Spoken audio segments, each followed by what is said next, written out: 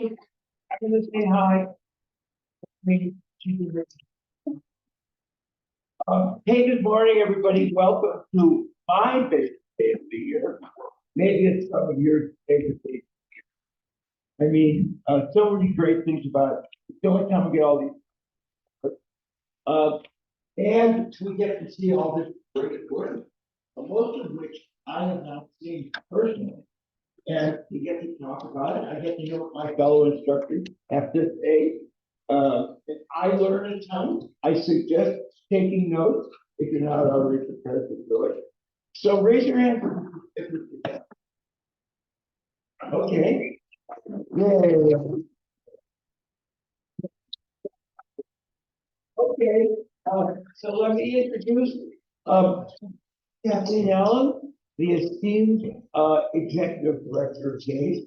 She is really after the ship. She keeps things afloat financially, administratively, etc., so that we can be creative and not to have to worry about all this messy day-to-day stuff, like the terrible water leak that just happened at GAZE, which some of you know about and is still being worked on. Anyway, so she's going to read the land acknowledgement, and then Kimberly Trowbridge is just going to give you a general intro to the day. So Kathleen, thank you.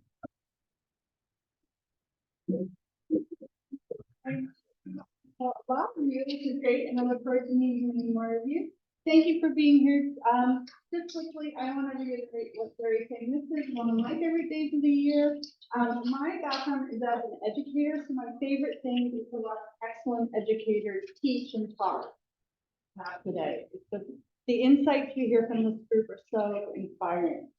So I'd like to start us off with the land acknowledgement, which is GAZE Academy of Art acknowledges the original inhabitants of this area and connected waterways. We understand the land that GAZE occupies is unceded territory, and that today many indigenous people live here. Without their stewardship, we would not have access to this space. We honor the Coast Salish people's sovereignty, rights to self-determination, culture, and ways of life. Since time immemorial, indigenous people have called this territory their sacred land. We commit to learning, educating others, and repairing the legacy of historically harmful relationships between non-native and native peoples in King County. In doing so, we will be honest and recognize the experiences of native peoples to include genocide, forced relocation, forced assimilation, and land theft. We also acknowledge native peoples are surviving in today's world thriving. We encourage everyone here to ask themselves, what can I do to support indigenous communities? In an effort to be transparent, GAZE is contemplating call to action and reworking how to best support indigenous communities. And now I'd like to pass it off to Kimberly Trowbridge for some words of inspiration.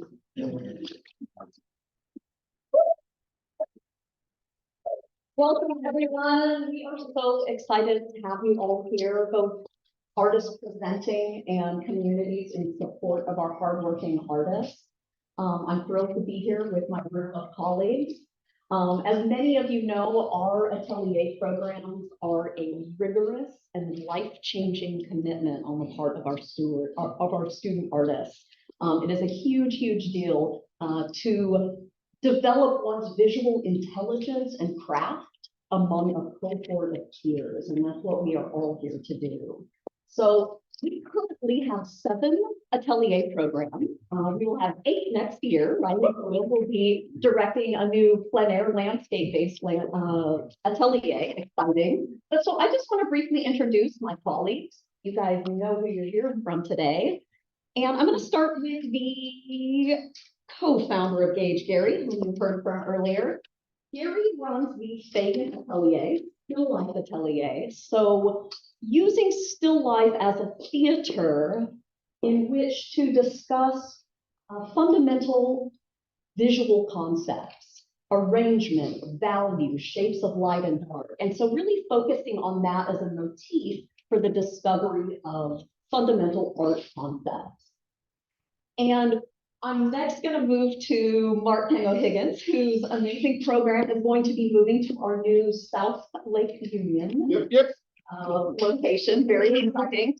And Mark's program is unique in that it's really open aesthetic. He really welcomes artists of all different desires and aesthetics to come in and really hone in their craft, but very based on the history of looking, observational working, but also opening that up to real personal narrative and concept-driven work. Really wonderful to be working with you. And then we have Lorraine Chung, who is co-director with Paul Rosiak, who will be with us this afternoon on the panel, leading the Classical Atelier. Also will be moving to the new South Lake Union location, starting this fall, well, this summer, but really fall. And the focus of the classical program, being really an outgrowth of originally Juliet Aristide's Classical Atelier, is the focus on observational realism and all the beautiful, intricate, rigorous things that one must learn in drawing from observation. So really moving through value into limited temperature palettes, into and Mike Magrath here, who runs the sculpture program, very excitingly is going to become one of our Georgetown cohort peeps. So the sculpture program is moving just down the hall. We're so excited to have him here. And Mike's sculpture program is also really unique in that it's a place for people to really study three-dimensional drawing with clay, and a real focus on the human anatomy, human body, but also on different methods and techniques like mold making, casting. It's the place to go if you want to learn how to make things in three dimensions. So here in Georgetown also, we are in the amazing Georgetown Atelier space run by Kanaya Sin. Here being also with one of my students, Kathy D. and Scott Allen. Yes. Really comes out of the classical tradition of working and has built this program on those fundamentals, but really likes to push his students to use that observational classical language to dive into wild, personal, imaginative realism. Yeah. And so also here as part of the Georgetown crew in Studio B next door is Jeff Flack running the floor. It's our only atelier that is exclusively focusing on drawing and works on paper, with a real focus on human form. And I hugely admire Jeff and always love having students that have gone through his program, because Jeff really, I think, is one of the greatest teachers of structural anatomy. So anatomy that is specific to artists. So not the little veins in the body necessarily, but actually help us as visual makers see the world. And that leaves me. I am the director of the Modern Color Atelier, it's my passion, and I have the help of Ashley Johnson and Amy Erickson, who have been teaching in my program with me for the last 2 years. And my program really is an outgrowth of my practice as an artist. I love color, I love modern painting, and I love teaching people the language of color so that they can build images that use color as the main building blocks to connote form, ideas. And so that is those are the atelier directors. And we have a special guest today joining us on the panel, Philip Govedare. Hello, dear. Amazing artist, and I actually had the privilege of being one of his students in graduate school almost 20 years ago. That's crazy. Yeah, I'm sorry. Philip is a professor emeritus at University of Washington and has got a Pulitzer Award in painting, a National Endowment of the Arts Fellowship, has shown widely nationally and in Europe, has an upcoming exhibition at Winston Wachter here in town, opening late June. Will be the reception is in mid-July, July 13th. Is that right? Is the actual opening, yes. Is the opening, yes. Philip makes beautiful paintings. Erica, if you'll get this next image of these kind of somewhat collaged, invented aerial views of landscapes. And I just read real quick a little. Ooh. My work is a response to landscapes that is vast in scale and inspires the imagination to contemplate our place in the world. What came before us and what lies ahead? While my paintings may elicit questions about our role in nature and the transformation of Earth's surface, they are above all a celebration of the beauty and mystery of the earth and the natural world. And so upcoming shows called Under the Sky, again. And so just a couple technical things to be aware of today. Each of our student presenters are going to have 12 minutes. And so most students elect to read a brief statement or introduce the works. And so whatever time is left, the jurors or panelists will be responding to the work within the remaining allotted time. Restrooms are out this back door, just straight down the hall. And also in terms of sound, we have a sound bar up here, which is connecting us to the interweb world of Zoomers listening in on us. And so those of you panelists speaking and student artists presenting, please be aware of this kind of general movement of sound. So including the room, but also including those that are online. So please project openly, clearly, and loudly. Gary, anything else? Did I miss anything? I don't think so. Hey, welcome. And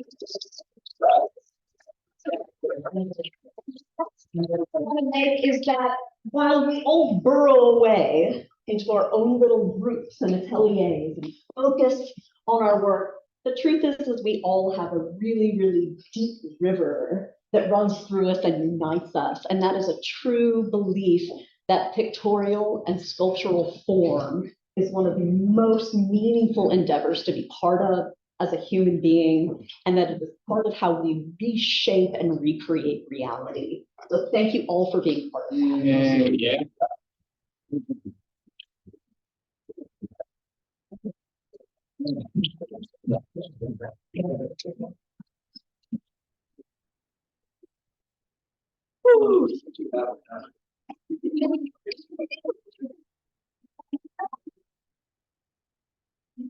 Okay.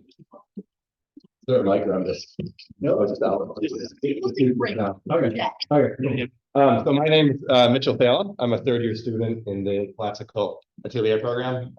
Kimberly, I'll give you an elegant introduction, but to add on to that, we're really learning techniques from the old masters. We're working from life. We start out just doing drawing the first year, then monochromatic painting. And then for the third year, we're starting out in using warm cool with a limited palette and gradually extending with pigments and adding a little more complexity as we go.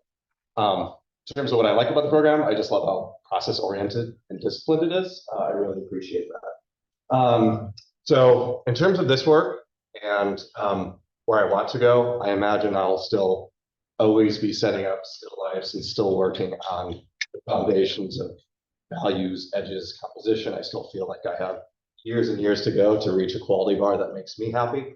But then I also do want to carve out a little bit of time for some experimentation where I think all of this work is very beautiful to me, but I do want to marry it with some intentional dissonance, some brokenness, some energy, whatever the visual equivalent of maybe like pops and crackles on a turntable is. I don't necessarily know what that looks like, but I'm going to push the paint around and try to eventually project that. And so what I'm looking for all of you up front is really any perspective that you think would push the work forward. And that can just be your own aesthetic judgments, or it can be things that you think are like functional. So yeah, with that, I'll just open up the floor. Yeah.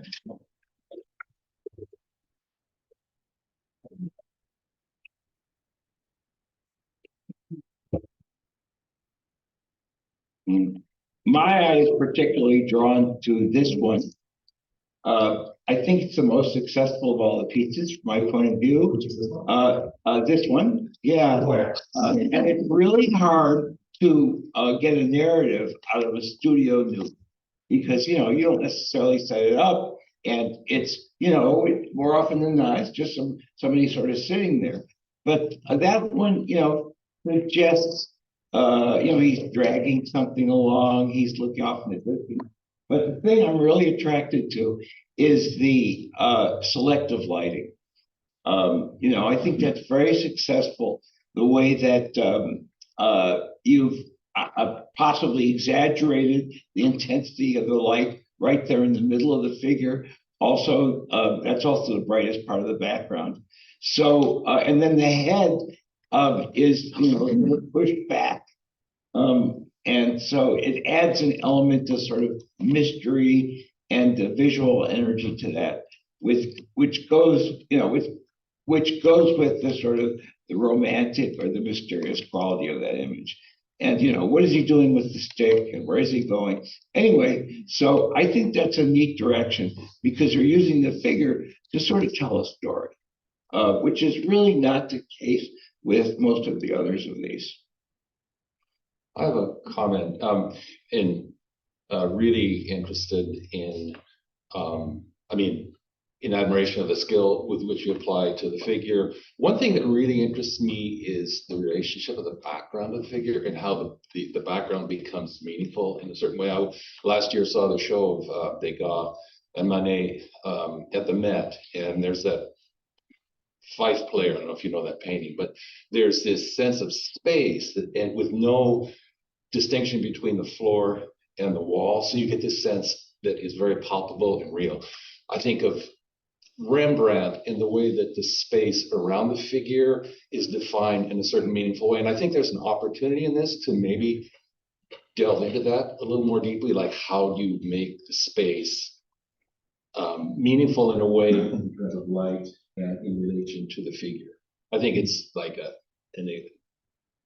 great unexplored area that could be really pursued. The meaning. Is it your painting with the blue owl in the studio downstairs? Painting with the blue owl in the studio downstairs. Oh, yeah, like the super high chromatic little wooden animals. Yeah, that's mine. Yeah. So I didn't finish in time. So firstly, let me say I loved your intro. It was cool, and it lets us know what you want from us. Because I think it's hard for us as teachers sometimes to separate our aesthetic. Your work technically is excellent, and you have already stated what I believe you need to do. You need to kick it up a bit. You've shown us that you can do all this. Like you can paint the figure really well, right? You have beautiful still lifes, by the way. I would disagree with Gary. That painting that you've just done there, to my mind, it's like, why would you highlight that person's, maybe I'm insecure about my own belly, but why would you highlight that person's body and chest when the story there is probably in their face and who they are existentially, right? But that's a personal choice for you. But I'm talking about a painting that your fellow students will know, but everybody else in the room, but he's got this little still life with like a weird kind of ornamental blue owl. That's like this hot blue color. It's almost the same color as the blue on the speaker there. And it just, to my mind, blows all of these away. Right? And so I think that's your next step is like, I look at these and I'm a color hound anyway, but I want to see you like, I want to see the cools that are in the background here more overtly in the figure, right? There's a hint of blues and gray blues there. And I know you're like, yeah, but they're in there. I know that, but I can't see them. Like not from back here. So I want to see, figures that I want to see those, you bounce those colors around a bit more. And why do that? I guess it's personal preference for me. It just makes them feel more meaningful. Otherwise, we're left with the narrative and we can't escape the narrative of art history. And so we have, what's considered classicism and all the baggage with that, and then neoclassicism, and then the 1990s East Coast Odd Nerdrum movement, which is everybody looking at books of old master paintings, but not really seeing all the color in there because not looking at them in person, and then going and looking at Odd Nerdrum stuff and everybody doing brown painting. And so, like, I actually, even though I think the figure, it's just awkwardly placed, and that's not your fault, you were in a life-room situation, but I think your color palette there is much more pleasing. So I guess what I would say to you is like, you have done this, and I think you already have in your mind, I need to step out into the world now. This to me it's basic training isn't the right word for it because it's more than that. You have developed a real mastery and a real skill. And I think it's time for you to start picking it up a notch. And I would suggest initially moving in, if you're working with the figure, with more color, bouncing it around just technically. And then I think subject matter wise, just moving away from the life study.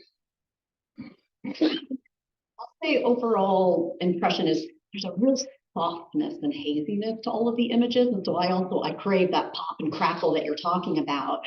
And the paintings where I get a little hint of that are actually the smaller pieces, the profile and then the garlic and the onion. And a little bit, I love the little folded napkin on this study here, where I just get a little bit more sharpness or detail. Whereas in getting a little bit larger, like on the second painting in here, with all of that sort of brown, murky darkness, I want that fabric to be really painted, but stay dark so that it's a secondary moment of discovery for the viewer.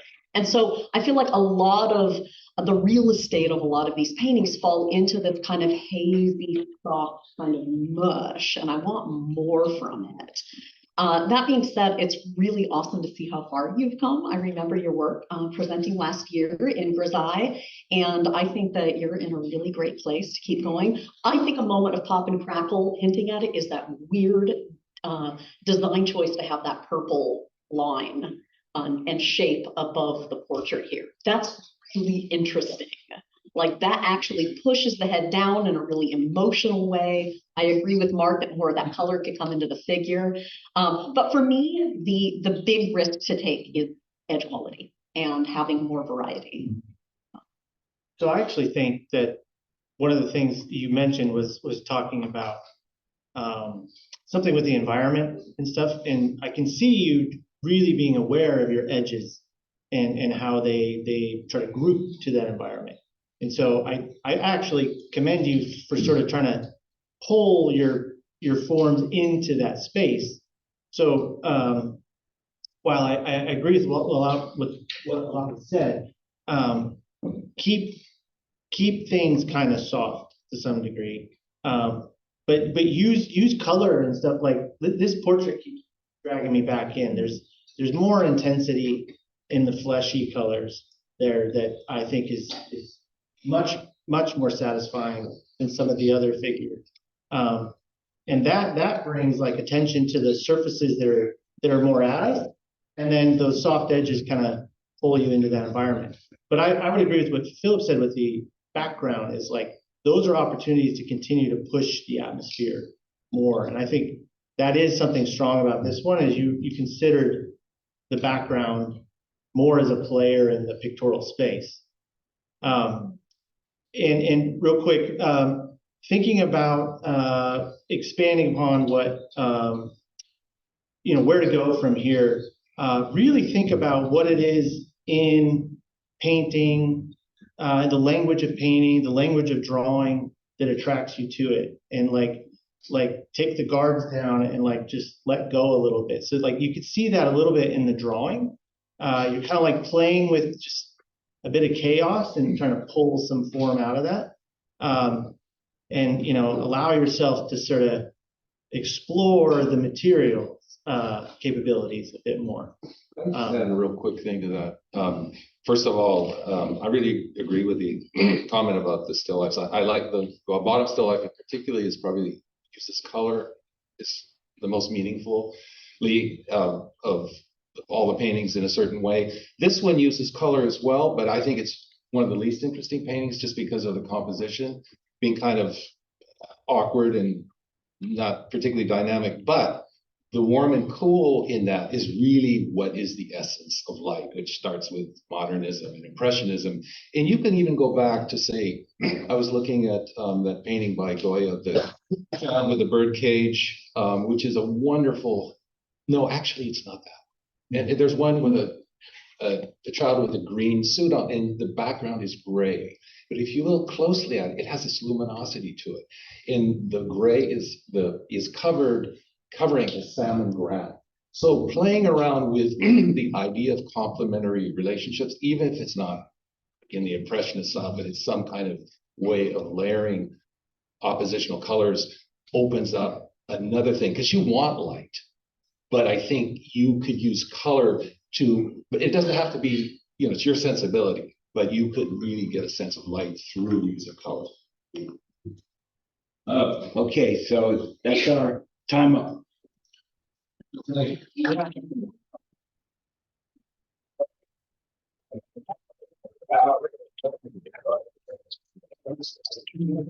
Oh, that looks like something. Yeah.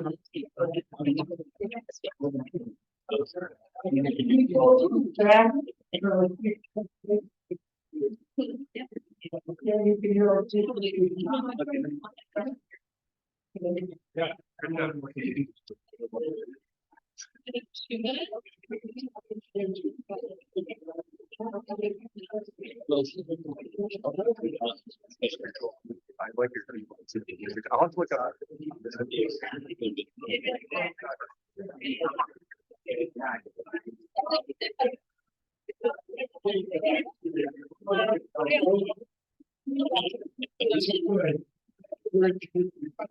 I'm Gary. Okay, are you just driving? I am. 1%. This is our acid.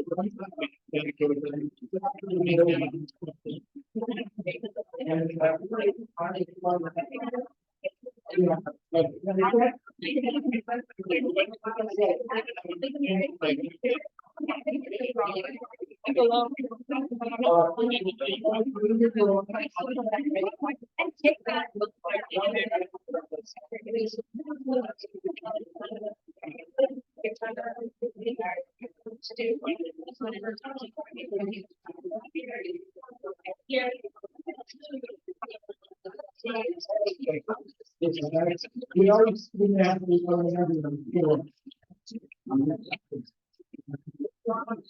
I know. I mean,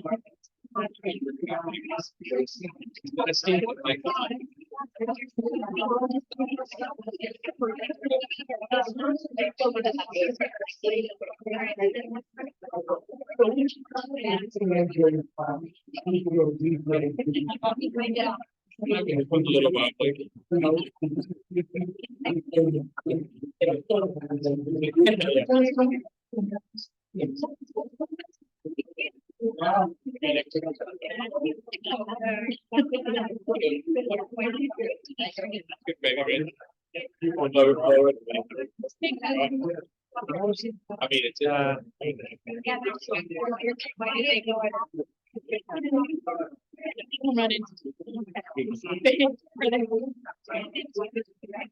You sure you want to?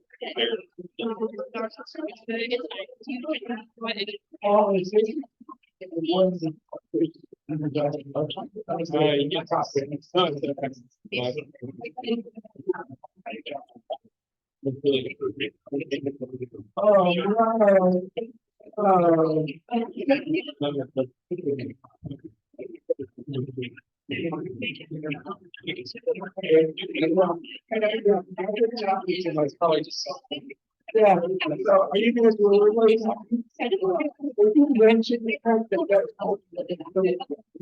what? If we get to the whole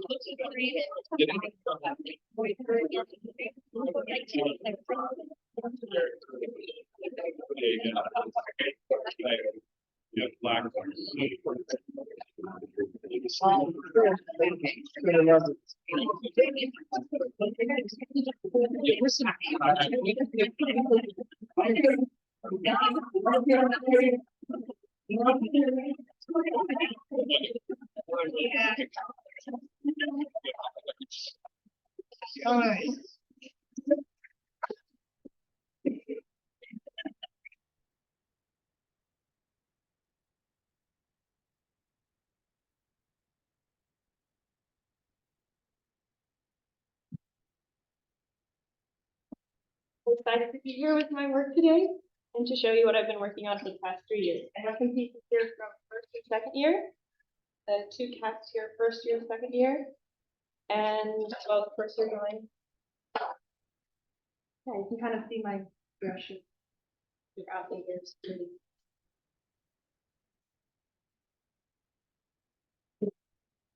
So, You don't, I should have mentioned a few other things. okay, go ahead. Yeah, this past year is my 3rd year cast, and it's probably my favorite project that I worked on this year. It was really a passionate project for me. I went to a museum, and I saw these casts, and I was like very excited to do it. And it's in a warm, cool palette of ultramarine blue and burnt sienna. And what? And what? And white, just those 3 pigments. So, and I painted the frame as well. And then I moved into doing figures in more and more expanded palettes. These kind of like, this is my first limited palette painting, and then the palettes were expanded from here to this one that I'm working on now. Not done yet. A few more days with the model, so if you have any last minute tips, that'd be fantastic. Thank you.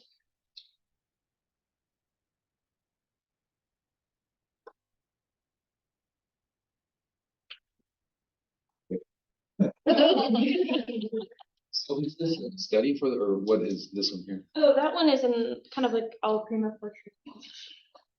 It's in a limited palette of like Meridian. Is it big? Well, I ran out.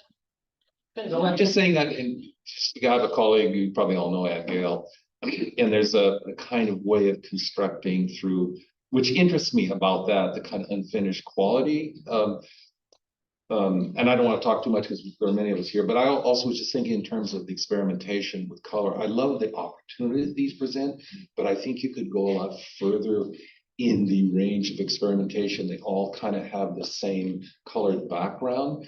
And, you know, just looking at Cezanne, for example, the way he uses color to build form, and there's a sort of tension between the two. I think it would be, and there's a freedom without using the figure where you can really rip it and go back and forth, you know, maybe even paint an underpainting. So you're working against opposition and just see where you end up. Yeah, I agree. I think those are exciting leaps into color, but they are still, for the most part, within local color range. And so getting a little bit courageous and brave about letting some of those colors splash around and influence each other. I love the painting that is your favorite as well. The cast painting with the frame is really, really astonishingly beautiful. The subtlety of temperatures in that, just also playing with the tradition of trump oil and tricking our eye. And I love that flat space. And I love painting's language to be able to sort of sneak that in and play with the idea of receding space on such a shallow stage. It's really, really lovely. I'm excited about your current piece. I think that it's exciting to see it. It's really starting with color because we can see the thinner paint and you're really thinking about temperature as one of the very initial building blocks. There's a luminosity to that that's different than the others. It feels lit from behind. I also even just love that the top half of the figure is just doused in an emotional kind of shadow. I think it's a pretty exciting painting. And again, I think that, you know, what I was saying here with, you know, not sticking with local color, that learning the lessons of what you're doing with the beautiful cast painting, where you're letting the warms and cools splash around, that this is a really great opportunity for that, especially the rocks. And so you've already kind of started playing with warm and cool on that. Make sure to let some of the real cools come into the body, even maybe some passages in the sky where a little warmth sneaks in, so that you're allowing the palette and the color to be used more throughout and uniting the whole picture. Congratulations, work looks beautiful. And you know, I will say that like I commend the classical program for, you know, that there's always like this beautiful finish, and not just finish, but just like really, really finely done work. And so you can tell the structure is correct and etc. I think, you know, my critique would be very similar to the previous ones. Like, I feel like, you know, you've demonstrated that you've got a good mastery, and like all of us, you still have stuff to learn, but we all do. and you're kind of got one step out the door into what's coming next. I tend to be sort of like to veer more towards the expressive work, and that's just an aesthetic process. So like, the unfinished piece, I saw it in your studio. It's beautiful, right? And I think what I see in work like this is there's a great intimacy in this work, and it's very beautiful. Like if I just look at this cast painting on its own, it's gorgeous. It's a sort of like quiet moment. And what I love about work like this that is a sustained observation is that there's a slowing down, and there's a stilling of the mind, and there's a concentration.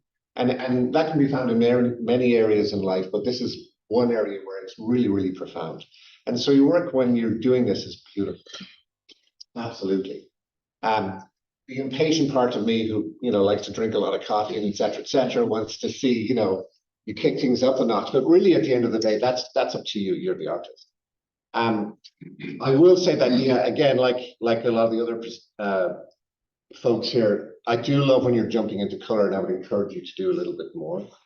One thing I would say too about the figurative work, where's your focal point, right? And so my students groan when I ask them this, but like I look at, this one here, and that's Randy, and he's gorgeous. And my guess is the focal point's maybe the hands, but I'm not sure. My eye keeps going to his belly button, maybe it's his face, and Randy has a very engaging face, but the same with this other figure here. And I'm assuming that maybe the light room setup just shone a lot of light on the torso, but you as the artist, you decide. If you can't dictate the terms of the light room, right? Well, you can decide, you can say, well, it's really bright here, but I'm going to make it here. I'm going to bring the viewer's eye. I'm going to weave that story with light that I want to weave. And so in this piece that you're working on right now, it's lovely so far, but it still leaves me kind of, and you have more to do, I know, but it still leaves me searching around for like, what's going on here? Like, yes, there's kind of shadow in the upper half of the figure, but it doesn't leave me with a sense of mystery. It leaves me more like, I want to find out where you're trying to lead our eye. And I don't quite see that yet, but you may do. You're spot on in terms of, I think, your commentary. And that painting makes me think of a painting that was at the Seattle Art Museum by Goya again, which was called The Shipwreck. It was it was a fascinating of these figures that were out kind of on rocks in the sea behind. But the narrative really somehow dictated some of the choices that you make in terms of color and mark and that sort of thing. And I would explore that. And I'll just say one other thing. I think this is a really remarkable piece in its execution. And it brings me back to the point of like, what is really driving the work in terms of your place in the world and your narrative. There's a museum, one of my favorite museums in the world. It's the Museo Archeologico, which is in Naples, the National Museum. It's this whole pagan world that unfolds in a magical way. Seeing something like that, and even if you look online, I think you can get some really interesting ideas of what is your subject matter. I think you're learning how to put this stuff together. Now, what is it really about from that perspective? Go ahead. Let me just. All right. With 3 minutes left, I just want to give you a couple of pointers on your correct one. So I think it's awesome how you're using the ébauché underneath as kind of color temperature. The shadows on the figure would take on the temperature of the sky. So you can always glaze that in, but ideally you want that to be the underlayer that shows through a little bit more. So you might have gone a little bit dark in the shadow side. It's hard if you're combining lightroom with the environment. You have to make those decisions that are different from what's actually up there on the model stamp. I really like how, speaking of what Mark was saying in terms of compositional decisions, that the focus is here, right? And that your eye like goes to it. And then speaking of this one, I think you have really awesome compositional decisions here, but we're not seeing it as much with this. There's like a plane break that we don't really need to have between here and here, as well as there's too much focus on the drapery and that just kind of vignettes. And so if you can basically make this like your plan, then great. Also, as you get into painting the environment, like look for like little plants and little details that are accents that are important. It needs some of those little things to make it pop, and use a palette knife or and don't paint the environment exactly the same way everywhere, right? So scumble over with a palette knife here and here in the ground and let that come forward. Let this be a little bit more graphic. So the combination, you don't have to paint everything the same way. So anyway, start. Great. Do we have a minute? I do want to highlight though that you are showing progress. Like if this is an early drawing, it's kind of grayed out, right? Like this little study shows that like, oh, I can celebrate the brightness of the light side of the form. I can have accent darks. I can really push my tonal range to its extremes. And actually you're using that, to what Tanaya was saying, you're using that as a way to like, I'm going to bring a little bit of attention here and here, and let something be a little bit kind of more quietly described. Which, to what Mark was saying, this kind of bounces around, like our eyes readjusting to like every little area. So I think you're seeing the growth. Just remember, you do have control over it, like what Mark was saying. I think that you seem to be trending in the direction of these imaginary backgrounds. And I really encourage you to pursue that, because the best figurative work of the last several hundred years has combined realism and imagination. You know, the Dutch virtually never painted straight during the Golden Age. You know, even Vermeer is constantly inventing things like floors and window treatments and so on. And you know, I really like the relationship there between the figure and that imagined background. And, you know, you could push it much further, you know. You could have imaginary figures off in the distance, or, you know, park benches, or you know, a little village way off in the hills. But obviously, you can work on that long after the figures stop posing. It's a real interesting way to do value added to the figure pose. And you've got to lighten up the center of the picture that you're still working on. Yeah, we need more information there. You know, it's going to be subtle, but right now it's just this big flat desert of darkness. I say 10 seconds. The comment about scumbling, palette knife and so forth in the foreground, I think is really interesting. If you look at Corot, which I saw just last, in the kind of intricacy of the weaving of mark in the foreground, how there's a transition from here to here in terms of the mark. The mark has relationships to its place in space. And that's an engine for creating that kind of palpable space. I think you need to open up the physicality of the thing.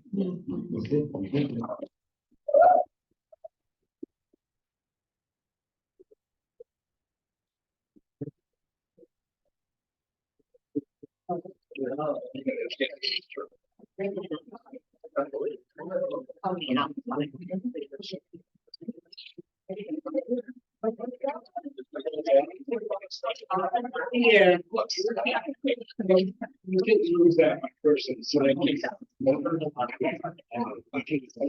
Yeah.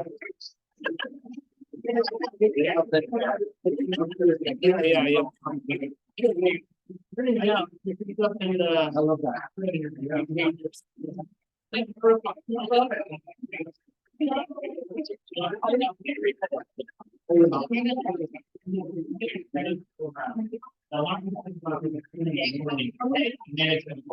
Okay.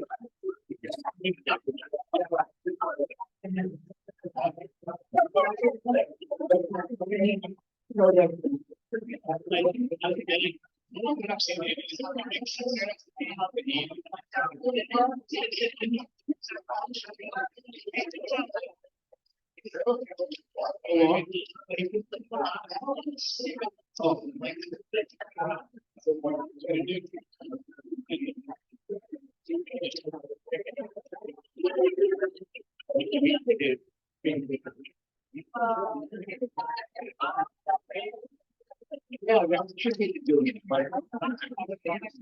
No, I would reduce the remaining higher three specialists.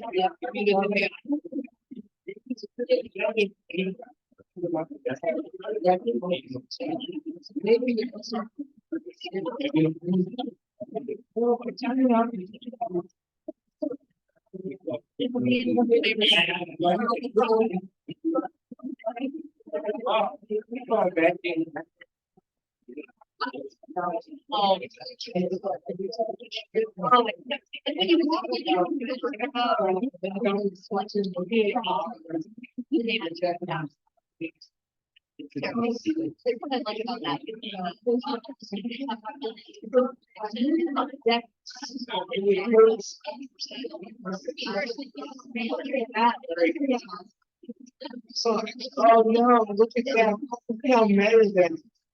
They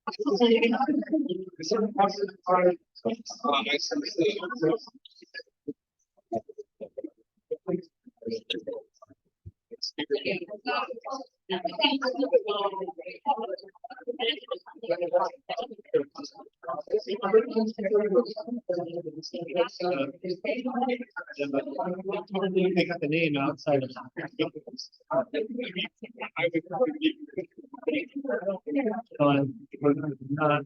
Are you buying? Wow.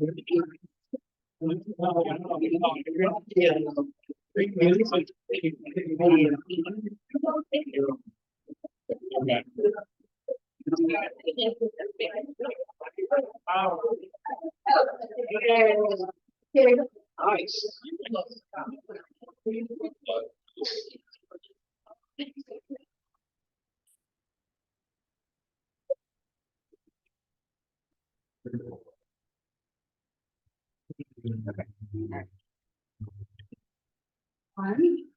Thanks for being here. Thank you for the panelists for your time, and thank you to my teachers for all your tenacity.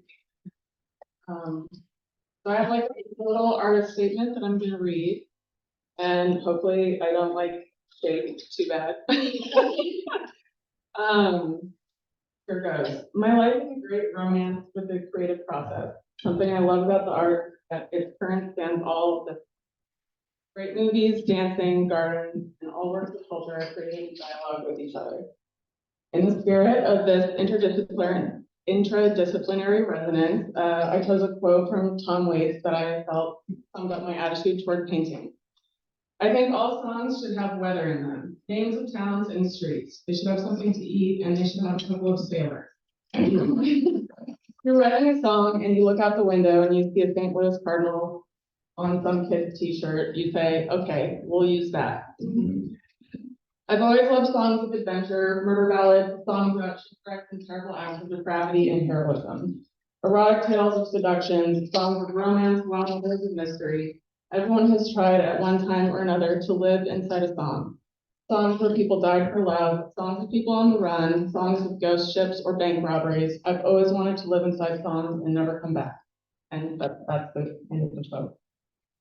For me, the starting point of a painting is one of sensory imagination. I want to paint as portals to the irrational, paintings that are in flow with the collective memory, experiential paintings that taste like music and smell like song, paintings that you want to live inside.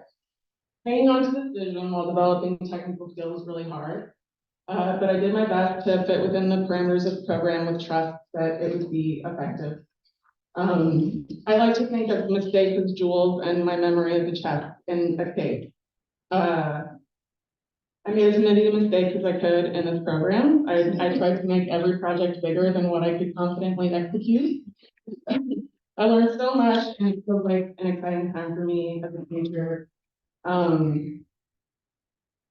My enthusiasm and understanding of the process deepens every day. I think that my next focus is sort of a deeper trust in the spontaneous flow of ideas and discerning when to ask for guidance and when it's necessary to listen to the painting.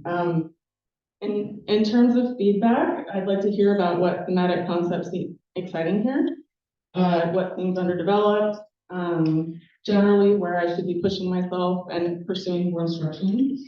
And I'd like to know if there are any specific aspects of these paintings holding them back. I'm still working on the floral still life piece. It's kind of an adventure, like learning hychroma as I'm doing it. So that one in particular, more advice would be great. And the woman was posing with a ball and not a ball of string, is that correct? And you turned it. The model. Yeah, the model, yeah, and then you turned it into a ball of string. Yeah. Cool. Cool. I'm gonna kick it off. Thank you. Lovely collection of work. I want to look at this project here. This, you know, pretty thought out narrative. It's been mentioned already in a couple of the critiques. Something that your studies are doing that I would love to see more in the execution of the larger one is thinking about the mark in a way, right? Like there's a bit of like the landscape's got its kind of mark, and then the drapery's got its kind of mark, and the flesh of the figure's got its kind of mark. And so they feel very kind of incohesive that way. But in your studies, you have a little bit more of a, you know, there's variety in the marks, but like you're not putting like grass mark and then flesh mark. It's like there's some continuity in that sort of mark making. There's also this is like these little studies seem to be just as much about the space and the sense of depth that the larger one is not quite achieving yet. And I know that's really hard to do. You got the model in the life room, and you're working from the model, and it's like, all right, let's plop it into an environment. So, you know, without completely deconstructing it, it's kind of tricky to do. But I would take some of those chances, be willing to like lose the figure a little bit and sort of bring it back, help tie it into that. You start with the figure of the back, or do you do it simultaneously? The figure. I would think to create the space, feeling the space, and just what was alluded to there. And then, I mean, you know, what you do things sort of simultaneously. But I agree with what was just said. Just quickly, it come to mind, you know, why I agree about this, that kind of imagination that I think is provocative. I like the idea of a painting also like not giving an answer, but really asking a question that you don't even have the answer to, but seems like believable. And I think that's something that these suggest to me, which I find really interesting. Just to follow on from a few of those things, I think it's hard also for us because we see the repeated figure, right? So we all know it's coming from a life room, right? And I think when you work in that figurative tradition, I think it's easy enough to spot when somebody's doing a figure piece that they then are like, okay, I'm going to take my life room piece and I'm going to do something with it. And that's actually, you know, as Gary mentioned, that's an old tradition, and for good reason, you know, it's a fusing of imagination with observation. But I guess what I would suggest to you is like, you're at the stage now where you can set that up for yourself. So you don't have to rely on everybody else's life room piece. Like, I guess within means, you know, you could hire a model, but you could also, you know, beg, borrow, or steal. You could trade with a friend and have them model for you and set up the environment and the narrative that you want, rather than trying to adapt one into something that's preset. And, you know, technically here, Jeff already mentioned this, you know, you're doing stuff in your studies that you're not doing the final piece, right? And one of the obvious things that jumps out for me is like, I'm looking at how the sheet is melding with the colors on the ground, and it's beautiful. And I'm looking at how the sheet just does it, right? Because you have all this dark, you know, it should be dark brown, bounced earth light in there, and it's not happening. You may not be finished at all. But I would say, you know, I actually think your still life is beautiful here. It has on some level, it has almost a diagrammatic feel, and it's that interplay for me. I feel depth in it and also flat areas, and I think it's actually lovely as a result. But when I look at these, you know, and the quote that you read, and I think about the pieces, like your quote is celebrating that sort of, you know, sucking the essence out of life and really pushing the boat out. And you're showing us that you're learning your skills here and you're doing it, right? And at the same time, I want to see more of that when I'm looking at these final pieces. Like there is a Wyatt hit off this with the landscape and with the sheets, but maybe look at Soroya's Sailmakers, if you're familiar with that one, right? And how the light bounces around there, because what's missing here is that kind of sense of light that's unifying the whole thing, and that's playing, you know, that activates your eye. I feel like it's maybe just a little bit timid, and that's partially not your fault. You're setting it up in a life room setup. There's a kind of family joke in my house where people yell, "Relax!" Because that's what I used to do when I was trying to put sunscreen on the kids' faces. I'm like, "Relax!" And they'd be laughing, right? And so I wanted, you know, sometimes that like you can't force yourself to relax in an environment like this, but I want to see you celebrate the paint and the mark making, but also the light and the environment with the narrative you create more. Does that make sense? I'm very attracted to the air and color and light and edge quality in the studies. I love the kind of hazy blue distant line that runs through that as a color note, and also as a compositional note. Different tiers of space are treated a little differently. So I'm just excited overall about the ambition of that kind of inventive project. I think that you have a lot of energy in that can really be explored.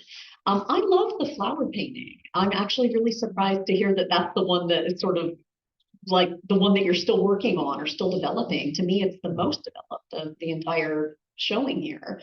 And getting close up on it too, like has a really, really different paint quality. There are some really thicker areas of paint on this. And when you were reading the Tom Waits quote also, what it was saying was, and I'm looking at the painting, that's the painting that it was. That's the little boy with the cardinal shirt where you're slowing down and actually showing a lily, a dahlia, a camellia. You're actually being really specific about these characters from life. And so it's not falling into a sort of general idea. There's an incredible intimacy and specificity to the way that you're observing those. I think that's an extraordinary painting. I also just quickly want to say, love how you're fitting the figure within the structure of this painting, that the figure is a compositional moment where it's really dictating the space of the painting. And I'm a huge fan of that. Use the figure as a structural element. Very nice. All right, so Mike and I has a minute and 45 seconds to divide our words of wisdom between us. I think that you have great ideas. That's much harder than learning good technique. You can't teach good ideas, but that's a great idea. And it's a wonderful, humorous juxtaposition between the three muses, the epitome of the classical tradition, and then this gritty studio environment. Also nicely designed. They all make a compositional unit. So I just love that. I love the humor in this one, where you're very meta about, having the frame and then the frame framing the frame. Technically, though, if you really want to pull that off, it should be much higher contrast, because, it takes us a minute to make that relationship. I think it should be painted with exactly the same tones as the frame itself. And this one I find fascinating. Realism is not photography. We've seen 3 versions of this same model, and they're all totally different. If we were just painting exactly what we saw, it would be 3 identical pictures. We can't help but put our own spin on the world. And that's what's cool about realism. It's not what people think. Not like, see a dog, paint a dog. I would deep six that trail or whatever it is. Yeah, it doesn't really work and it's not really necessary. But anyway, and I also, one last thing is that art history is critical. There's no professional artist who isn't also up on their art history. And Philip just mentioned 3 artists, called this country, and Wyatt, that he thought echoes of here. And if you don't know any one of those 3, put it in your notes. You need to know about all 3 of them. I'll give you mine after. Oh, we're out of time. Oh, no, come on. So what I want to say is, what I love, your internal modeling of all the forms stands out from your cohort really well. And that's everything I wanted to say. I love the internal modeling of all these. I think it's spectacular. It pops and crackles. Anyway, given that, I want you to spend more time on the drapery actual anatomy of saying. I think there's a lot to, I feel like you love drapery, so I think you want to really love it even more. Okay, and make this internal forms. Okay, thank you.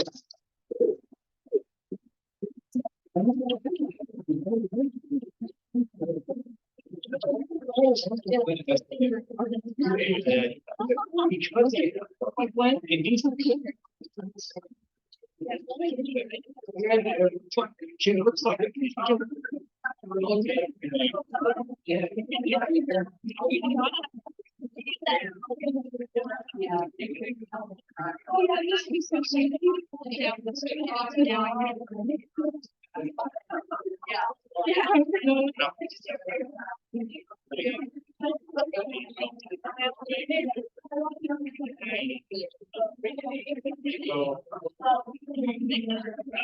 I'll let you know later.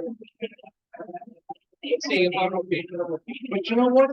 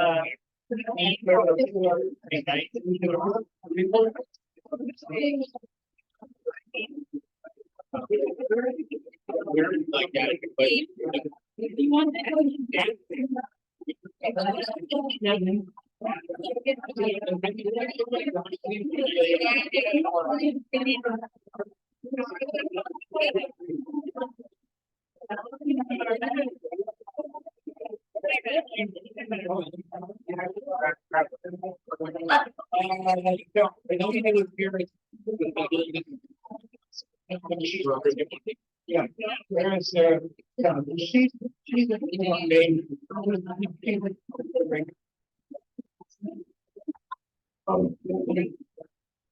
Irene. Make sure that you all knew that, if you miss something on your notes, that the recording of the entire day will be available. Well, we can do a link if you want to review.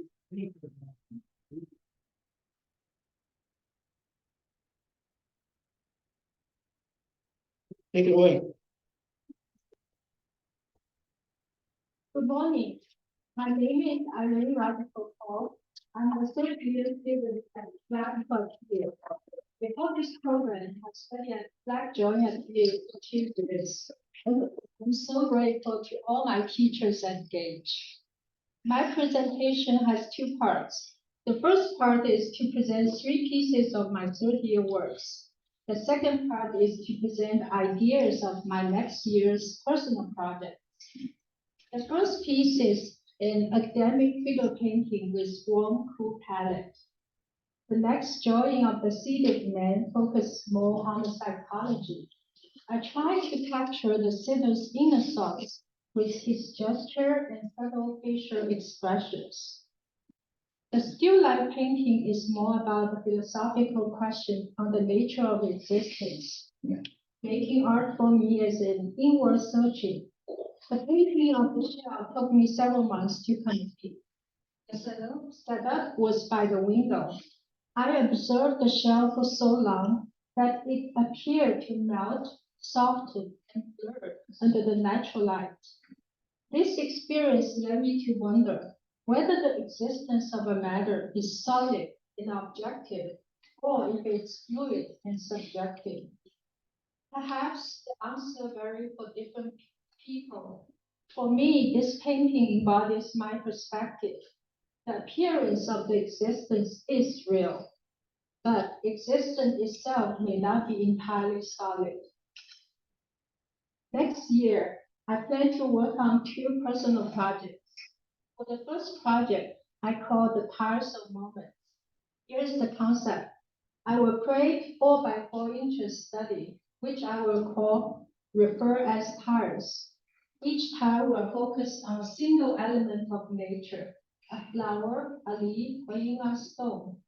I will paint 20 tiles each month for 12 months. At the end of the year, I will assemble all these tiles into a collage. I purposefully choose a small size for the tile to indicate each small and ordinary moment. My next personal project is to discover my own visual language under the influence of old masters and my Chinese culture. This is a test study. I was inspired by Da Vinci's landscape drawings, as well as traditional Chinese ink paintings. In this series of work, forms may gradually dissolve into rhythms, lines, and colors. I would love to hear your thoughts on this test study and how to discover the visual language under the multiple influences. Thank you so much for your time. Now I would love to hear your critiques, especially on my personal project. Thank you. Thank you. Irene, I just want to say off the bat, I really appreciate how you articulated your ideas just now, and they are in the work. So the relationship between your words and the pieces is really poetic and very strong. I love your earnest desire to mingle both observational perception with internal reality. And I think these 2 central seated figure drawings really embody that. Some of the ideas that have come up in some of the other critiques about where's your moment of focus versus allowing other areas to sort of dissipate. There's a really, really beautiful sense of emotional and compositional movement in both of those. Your shell is extraordinary. I feel in that the time of looking and that perceptual melting that you're describing of really questioning the thing that you're seeing. And so that intimacy of looking, I think, is really beautifully embodied in that.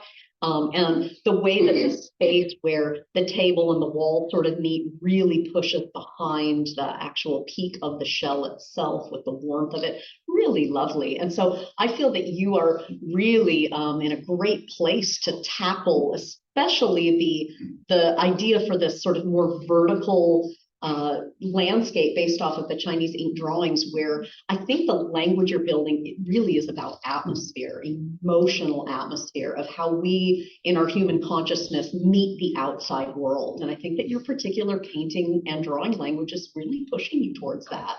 I think the small moments are beautiful, but not as exciting to me because I think it's actually the space that's so interesting in the work. So wonderful work. I just want to say that is quite a remarkable painting, and the time that you took to paint that does not surprise me.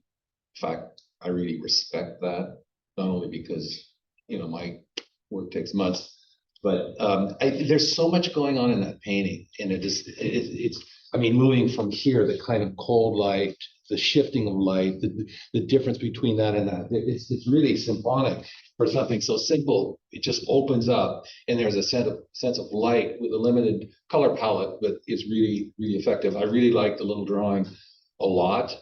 And I would just say, in general, there's a kind of freshness and luminosity to the studies. One of the things I think about, though, as you move, and you do that in this painting, but as you move around through space, to think about how the contour shifts as you move through space and light. You see that in Syrah, some of those drawings, or Rembrandt, or and this one almost feels a little bit like Giacometti, but that idea of shifting, which really engages the space, which that painting does really, really effective.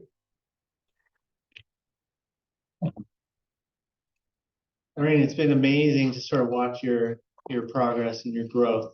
And I've always said that you are one that sort of carries through your picture making, your sort of personality. You have this sort of soft, gentle personality, so welcome, and your work always shows that. Definitely embodies that. I looking at all these, one of the things that I think is very clear is you're very aware of the surface and the material that you're using, and sort of celebrating that. Like your standing figure study, like you're letting paint be paint and be a paint mark on there, all while trying to solve the difficult problem of the figure.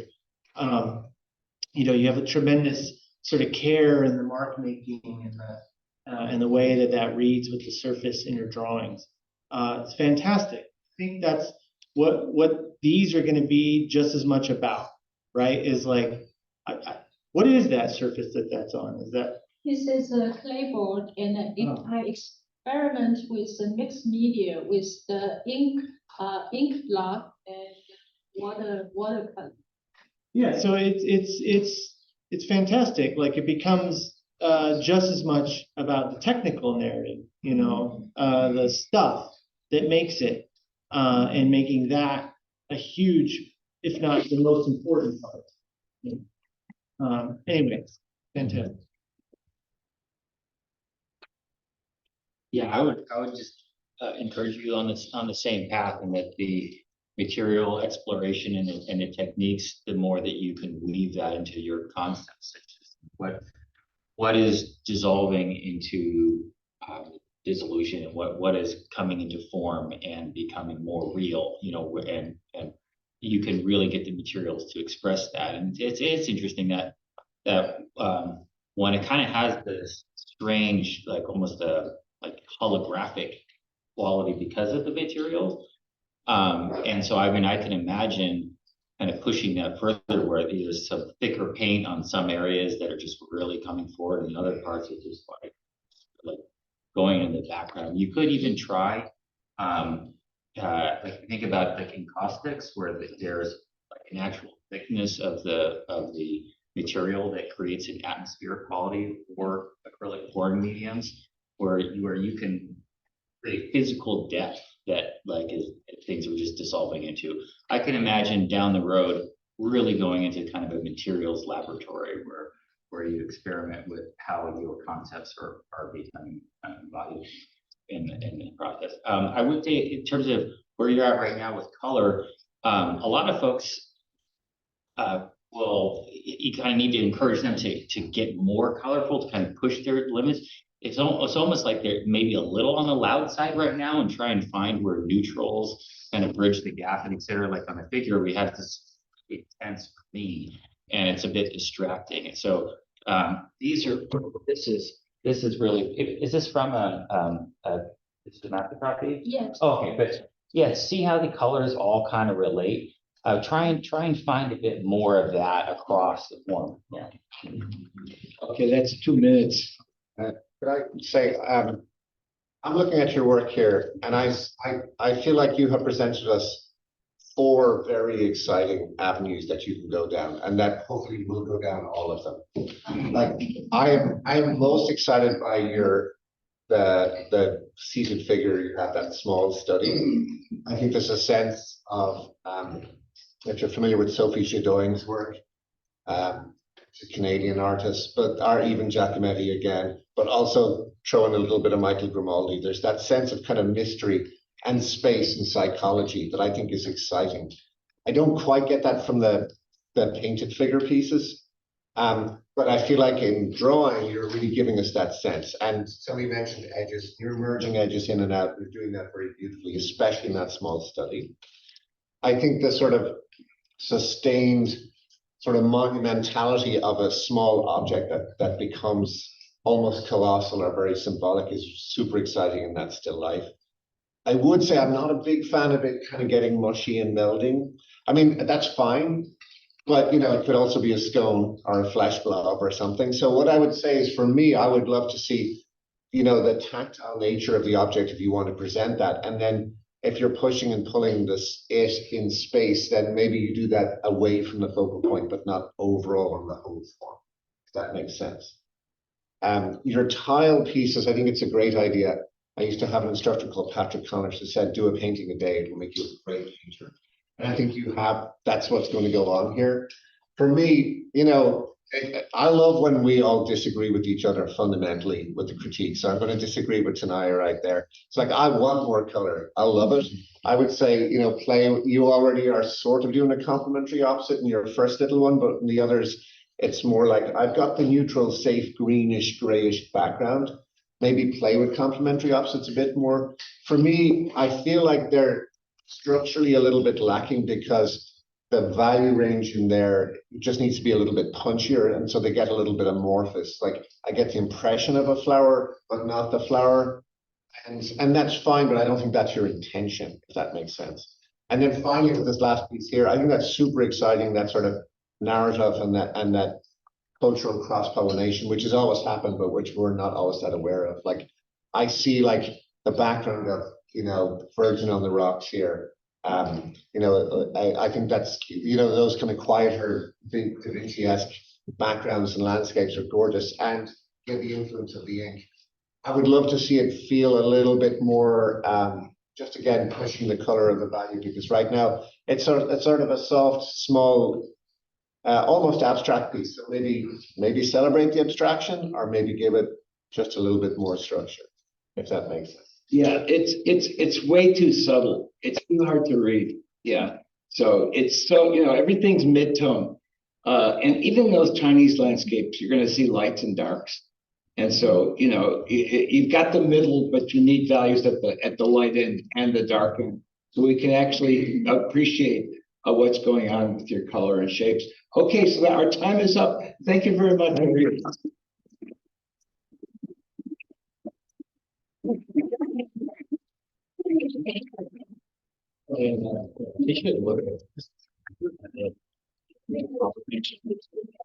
Oh, yeah. Yeah, it is. Yeah, I always do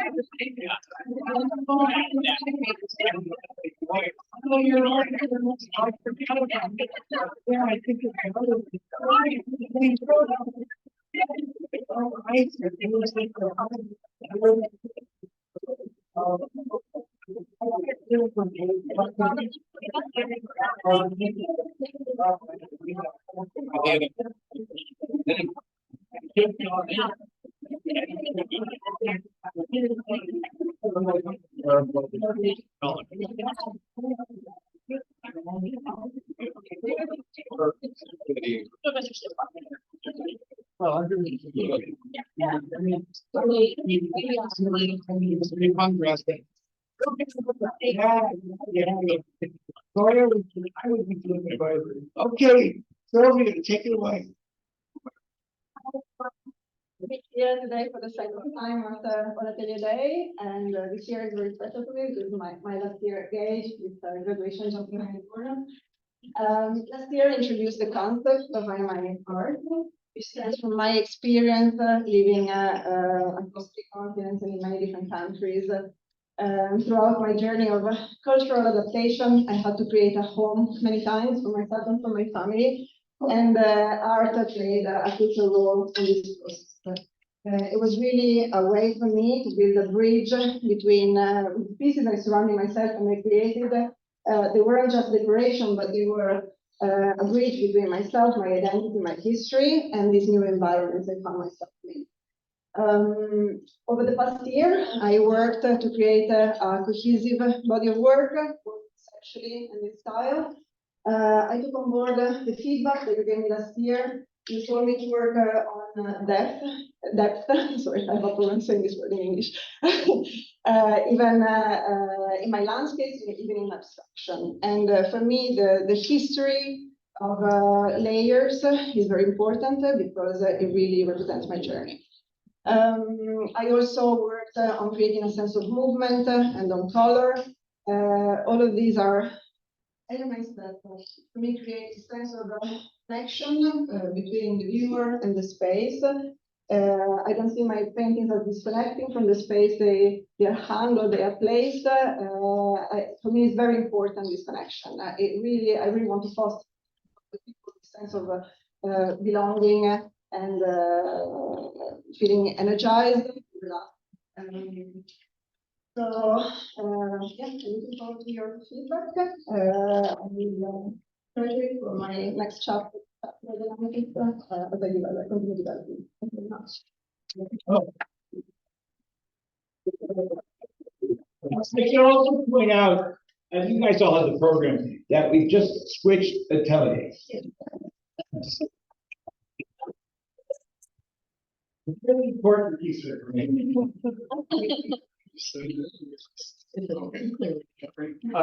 Thank you, Silvia. I want to talking about that depth idea that you brought up. I keep coming back to this central piece here, I think for me it's the one I appreciate the most, and I think it's accomplishing that multiple layers of that. Some of these have a little bit kind of like a deep background and then right up front kind of feel to it. This has like layers and layers and layers. So I stepped back. And so I think why is that some of the stuff that is, maybe right up on the surface is also getting pulled back a little bit. So there's a bit more of a fight. Where some of these others, there are almost like too much on the surface. And so I think it's sort of like Cicely Brown's work, when I look at this one, how like is form trying to be there or not? And I'm just really attracted the way this is working. Thank you. I'm actually the most attracted to this piece of them. I'm super interested, especially in that top tier. I love it when your work totally falls into materiality. My least favorite parts of the work are when it names a flower. I don't think that's necessary. That might be necessary for you as the maker in terms of the decisions you're making, but I think it is the mark making and materiality and the risks you're taking on the surface when those elements are not part of it, or when they start to really just open up and become brush marks. Again, but when they start to become these little nuggets, it's like too literal.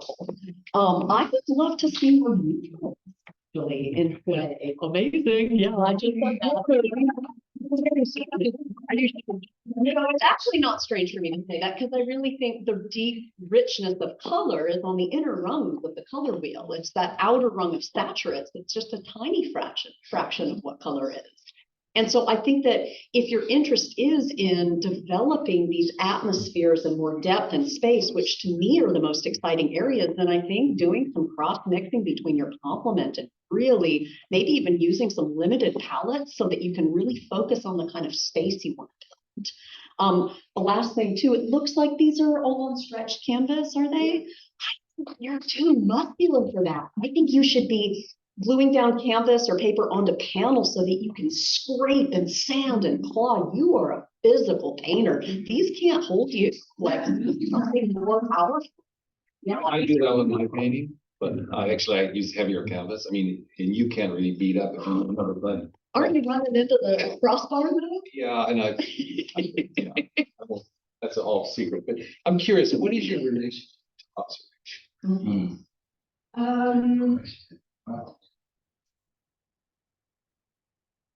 They're not, my paintings are not done, they're ideal places, so they're not based on observation. I often start from a place that can either be in my mind or that I can, or that I know. I say that from a very personal perspective because I was working when I went through school, I loved drawing the figure and all that stuff, and then I kind of blew it open. I just started working abstractly. And it came to a point where I absolutely felt the need to look at something, not to limit the work, but to really respond to specificity, structure. And I think that what's been pointed out, I think I really agree with what's been said, but I think you can look at something without really describing it. You can understand something about the structure and the elements, the grammar of rather than nouns, the rows as opposed to verbs, and how these things interrelate and create a dynamic physical structure. Because I feel like there is more dynamic space in a section where you have size differentiation that opens up space, which is the glue that kind of holds this whole thing together. So I would really encourage you to figure out a way to relate to observation and then integrate it into the way you conceive of these images. Yeah. Now, have you ever done any actual studies, copies of Manet water lilies, like a section? You have, yeah. I would encourage you to really see. For me, I kind of lose it where you get to the water, and Monet is really good with the water, and the fact that, the water lilies, the tendrils extend down into the water, and it's this play between what's transparent and what's not, and reflections. Whereas, on this one, the water is basically just a void. And there's so many opportunities that Monet exploits with what he does with that water environment. And you're just kind of leaving it blank. And, there's so many opportunities to enrich the whole surface. I mean, the thing about painting is that, we have the potential of activating everything.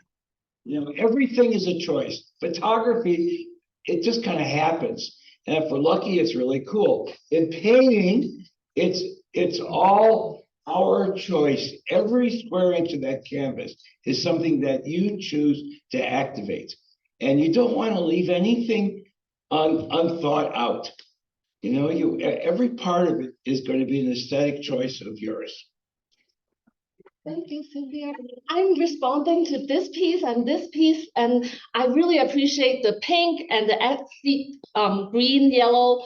I think they are really nice balance. And then also the variation of the strokes is actually giving me a lot of energy. So for me, this piece, I'm reading it as things coming out. And then that one, however, is like things going in and absorbing and dissolving. So this, I think it's like coming out and then this is going back. So maybe between these two, you can sort of explore more about this interaction between coming and going. Yeah. So congrats on, like, from last year to this year, kind of pushing the ball forward in terms of them becoming atmospheric, environmental, et cetera. I think you can do more of that, right? Like, you can take that to the next level. Same thing, similar thing. I'm really liking this one.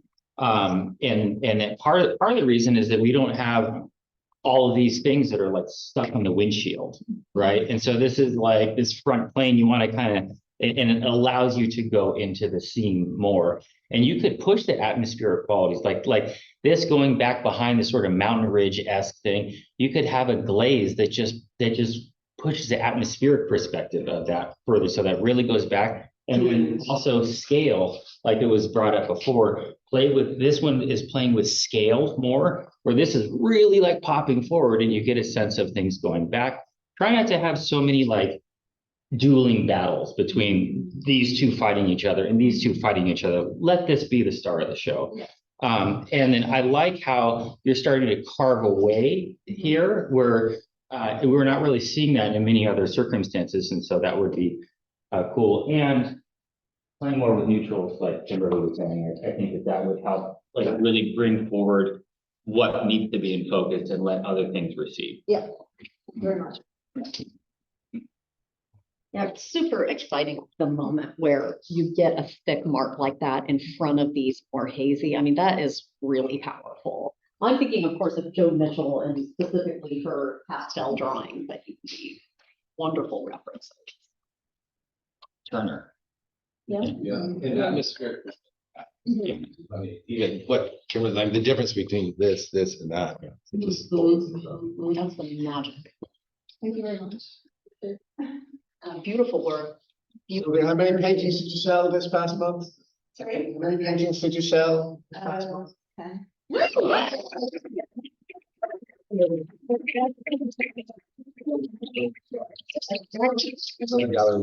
Wow, okay, well, congratulations.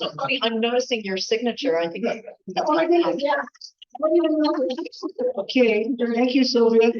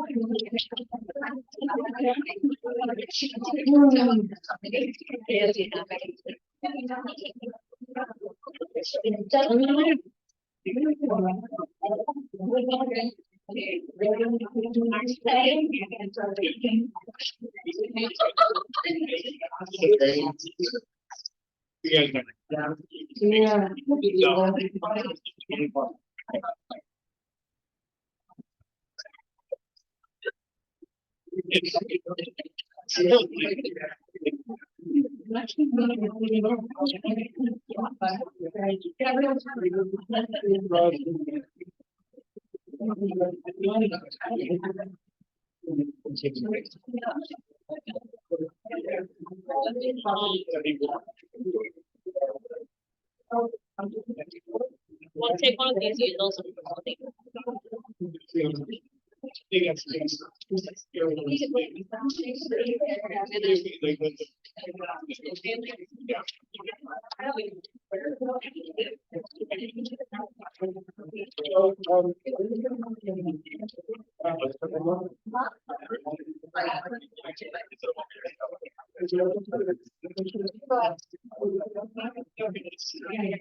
Right now.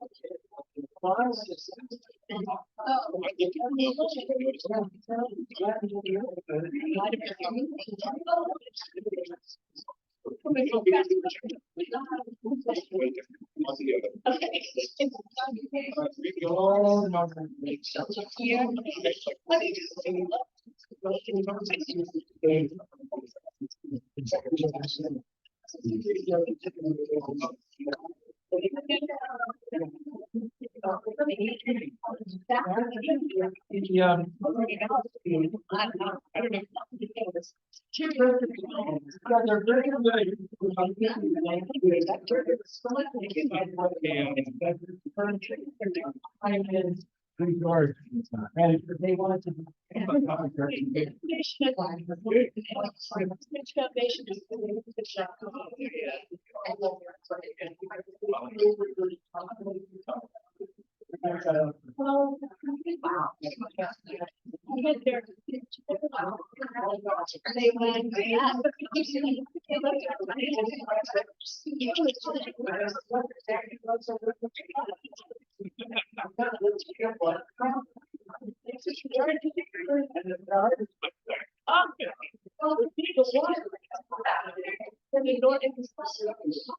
Oh, yeah. I'm sorry, it's all effective. Wait.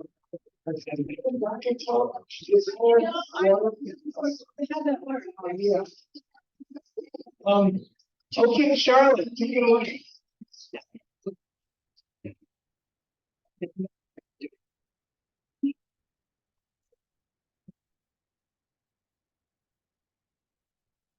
I'm Charlotte. I'm just gonna tell you a little bit about myself, just as a background, and what I'm trying to explore here, and then where I'm going. I am a practicing architect, but art has been something that really has been my first love, and I gave myself permission a few years ago to join this atelier. And I've been balancing working part-time as an architect while attending this atelier. My work as an architect has focused around giving voice to the Indigenous people. And this has included a lot of working with cultural communities, many Indigenous communities, as well as healing landscapes.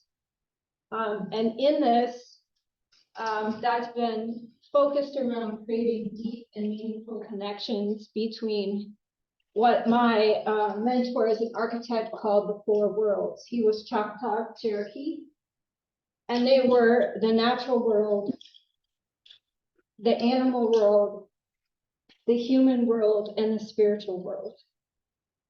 As an artist, I'm really interested in those connections and the unseen in those, and exploring that. I'm also interested in finding ways to take 30 years of a very different creative expression and pulling that forward into my work as an artist. I don't know if I've really found that yet, but it's something I'm very interested in. Next year, this fall, will be attending the New York Academy of Art to study painting. So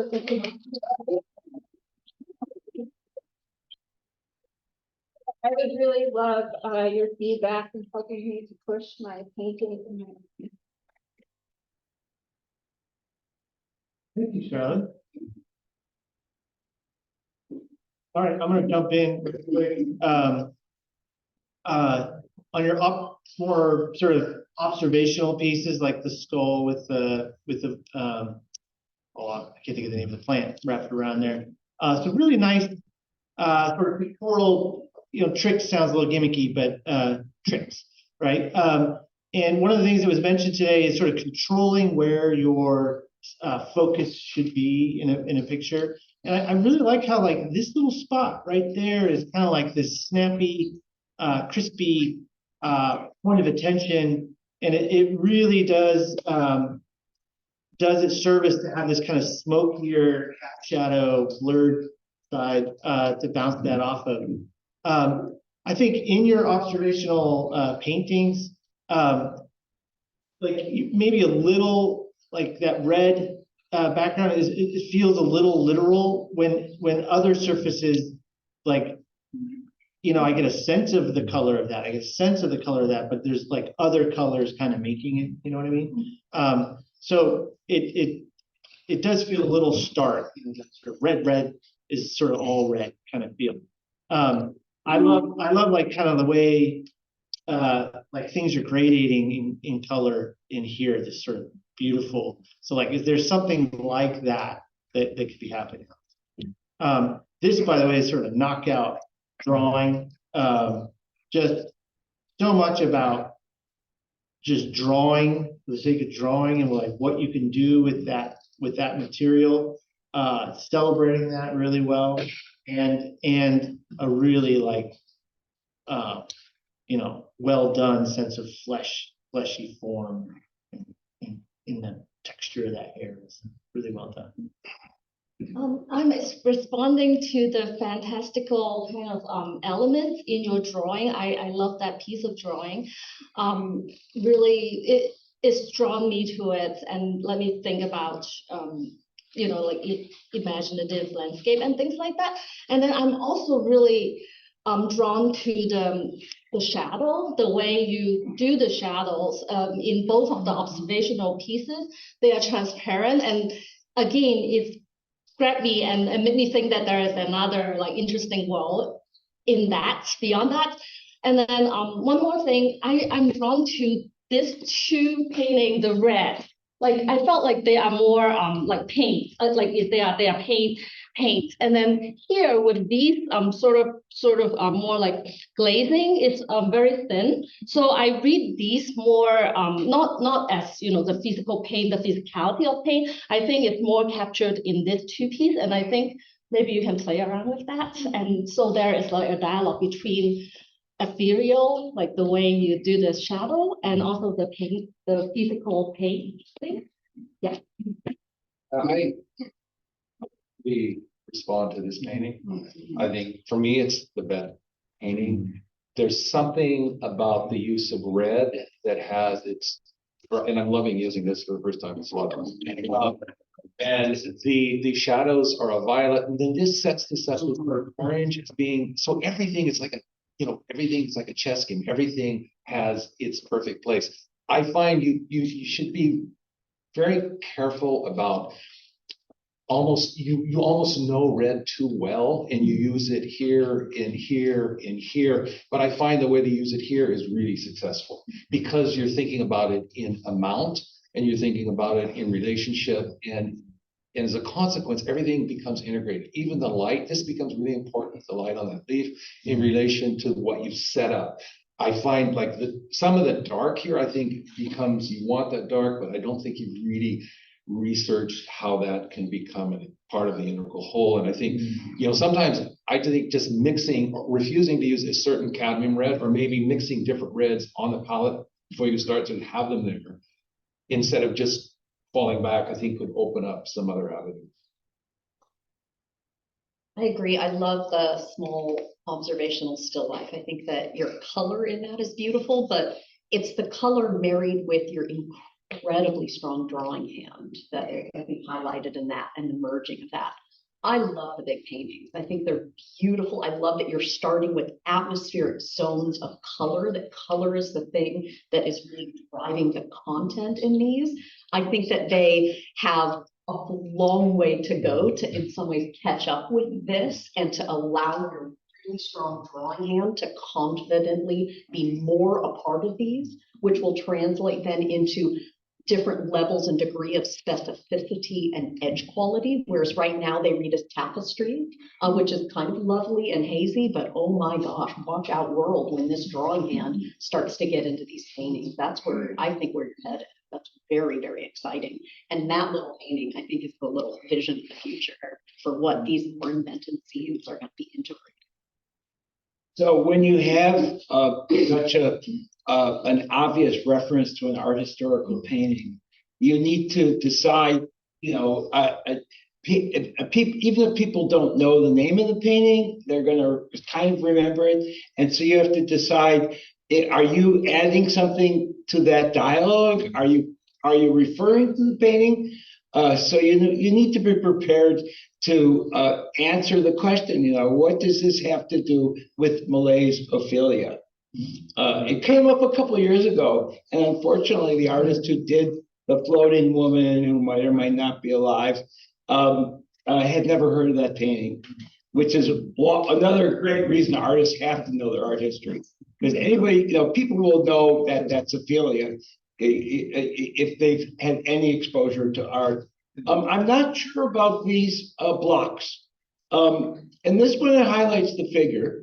In this one, there's no real logic to it. It just sort of appears, I mean, it doesn't separate, it doesn't highlight anything. It's just kind of there. So you want to be careful about a gesture like that. If it's not there for an organic structural reason. And besides that, I think this is the strongest of these three paintings. Although it does look like she's flashing those two animals. It's probably not what you're thinking. I want to double underline what Gary said. I've been chomping at the bit. Whenever there's an art historical reference to anything, I saw Francis Bacon in here earlier. I saw Lenin in here earlier. And if those aren't, if that conversation isn't engaged in the painting, it's a lost opportunity. And it's also the viewer saying, why are we talking about this? Okay, why are we going to pull something over? So it's important, I think, to at least engage that question. I love these two are by far the best as far as drawing. I think that they just sing at us and they're so observed and developed from observation. I might be alone in saying that I feel in the battle between the red and the green, the red is always winning, except in a couple of places, the green is holding its own. And to me, that feels a little, I'm oppressed. So I want the green to, especially, I know that it's super challenging here to get that, but I want the green to have its own piece. Go ahead. John.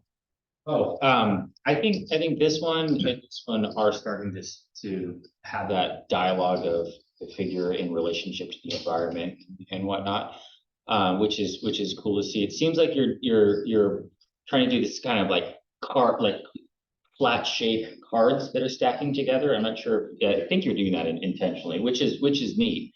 But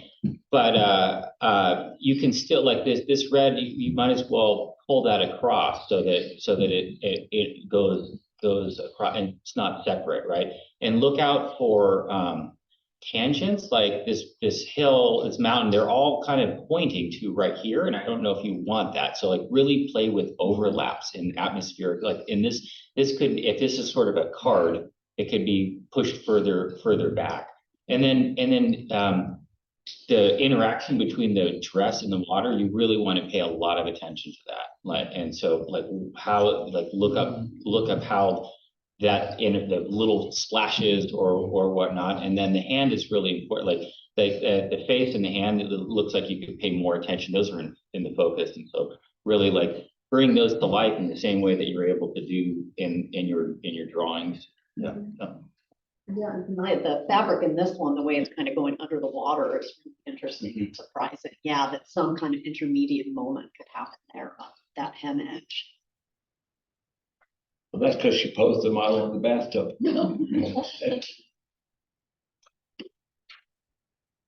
There's a new media artist, Rick Silva, that has a sort of video piece about national monuments and stuff that has sort of this like filter that runs through, and it changes to this sort of like dystopian landscape as that filter, and that's what kind of these bars remind me of.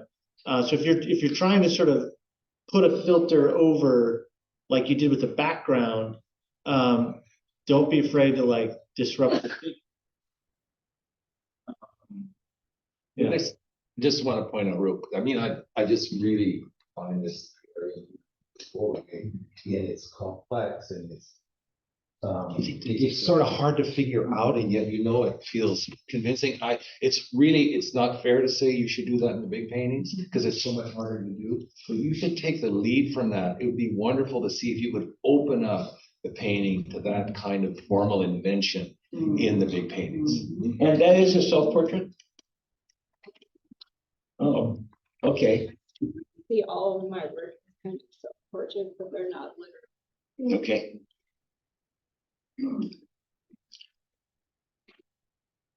Okay, our time is up. Thank you, Sharon.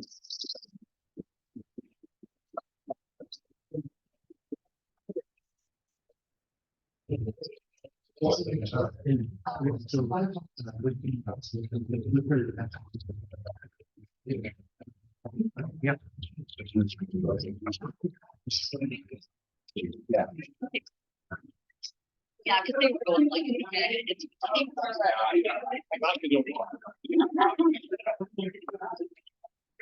Oh, yeah. Take care, yeah.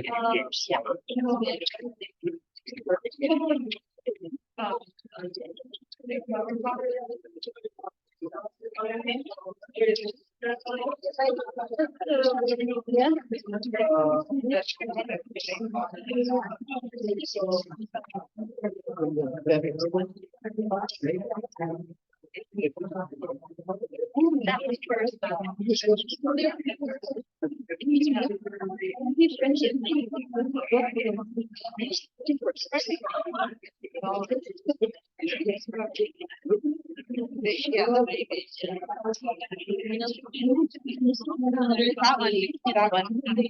Okay, let's do this just over.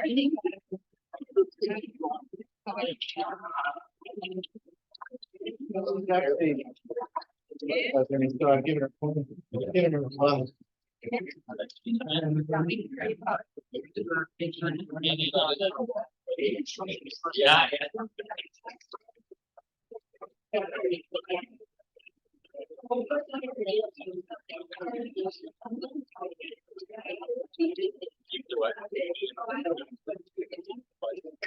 Oh, yeah.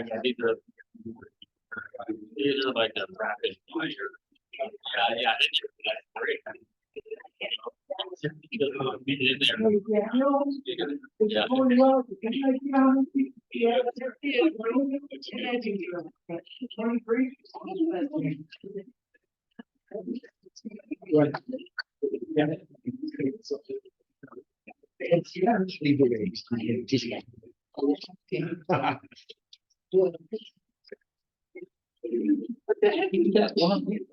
Oh, I just shadow of first.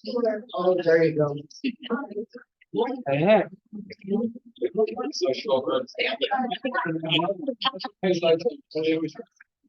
The heck? They always start. Okay.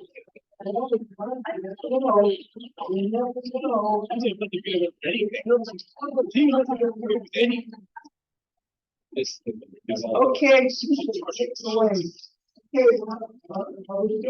we're gonna be with Mark Atelier, straight through us. And so, Susie, tell us what's going on. Yeah, I'm Susie Frazier. I'm in Mark's Atelier. I'm in my third year, but the first year was kind of a COVID year, and I am immunocompromised, so I'm calling it like 2 and change. But so this year, what I wanted to focus on was learning how to do the portrait, and I'm also doing all this print stuff, as you can see. This portrait is from first year, and then these 3 are from this year, smaller ones. And I'm also doing some etching, and I wanted to say, okay, thank you to you guys, because this is the 3rd time I've been here, and the first 2 times I was listening, like madly scribbling notes, and paying attention to everything you said, and I tried, your voices are in my head, so I want to thank all of you for your contribution here. I would call out what I think you would tell me, but I'm not. Be interesting. I had several of you as also instructors, and I really appreciate all of your input.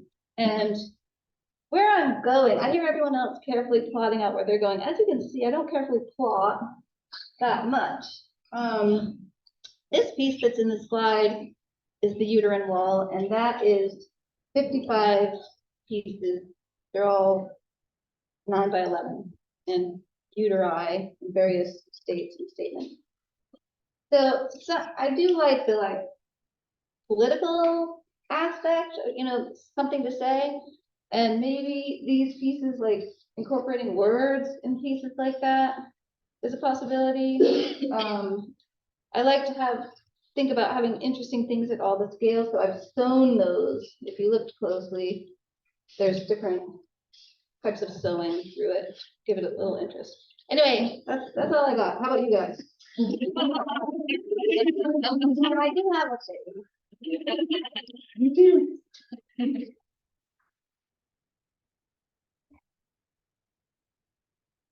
Could you tell us a little bit like what these are made with? And you said they're sewn, but like. Yes, okay, they are prints on rice paper with acrylic paint. And I cut out these stencils and such. And then to sew them together, I'm still like discovering, you know, how to do it, but they have some interfacing attached to the back so that the sewing machine can enjoy the rice paper. Oh, I find it very interesting. I oftentimes I walk on the first floor and then I will go and I will see these prints and I always admire them. I think they are wonderfully graphic and very beautiful. And then here I see your color palette is, you know, like amazing. And then you're like what I see here is that you are trying to combine the graphic quality in your print with your color palette and yeah, so that's what I'm seeing. I think I get the color sense, but I didn't get the beautiful graphic quality in your print here. So I wonder like what's missing, and I wonder like how you can piece, you know, these rice paper with the, you know, with their pattern, and how do you piece like a story with that graphic quality? I think that might be somewhere you can explore. So is there, so first of all, with my time working with you and stuff, seeing some tremendous growth in your structural understanding of the portrait, and so I'm happy to see that. Keep looking to describe those planes, using those color and value to really kind of sculpt out your portraits. Anyways,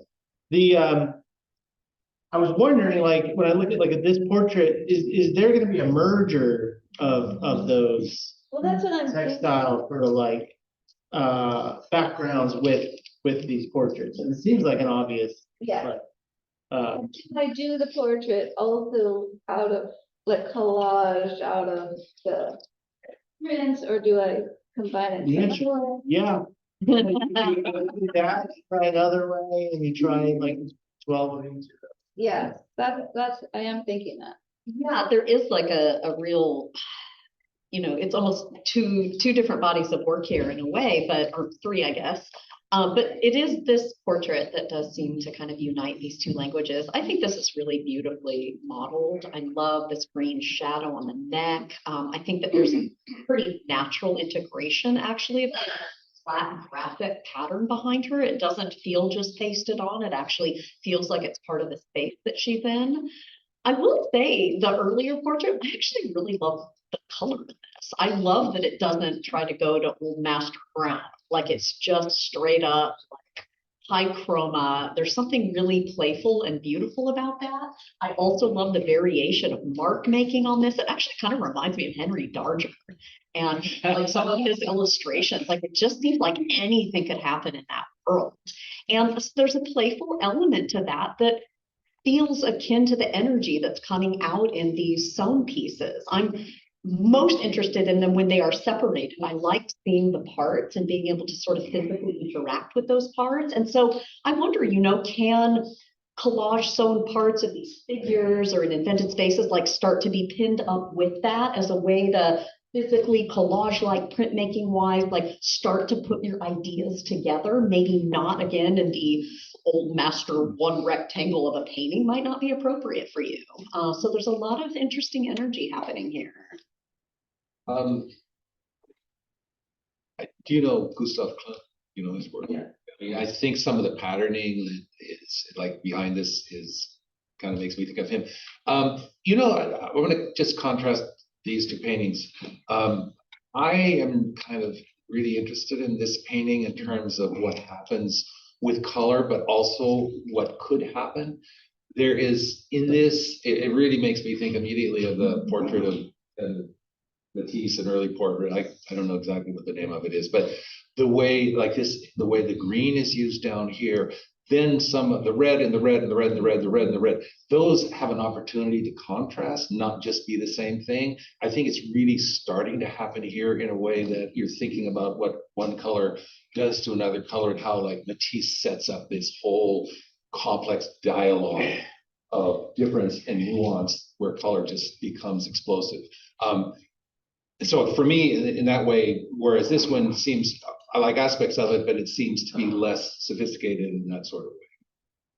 I even think that little portrait that you're talking about down here, the design of it is really beautiful. And it actually, to me, is very related to, you know, thinking of the rectangle and moving these shapes around. And so, you know, speaking of Matisse, like, it's the proportion, like how much real estate of a color is taking up and how, like you said, that sort of chess game of these colors, how they're playing out. It's pretty interesting to see that happen in the portrait. I agree that the sort of lower half of that painting has incredible color, but then the forehead just goes into trying to be something else. Wait, are you talking about the one on the right? Okay, good. So are these paintings meant to be a diptych, or is it just staring eagles? Sharing it. Yeah, because the contrast is fascinating, right? I'm assuming you've been studying the Nabi because it's super relevant to your work. Hold it on. Okay. Patterning, almost like a union I of. don't know in my art history education that clearly needs to be filled.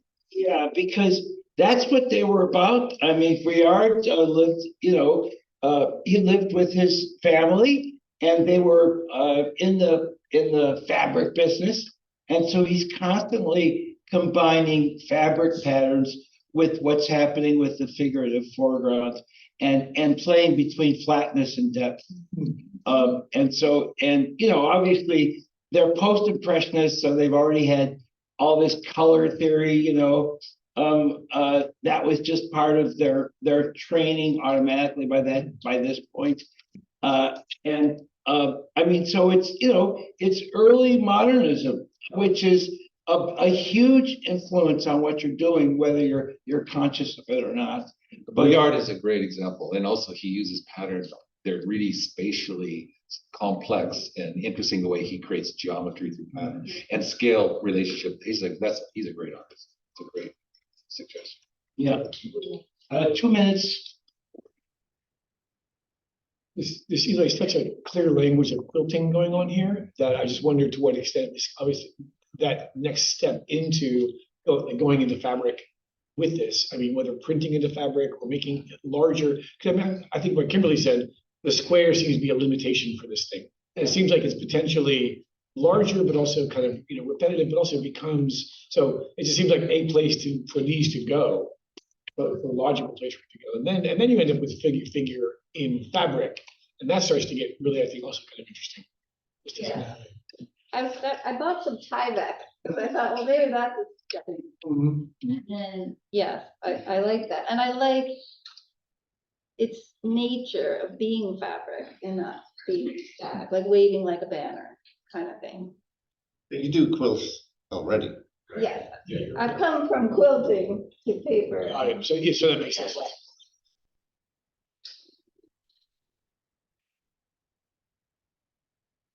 So go ahead, Tom. I agree. It's nice to see this kind of evolution of ability to kind of build form from here.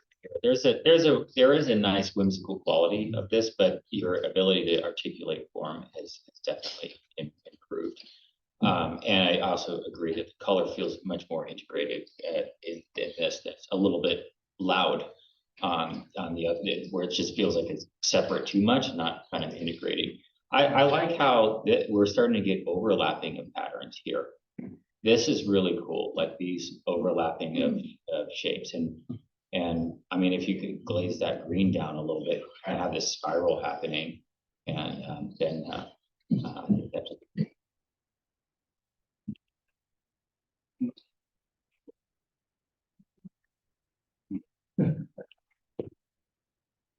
One more piece though, because I was gonna say too, what I love about this lower painting, the one that we keep talking about, is the way it's framed, the way the frame is broken. The other one's, again, when the whole face is inside and nicely positioned, it's stable, but you're punching through that frame. But that, I think, really, that's what makes it breaks that fourth wall. And that, it really gives us a personality here, where the others are kind of, they're pictures. This is an event. Good point. What makes it more like Yeah, you're bursting out with color. Yeah, good Bursting out with color and. Yeah, we keep going back to that painting, so I think that's something you should, really take note of. Okay, thank you.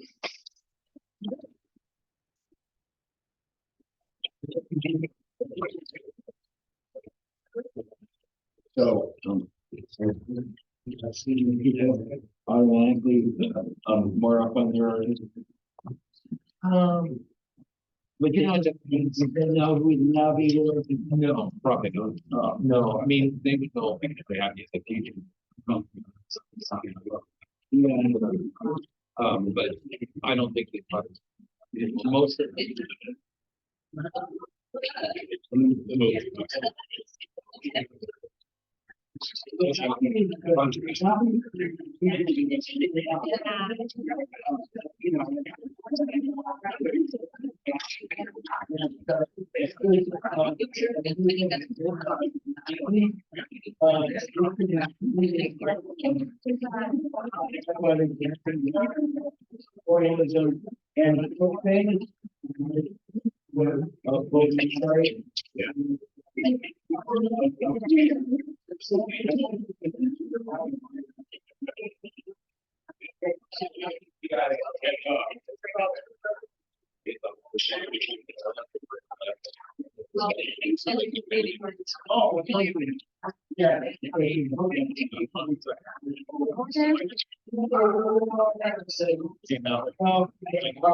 should raise me for a little.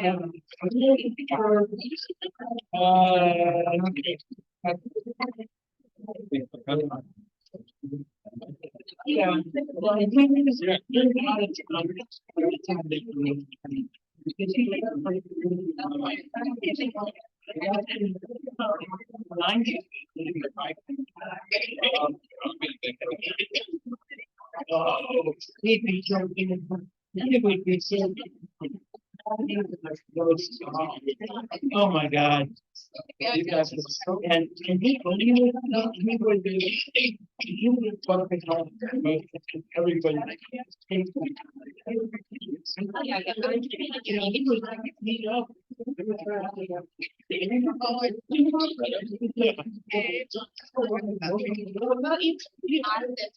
The local.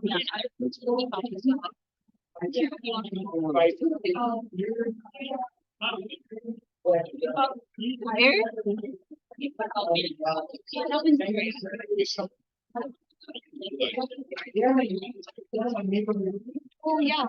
Yeah. I mean, there must have been. turn it upside But, no. No.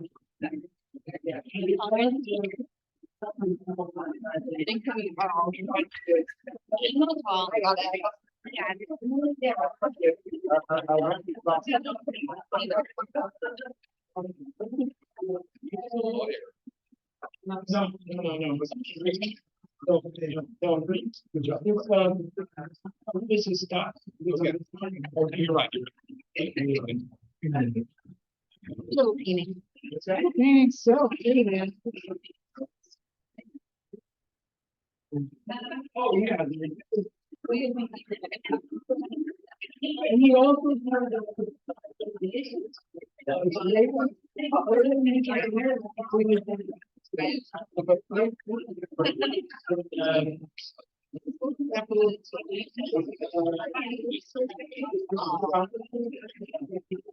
anyway,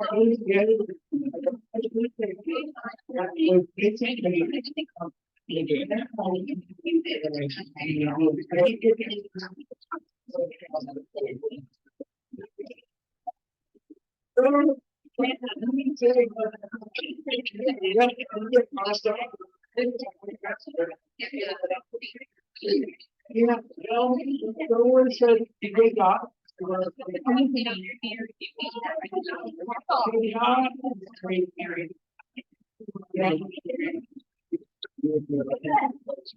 Okay, good.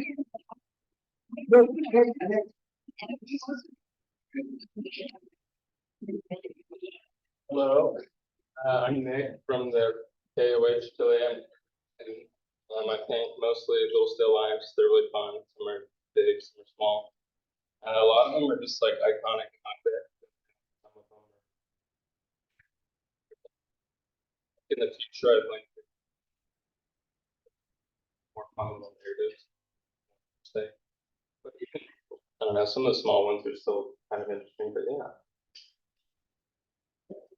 I love your quirky energy. I Thanks. love the way that, I mean, to me, you're in the line of Magrath. You're playing with quirky relationships, illusionism, like even the little smiley face up there, it actually looks like, you know, it was dusty and somebody put that on. Like, that's really interesting. Playful, fun. Which smiley? The up here. Okay. It looks like it was actually, you know. What's using your pointer? So I also think that you're part of that is playing with the capabilities of the material that you're using. And so like even in this large one here, I appreciate that massive scale shift of the really slowing down and paying attention to the pill bottle, which is, you know, kind of menacing in a lot of ways. And then the sort of dry brush graffiti handling at the top of that. I feel like you're developing a lot of different techniques for pushing the material to both be literal, that we get to actually understand how it's being made, but then playing with in an interesting way. Probably the most interesting compositionally is the little pill bottle with the lamp, where you're really stating a relationship between the two. And then also this big one here, I think it's composed beautifully with value shapes within that. Overall, they feel a little like dry, a little like, almost like you're being timid, a little too timid with applying the paint. Like I want to see you get a little wacko, a little weirder with it, in service of these kind of quirky narratives that you're putting together. Broken color? Oh, You know, it could be broken, it could just be color. I mean, like this has probably the most color of all the paintings, and I think it really works. Like the cool gray, I really like the way it's handled and the freedom of the imagination. This becomes really anthropomorphized. This is a figure. I mean, looking at this thing, so you get a dialogue which becomes kind of in the abstract really interesting. So I agree. You could open up the paint. You could also do it in different ways. I mean, Vermeer never opened up the paint, so it's not like one or the other. And those paintings are amazingly luminous, and I can see the luminosity of these just opening up if you open up some kind of sense of temperature exchange. Well, could you, so I'd like to know a little bit more about how you're using your terminology. When you say Vermeer didn't open up, is that what? No, I'm saying, I'm saying, He did I'm saying in terms of physicality of paint. If you compare it to Rembrandt or Goya, there's a kind of scumbling or scraping. But if you look at, they're almost like glass, but they're luminous and spatial. So I'm saying, where Kimberly makes a very good point, it doesn't mean you could go there or you don't have to go there. If you want to paint really flawlessly surface paintings, you can do that. But if color starts to create an exchange of temperature, I think that can really open up the space and make a kind of dynamic that maybe she's talking about. I think part of what's happening is that this painting and this painting looks like they're done on absorbent canvas. Yeah. And so it's like, whereas the avocado and the little ones here, like that's the panel, right? And so that's part of what's happening is that it's just not so absorbent. So if you want to paint on a larger canvas, I just think you need to apply more gesso, maybe sand it down a little bit so that you can get more of that, like less sinking in happening. And then if you could take the same confidence of paint application as you have in these guys and bring it to this and this, I think that's kind of where you're wanting to get to. I super appreciate how the composition and just the visual decisions really embody the idea, right? The ideas, you know, of this like this spaciousness and this almost the loneliness of the composition, and just large planes coupled with this chaos of mind, right? Right. Yeah, and we have this kind of thing happening here too. Interesting little psychological plays with the light switch being illuminated, which is kind of funny. But I could see taking this further with some of the like scratch language, kind of just hiding in the shadows, like looming around, like, you know, that like lurking in the shadows, you know, behind, and kind of bringing some of this into this. And yeah, anyway, nice. So I've already got several narratives for this one because we all know that lamp, right? And so I guess he's been hopping around and all of a sudden he comes back to square one and there's a pill bottle there. And I don't know, is he tempted? Did he leave it there? Did somebody else do all the pills while he was gone? Do you have a particular narrative to go with that? The lamp went out in the real world and grew up a little bit. Each ball and another thing. Yeah, but I assume everybody recognizes the Pixar lamp. It's so iconic. I saw this one at Gage. I was very knocked out. You know, it's super ominous, and there's that smiley face again. And obviously, in this case, you know, the pill bottle is not about curing a headache. You know, there's something much more sinister going on. My big thing is that you're really you've got good ideas going on, but you're kind of at square one in terms of color. And you know, I hate to steal anybody from Mark, but I think you might spend a little time with our friend Kimberly here. Because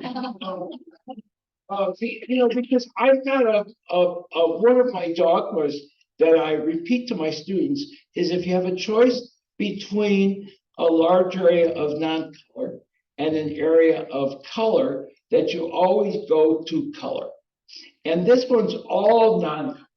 And what I mean by non-colors is that if you can't come up with a name for it, you know, that's green, you know, that's orange, that's a greenish yellow, but none of those areas, they're all way neutrals so that they no longer have a color reference. And the little red is too modest to make any difference. So this one's just all these kind of ugly neutrals. Okay.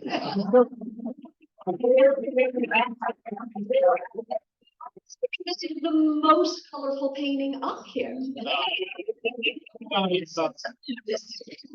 Subtle neutrals of color. I agree, this could be way more screaming amid that. But weirdly, this actually reminds me of Norman Lundin. And like really balancing beautiful subtle neutrals and then putting in like a water bottle or an electric cord is like some weird, quirky modern object that becomes now iconic. And even these little red headlights here, or little highlights there, like I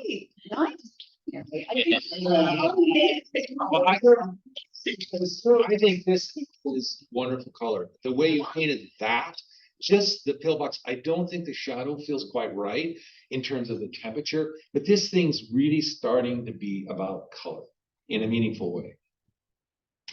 I would also say that like isn't that part of the narrative though? Like the sort of the neutrality of the space is sort of the melancholy of sort of the attitude in the pill bottle and the lights, the electricity, those are all little bursts of synthetic happiness or something, right? I don't know. So I think it actually works well the way you're sort of using color. I'm not a color guy though, so you know. The extreme, like if you look at Wayne tables, you know. Yeah. Check that out. So I do have a technical thing though that I would have you, two things I'd have you think about. You could do a little bit of tidying up. As sophisticated as these are painted, you could tidy up your ellipses. You're pinching some corners here and there, and it unfortunately does take away from sort of the believability of it sometimes. So like, I don't love the ellipse here. I don't love the ellipse on some of these in here. Admittedly, it bothers me too, and I usually don't. So yeah, but these kind of need those like really hyper real moments. So you got to like nail the ellipse, right? The other thing to think about is your vantage point. I don't know about like this overhead. Like that's a really drastic change in perspective. The ellipse on the bottom of the bottle and the ellipse on top of the bottle. That's like trying to be real close up to it, but yet you're pulling back away. Same with the lamp. Like you've got like a horizon somewhere here based on those planes, but I feel like you could pull us back and shallow out those planes. So you can make this a narrower version of itself, really flatten that out. You can make these all kind of flatter, not just up above, you know, kind of planes. Because you're isolating the objects so much, those kinds of questions unfortunately do get highlighted and just need to be nailed. So I would suggest you do another version of that, where you have a more enriched palette and see which one feels more like you. You know, because it's color's incredibly personal. And you know, I mean, Hammershoy never used any color. Norman Lundin hardly uses any color. But on the other end, you get somebody like Bonnard, you know, where everything is a color. So, you know, you have to experiment before you find out where you fall on that continuum. And it's only through experimentation that you can figure that out. Oh, love the work, especially that piece and that piece. I think it works on the absorbent surfaces. It actually give it a really like lonely, like highlighted the loneliness, you know, like if had it be on a rigid surface with a glaze, you know, with a varnish, then it would look way too shiny and greasy. So I actually really like that. And I also love the sarcastic, happy face on it. Agree with, you know, the ellipses that does bother me a little bit. But regarding color, yeah, I would say go the other direction and try just to see the range and see where it hits comfortable. Yeah, because once you get to a certain point in your career, you kind of found what you're doing, and you tend not to make big changes. So where you're at right now, now's your chance to try, you know, to try on a bunch of hats and see which one really fits. Is that it? One little note here is that also with the ground plane, you could exaggerate, like describing that materiality there more and letting it, creating more of a contrast between it falling off and the area in focus. So describe the ground plane in the same way as the bottle, just at least nearby it. Yeah. Okay, thank you, Nick.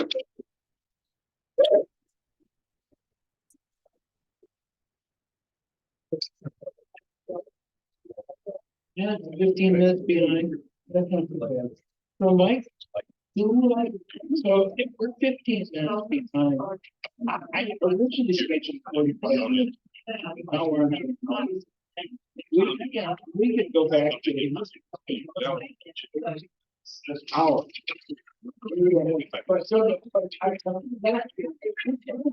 All right.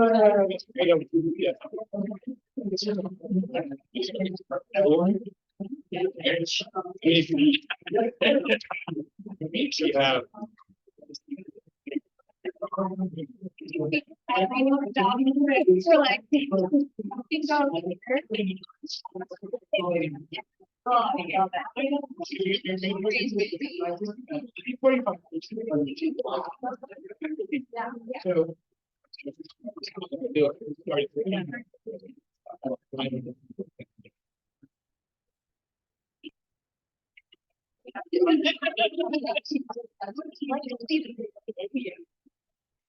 Oh, Whoa.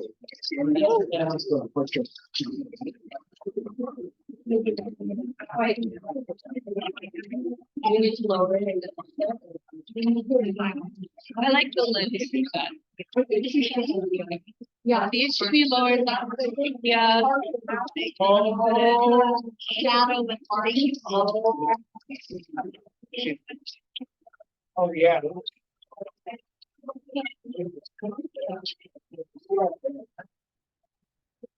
This needs to be picture.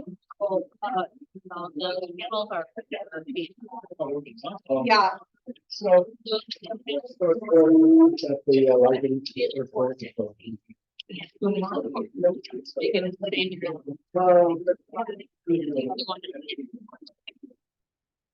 Yeah. I mean,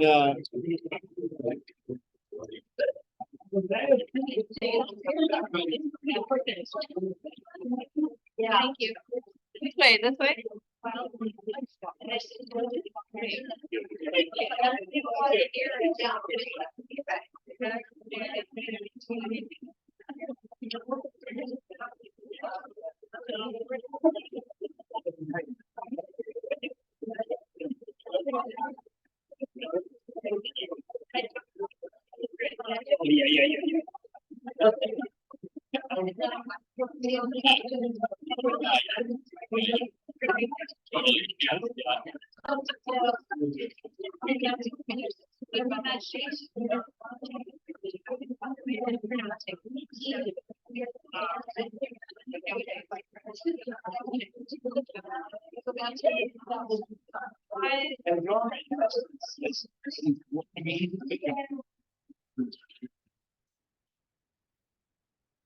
You can. My name is Melia Dodge. I'm a second year at the Atelier, and very grateful to be here for a second interview, to get some awesome feedback from you all. I have continued my tradition of drawing. So these are actually charcoal drawings, entirely on top of a painted acrylic background on wood panel. I have stayed pretty enamored with the self-portrait as a way to explore conceptual, universal, and deeply personal themes. I am obviously a fan of the very larger than life confrontational figure, and my use of color and paint this year was kind of a new foray for me, where I wasn't quite ready to leave drawing world entirely, but really meant the language of color and texture that acrylic paint can provide. So I'm most curious to hear from you all about the conceptual impact of my work and how my technical and compositional choices affect your emotional experience. Thank you. Yeah. And also just another note, these are actually images of myself from throughout my whole life. So every figure is you? Yes. In some way, shape, or form. Malia, you have such a strong drawing hand. I mean, you draw beautifully, so you really can do anything you want. I mean, even just looking at these smaller drawings over here, like almost old master style, like the way that you move around an edge or create a volume. Really, really beautiful. I think this piece is just a knockout. I think that I love the rawness, just barrel and strong and wild, and I love the branch becoming a kind of V, so it's like kind of a stand-in for the parts that we're not seeing, and so it has this very female, vulvic, powerful energy to it. It's all there, and I think it's really cool that you took your drawing practice and started putting it on these panels and presenting them as paintings so that you can continue to work out your ideas. Because again, it's that drawing graphic hand that I think is really, really powerful.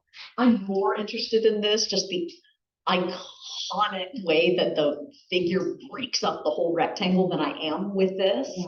I have a hard time kind of moving around this. I almost want more areas maybe highlighted in the blue area or something. This one just like really comes together in terms of its formal language and its impact. This is definitely my coming direction. Yeah.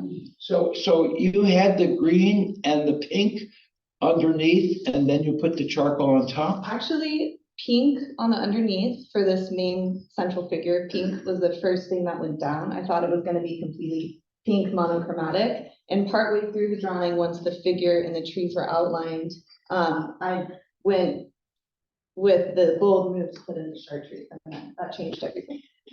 So kind of halfway through, I put the chartreuse in. And then the panels on the other side are the reversed colorway, so green first, pink after. Yeah, so totally agree. In drawing can be the means to an end. It doesn't have to turn into being.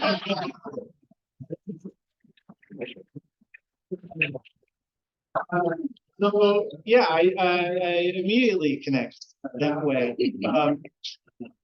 Now, on a technical execution, part of what just falls slightly short on this one for me is that it doesn't have I mean, we're holding on to a certain level of graphic type of rendering, like a bold outline, sort of like very controlled modeling of form, and it's in there, but it's like the charcoal doesn't seem to be powerful enough. And so I'd actually maybe move on to a different tool that gets like even richer black in there, and that might give you something that is reminiscent of sort of the way the figure works against the ground on the middle one. I think if there was things that I would like to see, just more understanding of some of the structural anatomy. There's just a few little moments and I'm like, yeah, so close. I wish I could, just reshape it a little bit. Yeah.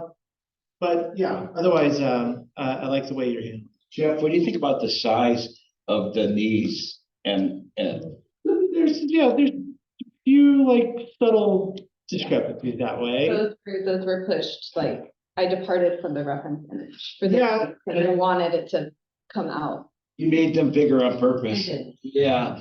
I don't know. If it was me, I would take a picture and throw it out to Photoshop, which I'm sure you're familiar with, and then shrink it in Photoshop progressively and see if you prefer a smaller version of it. Because I find it so distorted that it's a bit distracting. And I want to love this picture completely, but I'm a little bit stopped by the fact that everything else is proportional except for the knees. I'm wondering, I love these two drawings. I think they're incredibly suggestive. I wonder whether you're familiar with a Munch drawing of a young woman who's got her hands on her crotch, and there's some biomorphic being that's coming out between her legs. Yeah, it's very similar theme. Yeah, you should definitely check it out. Yeah, and it's done during its most interesting period, which is the 90s. Yeah, I want to follow up just a little on the distortion thing. Artists that come to mind, Jenny Saville, and the way she uses foreshortening and accentuates certain distortions, but even more importantly, like Michelangelo. The cool thing Michelangelo, yeah. I mean, the cool thing about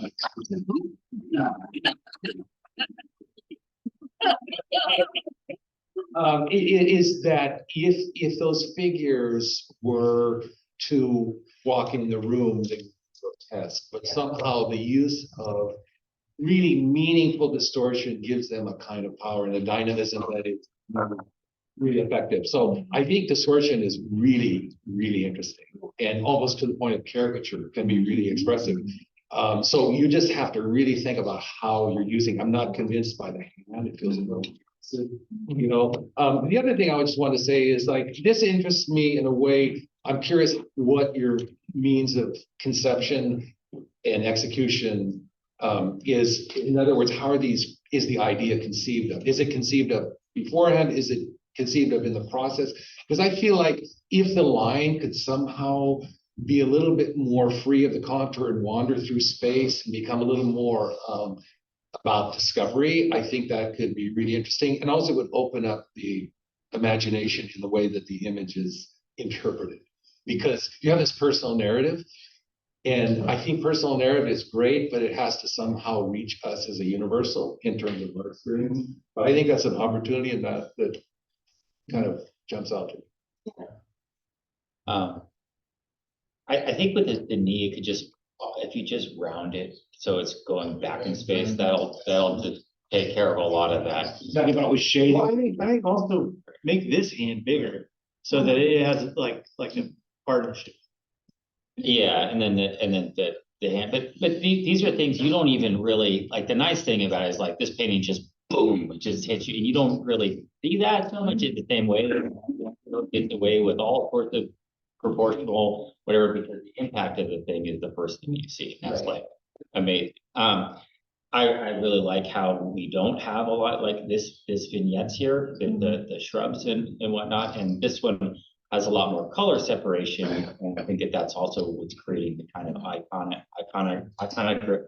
iconic language.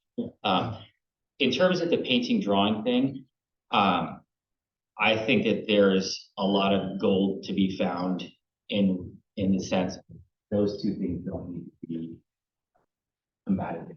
There's a painting language and drawing language, they can grow together, and I think part of your evolution is going to be finding how those two things speak to each other. Yeah. But the only thing that's hard about painting is there's a steep learning curve at first, and then in terms of application, and then you'll be able to find how these languages can really coexist together.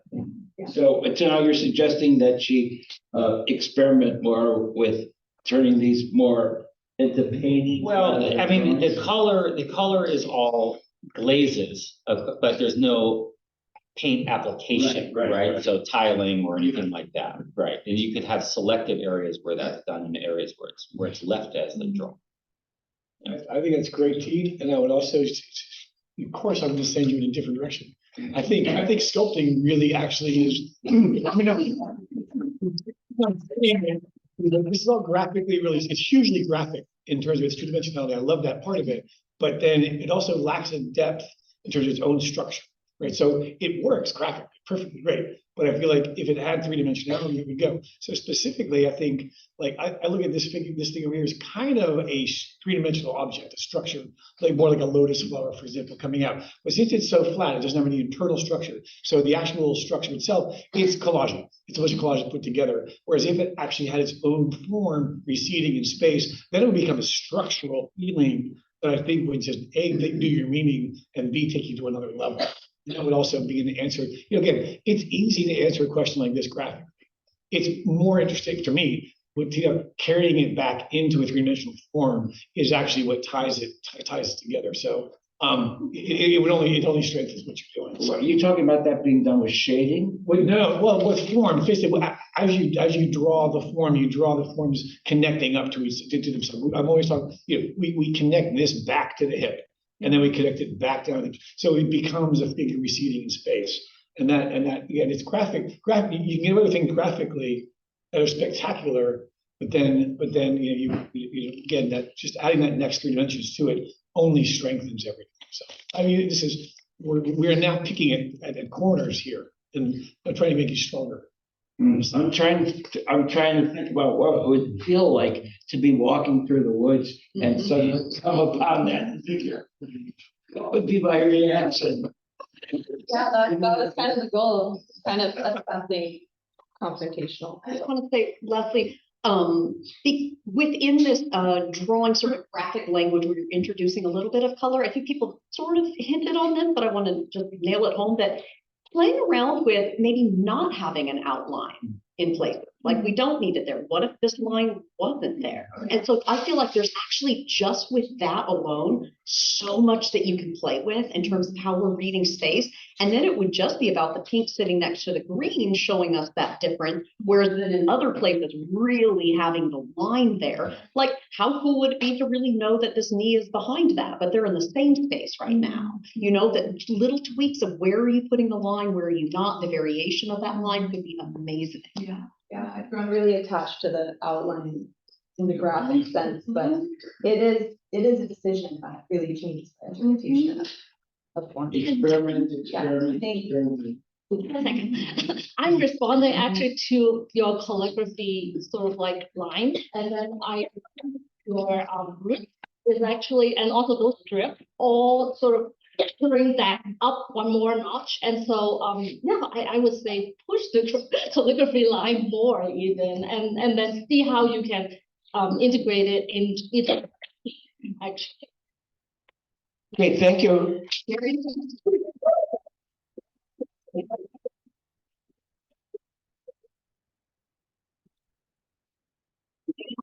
Oh,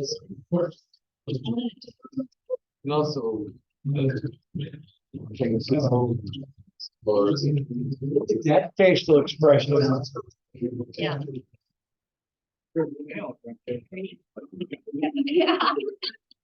Wow. Right. Scary. Nobody talks about yeah. Some Adam and Eve. Trees. Everybody get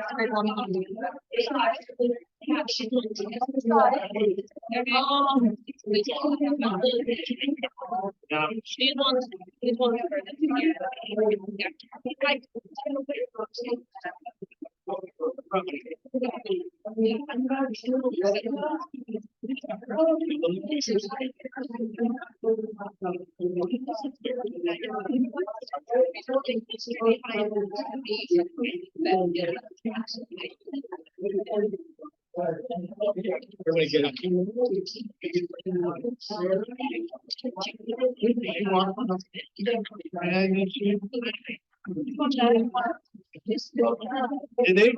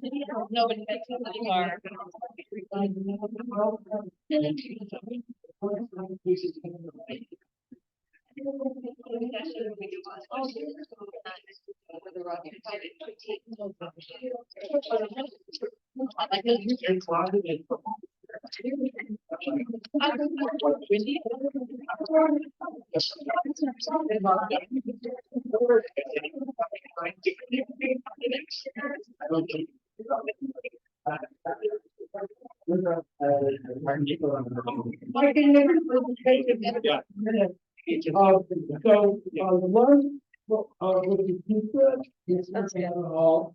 It follows but we're working podcast announcement. There you go. So anyway, so many of you heard that we're adding a classroom down here in that classroom, Studio B. Studio C, the new addition to Gage South, is at the end of the piece of pizza, and then come down and check it out. Medicine. It will ever be. Will no longer be. So come down and just visit. Just on the floor. It wasn't just.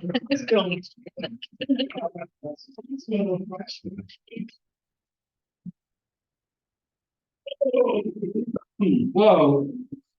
Oh my gosh. Yeah, see, this is much more variety in this atelier, as you can see. And you're only seeing hard work. Well, I was thinking, no. But he's got a whole. Yeah. 19.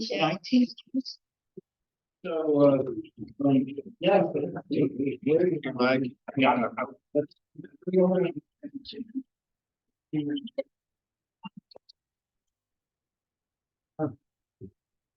Oh.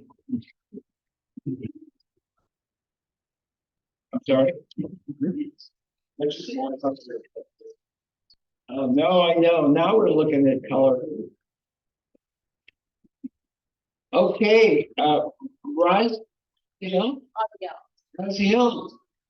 take it away. I'm Raziel Grisaffi. I am a third year. And this is work that I have produced mostly over the year. The print is the only one that is done from last year. I really love color, really love kind of like figuring out contrast between colors, and in this kind of progression of work, mostly chronologically through time, with the largest piece kind of being my first 90s. I was really interested in, for those of you who have astigmatism and what it's like to kind of drive on the road and be absolutely blinded. And then the next two pieces are a bit more literal in that night driving experience, with the furthest one being a work in progress that was started a few days ago. Kind of continuing on. So all the other ones are finished except for that one? Everything else is finished except for that one. I don't know, does that, any of us think? I think it's finished. Yeah. I was gonna say, yeah, I think there's, is there a consensus? Many of us think it's finished? Yeah. Small marks with crayon. Yeah, there was a water soluble crayon. Really effective on that. Wait, what's the material used for these paintings?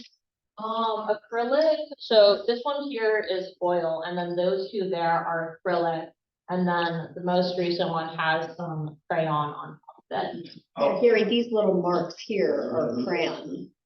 Did you just recognize that? Yeah. Yeah, eyeballs. Yeah. So what does the water soluble crayon look like? Is it like that? Yeah, yeah, it's like a crayon. Like a yeah. I think these two pieces are really beautiful, really successful. They look like I'm looking through a rainy windshield out at the world. So they both have a really interesting relationship with the picture plane. They really put that plane in front of me like it's a pane of glass, and that everything is happening on the other side of that. So that's that weird mystical plane that I'm playing with it. Very beautiful edge quality in these. And of course, I'm very attracted to these colored figure paintings. Like the chromatic luminosity in that is really sophisticated. And so when I'm immediately attracted to that, and then I go back into these, I'm like, all of your darks are chromatic. Like you're really using color in a beautiful way. She's been sneaking into your class when you weren't looking. Too Gary. That's Kimberly drove totally. When I first saw these, I thought, well, is that two people? Is this two different people? But and I thought, well, then I said to Kimberly, I said she studied with you, and she said no. But I do, like just the color, it makes me think of someone like David Park. I don't know if you know David Park, but California, Devin Corn, David Park, Tebow. Write those names down, both Devin Corn, David Park. And then I really think night paintings are cool, but I do think, and I like what's happening here, but I feel like the color could be more. The thing about painting is it's a fiction. And we think of night as being night. But the night painting with Whistler, which are they're really luminous, and yet it's night. So it might be a pale blue or something, and I'm not saying you have to do that, but I think that just because it's night, black doesn't have to be the color. So you're a colorist, and you really make it happen in these. I think as you go further with this and you open up the idea that color can be used in a way to create a sense time of day and luminosity and atmosphere and all that stuff, you could do more with that. So this has come up before. We had a student of, I think it was Mark, who did these paintings of big bonfires. And they were at night, and they were also this black modulated background. And so, yeah, it's a real challenge to do night and not just fall back on black. I want people to notice how she's engaged the frame on this one. Yeah, I think that's very cool. There's so much energy going on that you really felt like you had to continue it off the edges of the painting. What is that form? That this big old green block? But from which car? From that one? No, the one that's. We're driving it. That's coming into the frame. We are sitting on. You can't see. Well, wait a second, but it's going the wrong way. No, these are two that. Red lights in the back. So I'm going. So, I want to see. I want to. You can't. But we're going this way. Hold on. Very.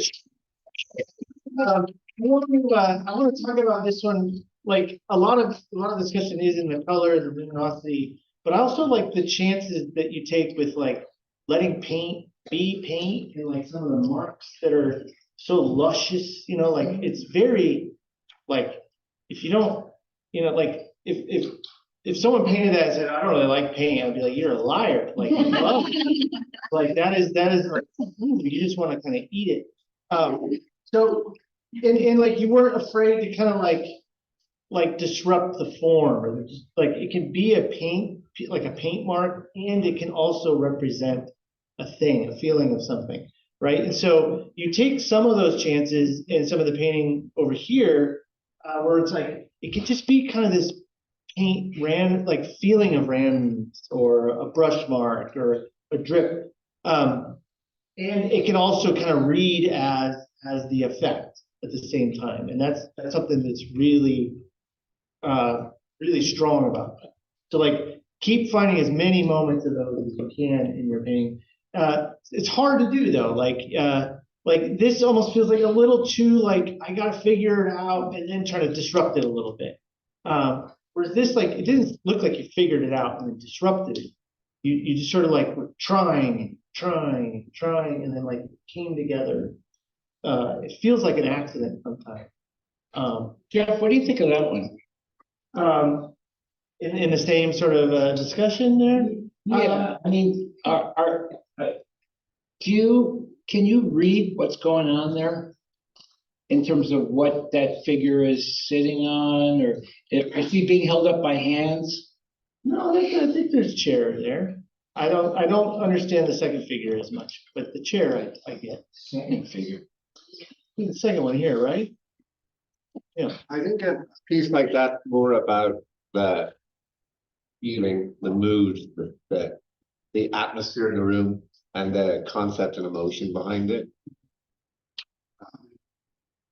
Are these the most recent ones? Yeah. Okay, so I'm gonna give you an unusually opinionated critique.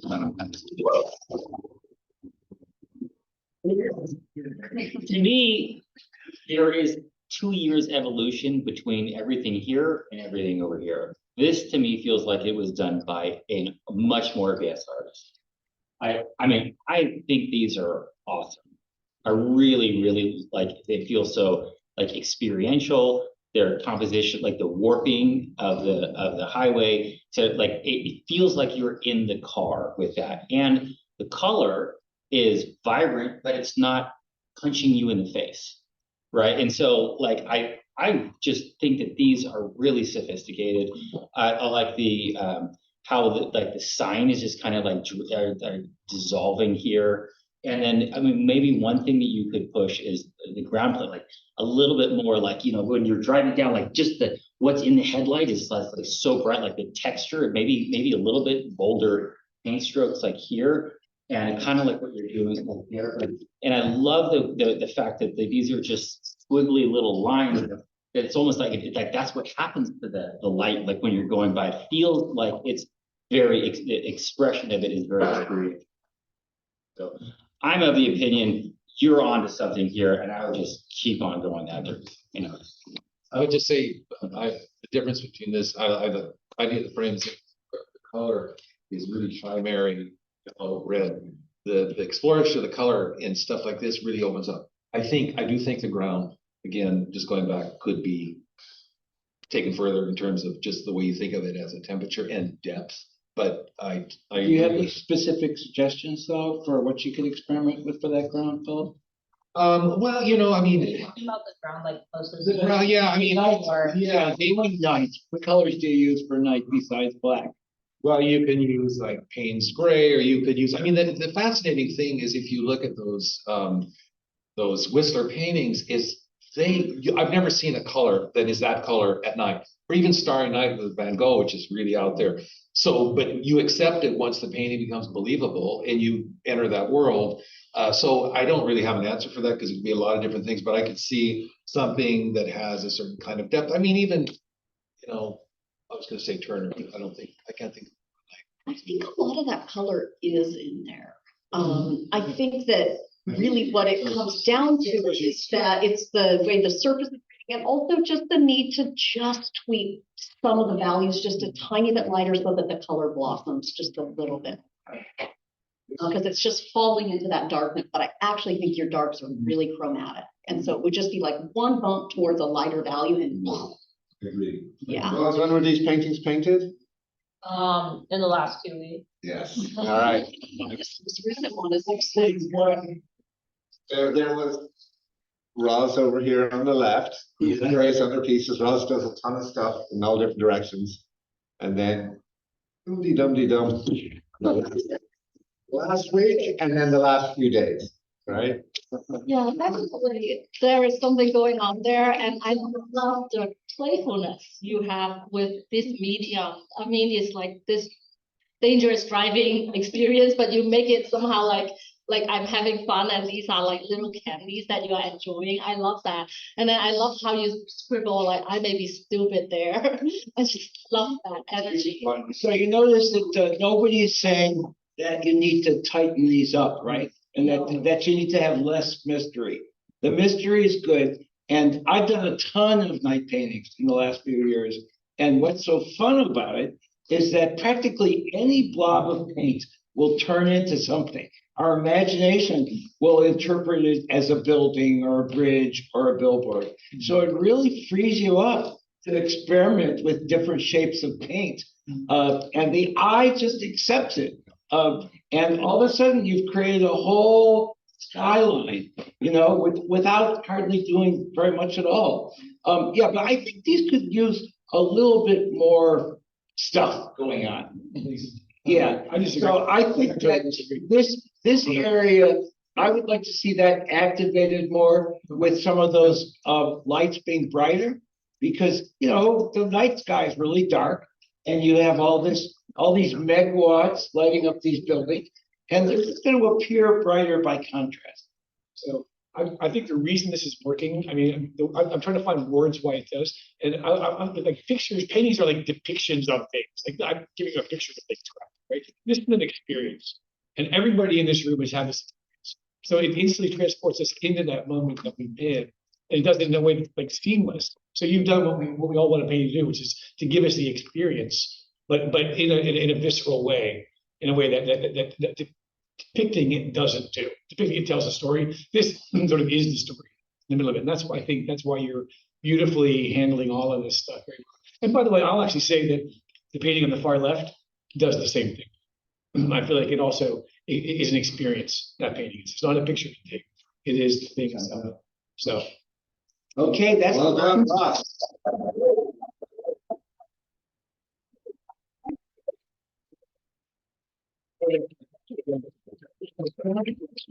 It's lunchtime? yeah. And when do we start up again? 1:15.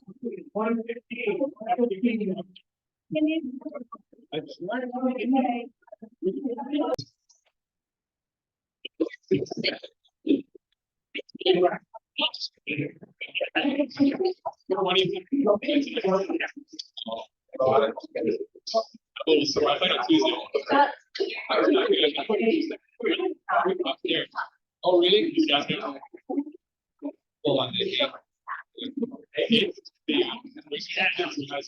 there's a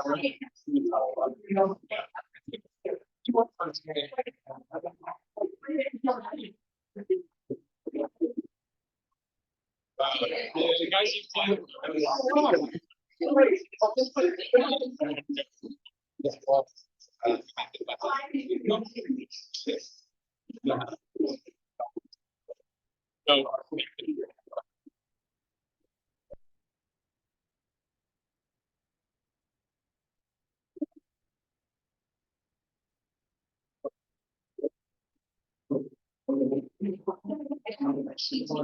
guys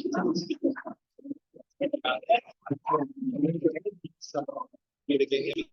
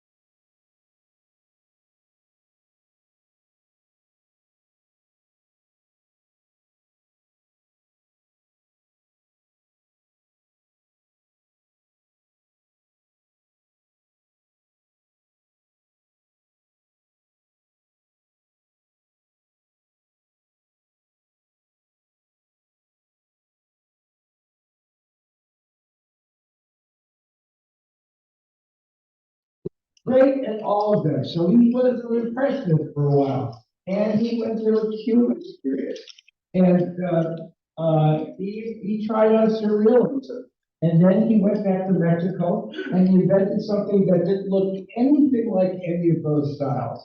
And you know, he sort of presented his own way of doing art that served the Mexican Revolution and his radical politics. Anyway, so you know, you experiment, you try on different things in terms of more abstract, less abstract, more colorful, less colorful, more stylized, more realistic. And there's so many options, it can kind of go a little nuts. But you know, the idea is that you do have a voice in there somewhere. And so, and that's what teachers are for, to help you find it. But ultimately, it's for your own ambition and inspiration that you figure out where you land. Okay, so we're on for the afternoon. We have changed the Ateliers again. Anybody want to guess? Oh, never mind. Never mind. They're going to bring up on the screen. But so we are with Kimberly. How many of your people do we have? Two. Okay. 2 people from the modern color Atelier. So I'm not sure the afternoon.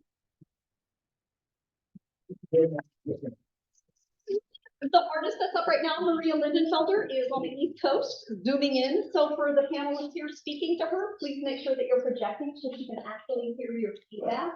And to read Maria's statement is an alumni. And Angela, please, is going to read Maria's statement.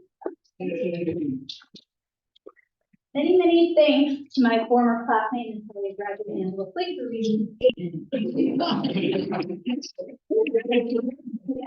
It's my pleasure. And to Kimberly, Amy, and Ashley for 2 wonderful years in my Atelier. In addition to all the technical knowledge shared, they've demonstrated through their generosity that art making is as much about community as it is about the images themselves. I regret that I'm not with you in person, but I am so grateful for the opportunity to hear your feedback. When creating this body of work, I chose to focus on the tactile qualities of my material and what Amy once described as what it feels like to dig in the sand. My process is physical, iterative, and moody.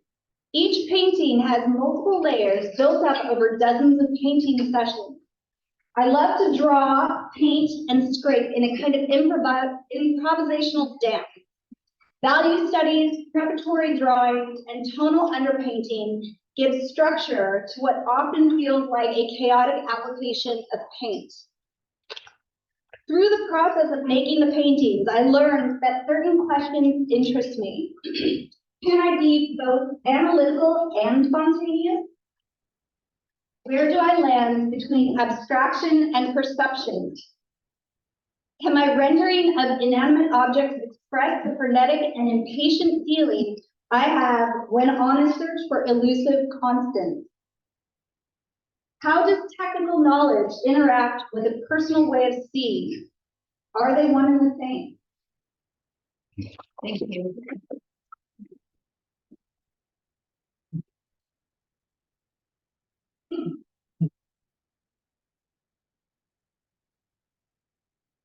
Just to be clear, these are all on paper, paintings on paper, right? Oil. All the center ones are oil on Arches oil paper, and then on the sides are some are ink, some are crayons, some are pastel. Yeah, but the central ones are all oil on paper. And people should know about Arches oil paper if you don't already. Yeah, it's my favorite material besides panel. And it's already prepared with a gesso, so you don't have to do anything. You just paint right on it. It's a watercolor paper that they have gessoed. It's got a nice heavy weight, and it's got a crisp way that it takes the paint that I'm just in love with. Do you use it, Kimberly? I do, very often. I started using it doing plein air, and it's just an easy thing to carry out, and fell in love with the kind of porous. Yeah, it's a really nice material. Jump in. So I think that it's really beautiful work. One thing that I'm really responding to with most of these is just extremely strong clarity of light, both with some of the grisaille ones and the ones in color. And I think especially these right here are just unbelievable for their kind of strength of clarity. It feels like a really realistic light source. And the way you're using value and color kind of both go towards that same source. I would love for you to keep building on that and just keep an eye on that where I think it's maybe a tiny bit less successful in maybe this one or a little bit with some of these smaller studies down there, just for that sense of light, mostly referring to value. The color choices aren't. This one is just really gorgeous. And then the compositions are really nice and balanced as well, super inventive. They feel both kind of modern and classical. This one here is maybe a little bit bunched together is the only thing I'm thinking, and then perhaps a little evenly distributed. So looking for that idea of like groupings and a little bit of both regularity and irregularity. Another potential compositional challenge on this one is just potential kind of unfortunate tangent with fitting this in kind of exactly where it meets the top. Maybe that was intentional, but otherwise these are just amazing. I would love to see more of that. One last thought on you mentioned analytical versus more spontaneous. I really love the way your brushwork is super playful with the texture, and the mark making is just beautiful to potentially push that analytical side further. On this one here, I really like the sort of graphite or line drawing showing through. A lot of the work kind of reminds me a bit of like Peter Van Dyke or someone along those lines. And he does that a lot, kind of leaving some of that transfer lines or drawing lines showing through might kind of hint at a little bit more of that analytical side, as well as, letting things get a little bit more lost. Peter Van Dyke is a good artist to think about. Yeah, to piggyback on what you're saying about sort of like harmonizing the space with light value. Like what's so beautiful, beautifully, like a beautiful example of that in this color piece here is that like you get this all at once sort of this fragment of like a light passage, but there's like so many different colors within there. So it's got variety, yet it's got sort of this like harmony, you know, it groups really well. So there's these, it's happening a lot in your pictures. And it's really interesting. It's like a back and forth between these like abstract kind of fractured shapes, but then like environment and the way these objects kind of sit in that environment, it's also believable at the same time. I really appreciate, I love it when I see still life that's got a lower vantage point, that's really thinking about how I want to look at these objects. Sometimes we just kind of throw stuff in a shadow box out in front of us, and it really doesn't take into consideration how these should be viewed. These seem like you really care about how you want the viewer to look at them, and I think that's a worthy step in the process. Can I jump on that, because I've been thinking about some of those issues in relation to that. So I'm not sure if you're familiar with the contemporary still life artist John Mora, who I know has done some workshops at Gage, but he does a lot of that eyeline level, you know, sometimes Morandi as well, but you get that eyeline level, which is very popular, and has been, I guess, for the past 20 years in contemporary still lifes. I think it's actually quite powerful, and I think it's something you can celebrate. I do see you doing that in these pieces, and I think it's working successfully here. I wouldn't be a huge fan of all the colors in this piece, but I think it's working here because it feels like they're on a shelf or a windowsill or something. And then when I'm looking at this easel, which is second from the left, I love the colors in that piece. There's a certain, again, similar to some of the classical work earlier, there's a certain intimacy and a quietness of mood.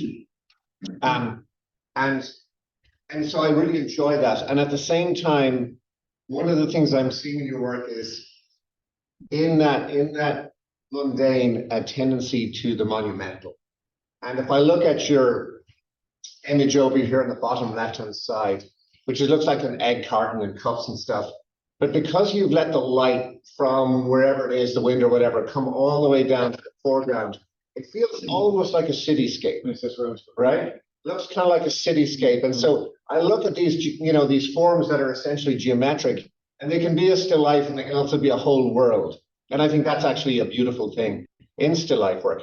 And so in your piece that's second from the left, which has the beautiful colors and is doing that, it's killing me that that shaft of light that Jeff was celebrating does not come all the way down to the foreground. And so you're doing it on the left-hand side. If it did it in the middle and on the right here again, we'd get that sense where there's a real sense of distance and you're really drawing the viewer in.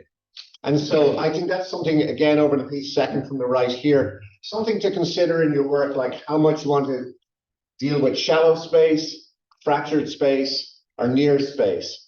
I think color-wise and mood as well. Like I'm looking over at your basically your color experiments and palettes.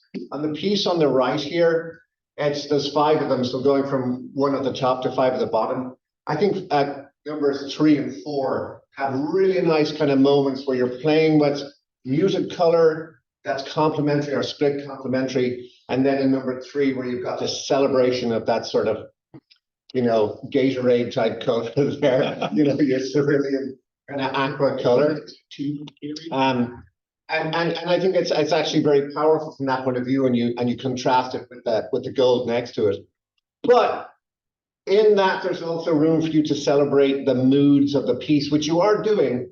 And I think maybe something to consider going even further with, like I'm looking at your color studies on the left-hand side here, and the bottom right reminds me of a kind of every sci-fi movie or TV series from the 90s where they use these color filters to create a dystopian world, right? I think Battlestar Galactica, for instance. But there's nothing wrong with that. I actually think it's there because it works. So you could even take that idea of the color palette and pushing the mood even a little bit further. I know we're almost out of time, but I want to say one thing quickly. I'm really interested in the kind of what seems to be setting these up. That one in particular, and incidentally, the line does go down. Yeah. But it's really about form and abstraction that then the narrative comes to it. I find that really interesting. I'm really also the use of color here where you have this really cool line on the right. That's just paint invention. That's like you're creating that world through the subject. And that really interests me a lot. And I swear to God, the first thing I thought is these should be cityscapes. You know, I can just see that translating into the light and you know, whether you want to do that or not, but you have to think what this could extend to in terms of, you know, possible subjects. So I've been talking to, we're doing a paint series right now where people are doing still life on a windowsill, you know, with a window frame and then a view out to a landscape. And I've been telling people that the hardest thing is what color to paint the friggin' wall. Because typically it doesn't have any color. It's just some gray or brown, but you can't do that. So I think that I would encourage my students or anybody else who's thinking about this to look at the way she's treated those neutrals in this one. Like I love that particular strip, which has this wonderful broken color thing going on between a sort of a green and a rust. And that's exactly one of the great solutions for dealing with that neutral wall. You know, she's got some other solutions on the left-hand side. And then here, she's just got sort of more monochrome, but a nice gradation in this foreground, which also makes it interesting. One quick comment on the line and precision here or analytics. Artists maybe to look at, or if you look at the transition or you reverse track Jenny Saville and you look at Unuglo who taught her and his mark making, and then go look at Ian Coldstream who taught him, and then look at his mark making and then check out the precisionists. There is a through line there that's worth looking at, and it might be something that you could feed into your work as well. Are we out of time? Yep.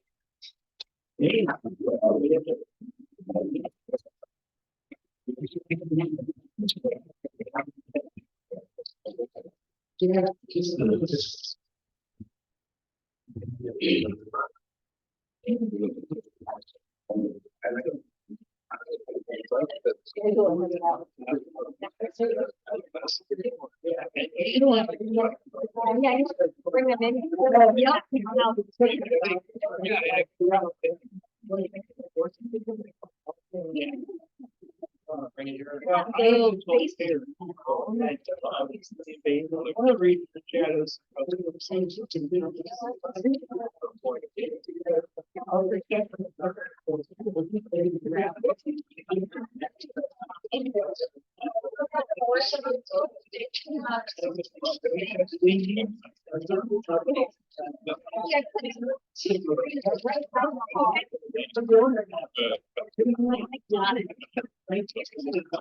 We have more to come in. Yeah. So that,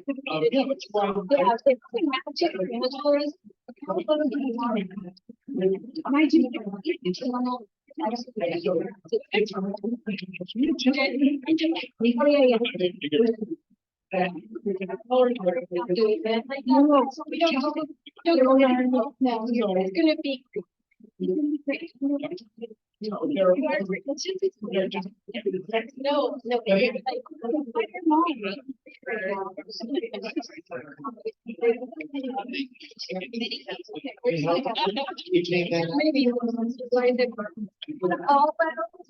feel steady.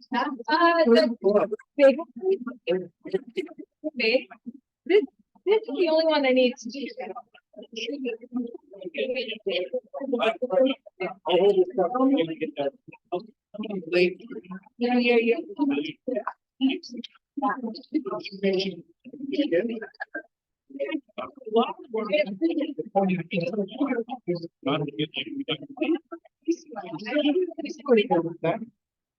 And there are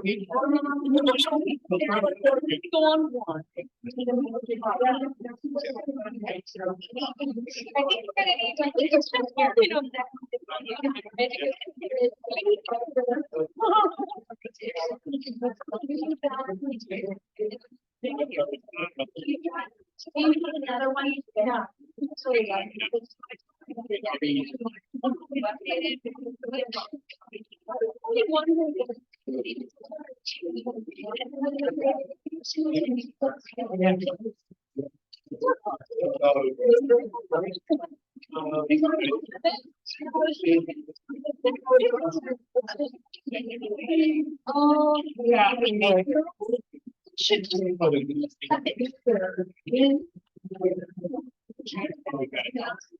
Take the way out.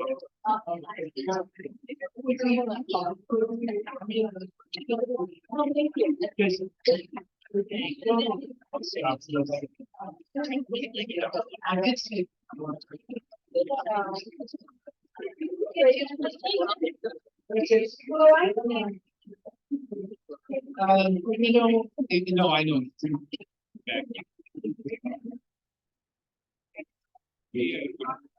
But it was.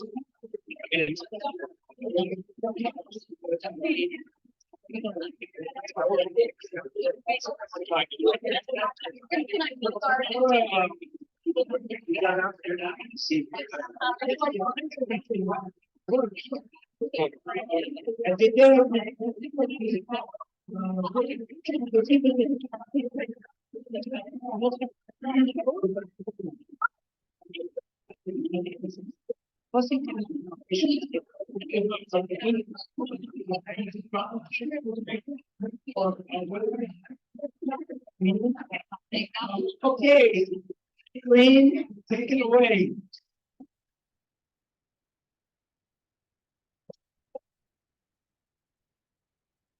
Hello, everyone. Go back to the room. My name is Aileen Monahan. I'm a second-year student of the Modern Color. This body of work is called In Relationship. Relationships are what I dedicate myself to. They are the core of what matters to me in this life. Little nervous. The emotional and expressive interplay of both the narrative and formal relationships play out in this chaotic motif of women relating amidst the chaos of their lives. This motif lent itself to building an overall structure in various harmonic color palettes, playing with compositional elements which move the eye, creating visual intrigue, inviting the viewer to experience along with the characters. I was encouraged to go big, as you see, so I could allow my aggressive, muscular, and energetic mark-making style to play out. This is an exciting surprise to me, as I'm not so assertive by nature. The large surface area was a giant playground to practice all the lessons I've learned in the past 2 years. I chose moments to slow down and create still life studies to understand the relationship of the object. This allowed for opportunities to play with surface variations from canvas to wood panels to arches oil paper. I'm still in the very early stages of my relationship with oil paint.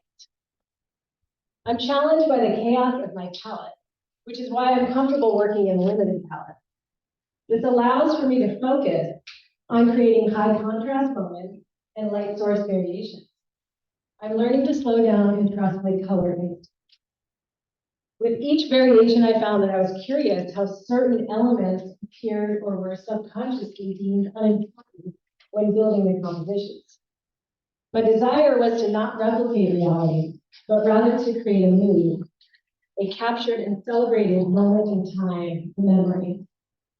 I'm very excited to continue to trust my intuitive decision making as I paint, and I feel so much incredible gratitude to Kimberly and Amy and Ashley for their wisdom, guidance, and encouragement. So thank you for this opportunity, and I welcome it.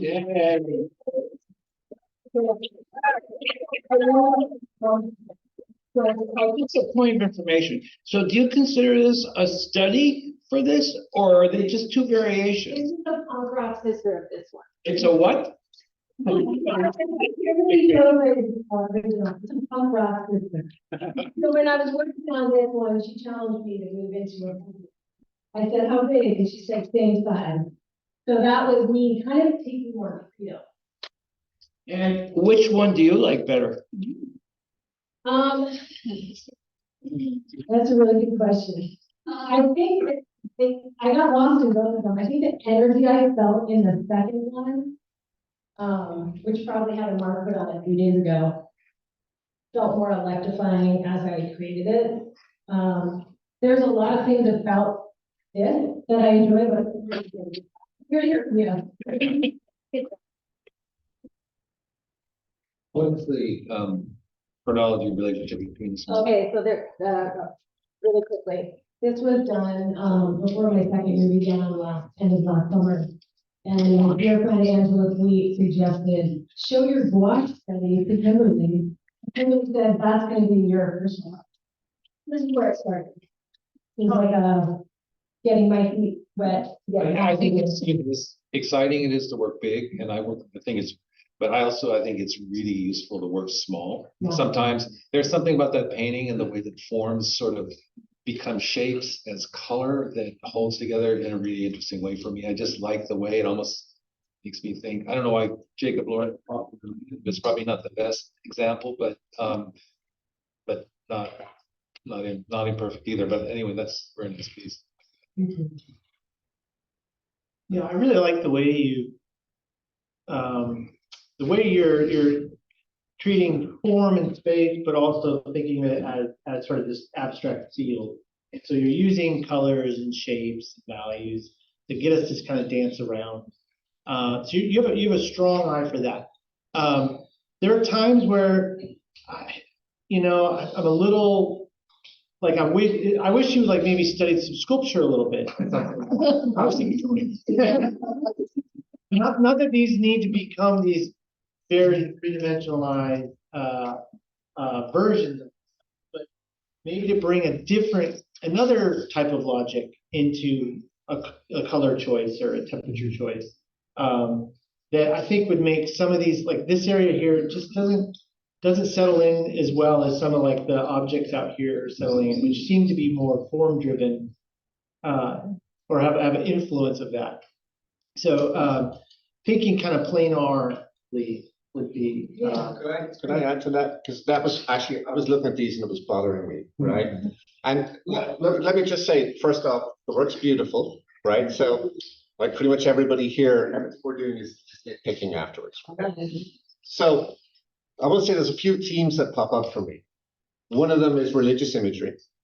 Last Supper, shared meals, iconic stuff like that. And I'm wondering how much that feeds into your raised chocolate right here. I wonder how much that feeds into your concept behind it. But you don't have to answer that now.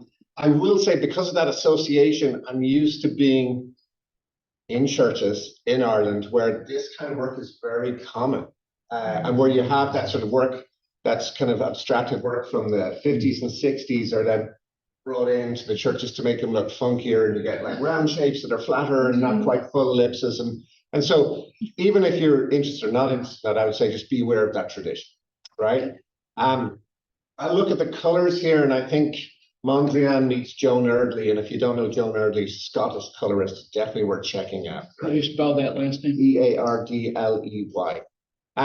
But structurally from these, I love the kind of the riot and the sort of sense of community and gathering and that feeling. And I think that's something that's eternal. You're finding the eternal in the mundane again, which is great.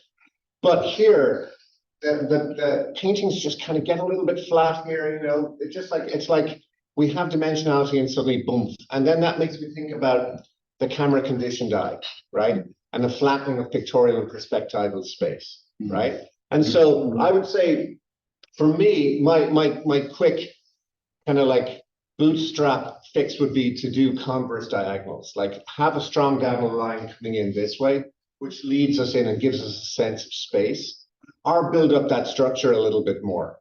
But I feel like we kind of come in and we swoop around in almost a fisheye lens kind of vibe in these pieces. And unless that's intentional, if it's intentional, great, I would celebrate it. And if not, I would counteract it with diagonals or building up the structure or building up a value pop in that area to bring the viewer in a bit more.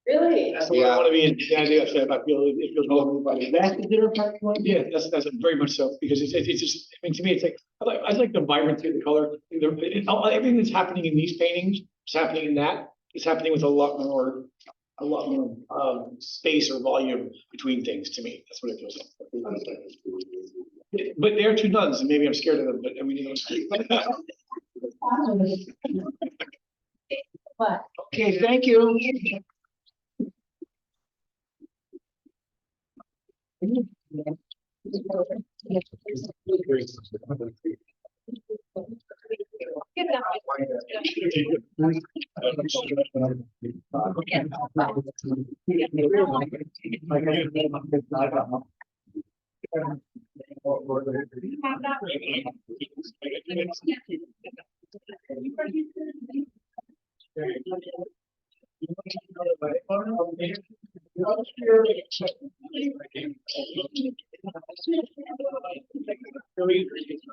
Take it out.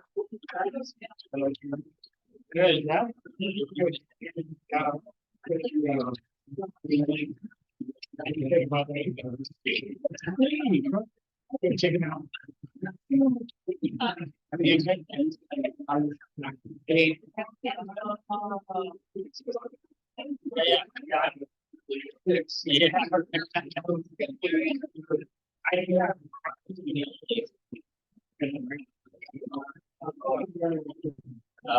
Why is it?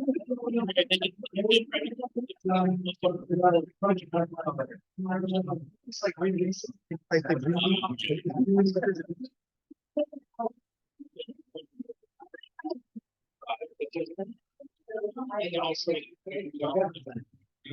Oh, yeah. Also teaching resources. But at least I think it's out. Yeah. Yeah. We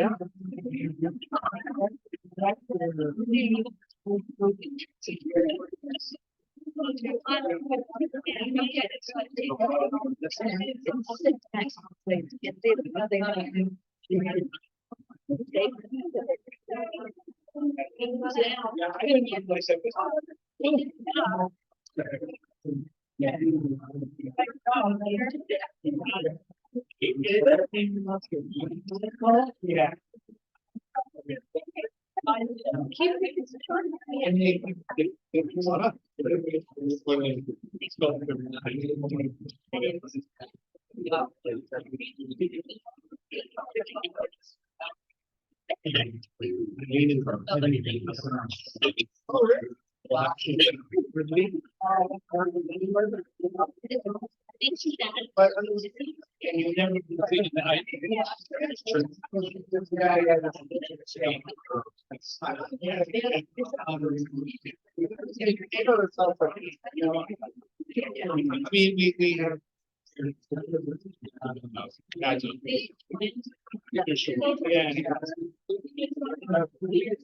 I think it's.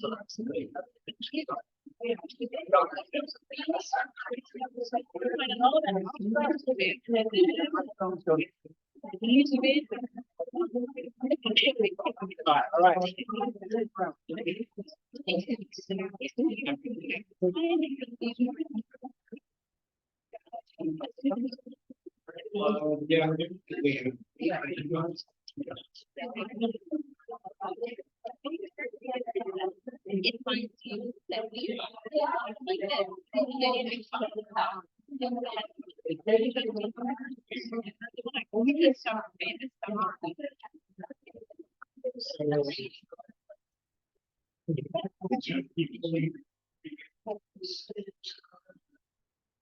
Atelier, we had two things we were going to show today, but unfortunately, John Smiley was not able to join us today.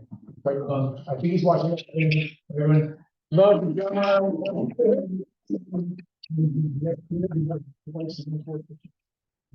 So, Clara Schmitt.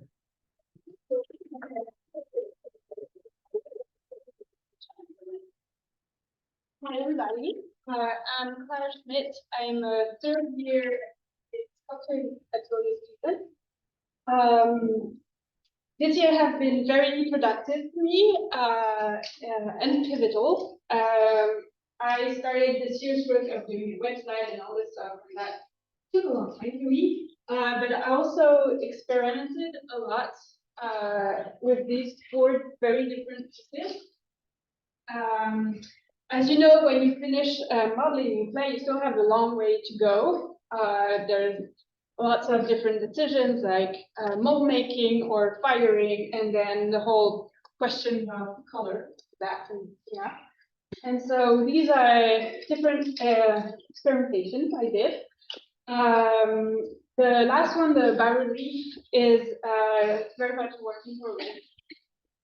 But I'm looking forward to hearing your comments, and so they can steer me in my next year's experimentation. Because I'm coming back.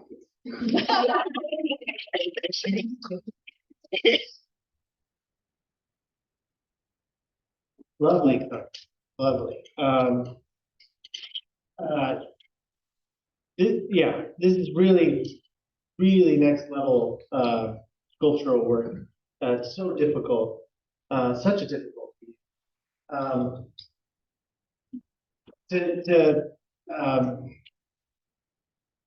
It's so easy to get very specific about the thing you're sculpting. It happens in drawing and painting as well, but when it comes to sculpture, it's like, oh, I see this muscle, I gotta make this muscle. But then, as we know, like very few people on the planet are that anatomically specific. And you've done a really good job of balancing sort of your understanding of anatomy and sort of descriptors that are anatomical and just sort of a natural the natural sort of randomness of flesh. So it's really nice balance that way. No, I think you are touching those anatomical notes right on.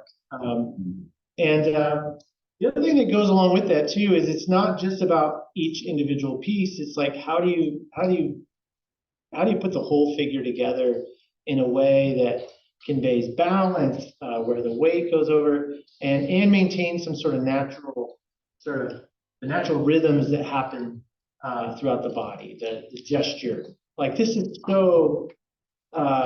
so striking in terms of the gesture of that pose, the rhythms that run through the legs, and the gentle twist, arch of the trapezius over the shoulder plane, all really well captured, and yet all the little stuff is rendered quite nice. It maybe is more of a personal. If I was gonna pick on something, I guess I don't love fired clay, the texture of it in the end that often. The ones I do seem to like are the ones where you can see kind of the actual drawing marks of your tools. And so I wonder if there's a way to bring some of that, what you're doing in the drapery, into the figure a little bit too. I don't know what the right answer is for that, but there's something that's just a little like the drapery is like almost a completely different texture than the flesh, which is a slightly different texture than the hair, and finding that kind of unity, I guess, would be. Now, was the drapery invented, or did you have that drapery as you posed? No. It was invented, yeah. By the way, like looking at that the sense of how flesh pushes against, the weight and such. So Love the way that's echoed in the drapery. Yeah. Something that I noticed in your last year that I think is a consistent through line here that I'm really impressed by is, what you were saying, Jeff, but just to reemphasize that you're not nitpicking at the small things in such a way that it tears down the overall sort of structure and generality. I'm personally more interested in the bigger swoop and elegance of how a form sits in space. And I think that you really achieve that. Plus, you give us these wonderful moments. I want to turn it again of like the little tiny. Oh, it's just the wheel. Okay, not the top. You can just the tweak of the flesh at the armpit. I mean, just like little moments like that, that again, are not taking away from it. But yeah, this is the piece that I'm the most attracted to. I think that compositionally in the round, it works just really beautifully. Love the hand on the fabric and the way that it the way that it changes the folds of the fabric underneath it and gives us a sense of the form of the stool underneath. I mean, those are really beautiful moments, slowing down. I have a question. I don't think you're obsessive, but I think you're very observant. And I think the observation is really pays off in, you know, what Kimberly referred to, or even the hint of a vertebrae. That sort of thing gives it a real kind of structural believability. But I'm interested, they both feel like figures that are posed for the artist. And I think I was teaching in Paris in the fall of 22, and I've been there before, but I went to the Rodin Museum, and I'm always fascinated by how, whether you like his more kind of expressionist use of form, but just the specificity of the attitude of the pose and what that represents, you know, whether it's crunched over. And I'm just wondering how that, you think about that in terms of where you plan to go as. Mike has tried to push me to go away from the pose, and not, because I get obsessed. I feel I get obsessed with the pose. It's like, it's not exactly like that. And then it's like, okay, but maybe it needs to be pushed. And so I'm trying to go there and to interpret more. Because the thing, I'll just say quickly, is when you see Rodin, they're really, you know, they're crude in a way, but they're really totally believable anatomically. I mean, you know, even though there's a little bit of distortion, they're just completely, which is really interesting. So it's lovely work. This is as strong as anything we've seen coming out of Mike's atelier, but although I'm sorry we're not getting to see the work of your colleague. I love the way, I think your poses are exceptionally fluid and naturalistic. And I love the way that this gentleman is eyeing the woman, you know. You're suggesting a whole relationship there. And it's not necessarily just meant to be a humorous concept. It's, I think that's just how they're lined up right now. Is that the case? Could I jump in? Oh, wait. Yeah, that's not part of the piece. Yeah, I know. No, I didn't say it was. What I'm saying is it suggests that maybe a multi-figure composition is something that, because you're really interested in gesture and pose and facial expression, and a multi-figure composition is maybe something that would be a nice way for you to express yourself. Two other quick comments. One is I just took a picture of this smiling woman, and I've got a thing about smiles. So if you don't mind, I'm going to Photoshop a version of it that I think will. I mean, it's too late now, but because that's plaster, right? Yeah, we're not redoing it. But just for your own information, I think I'm going to do a Photoshop version where I edit the smile to make it a little bit more warm and a little bit more convincing, and you can see what you think. That is out of proportion. Yeah, you know, the hand is way too big for the head, and then the bend at the wrist and the foreshortening of the forearm is just not convincing. So yeah, I mean that one. I mean, because you know you're so good with proportion and anatomy, but this one, you know, it's drawn because it's 2D. Basically, it's bas relief. It's not three-dimensional. And yeah, I think that you really have to revisit, you know, the relationship of the parts to the whole. Okay, Mark. Yeah, I was curious about that piece too.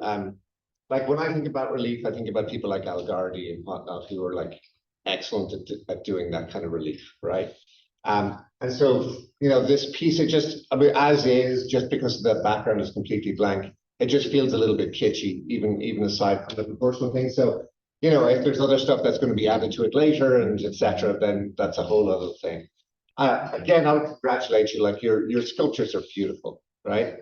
And at least from where I'm sitting, the standing figure has such an elegant grace, such a serpentine and contrapposto, but it's really powerful. It has that kind of feeling of just kind of raw physicality, and the patina that you have on it makes it feel like a bronze or what have you. And And so I think it's working really well.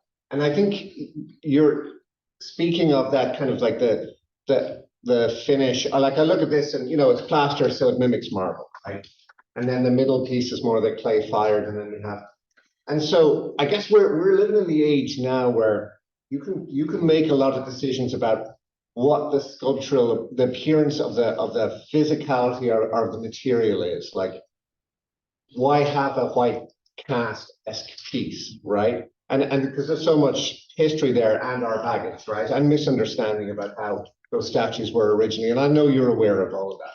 But what I would suggest is, if I'm looking at this, like, yes, by all means, do multi-figure sculptures, do life-size pieces, do stuff that kicks the shit out of everything. But also in that, be thinking about like the actual, because you're nailing the structure. There's a few things you can tweak, but you're nailing the structure, right? But be thinking about like, do I want this to feel like it's made out of wood or lead or marble or flesh, like Patricia Paganini, or, you know, how do you want it to appear to the viewer? And because I feel like, you know, sometimes, and it may be just the exigencies of where we're at in the school and how we can finish and etc. Like, what would one of these look like if they had a ceramic glaze that was dripping off them, etc., etc. Like, what do you want to do? You have the opportunity to play with the surfaces now that you've learned the structure. You know, you have the opportunity for that icing on the cake to maybe see how that would emotionally affect the pieces. So, okay, our time is up, Claire. Thank you.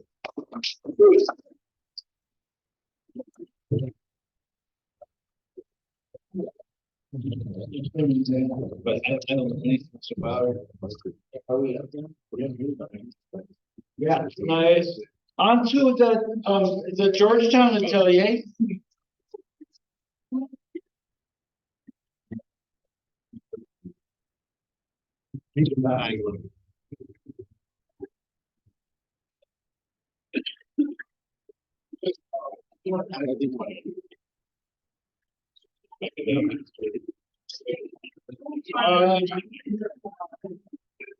Yeah, and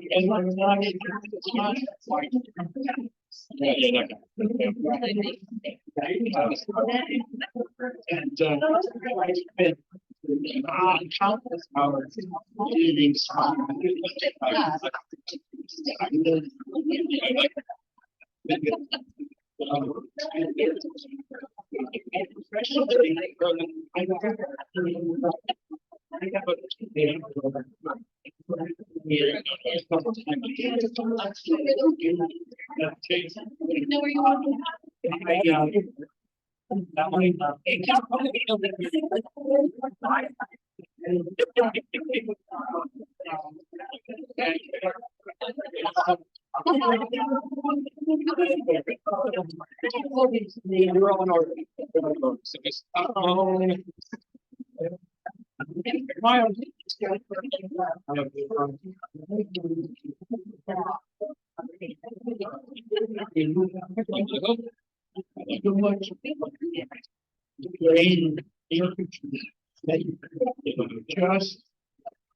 just about looking at small. So like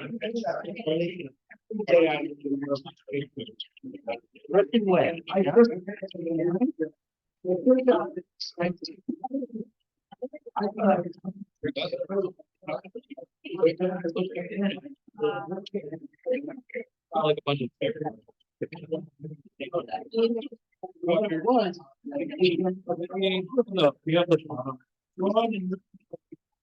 the harvest. I don't know.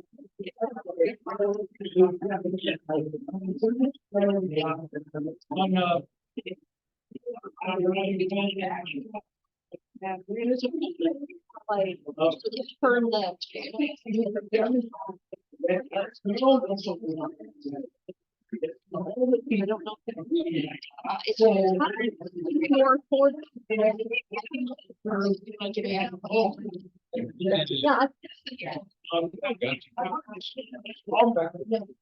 basically yeah. Oh, okay. Oh, okay. There you go. It's the name of it. Anyway, so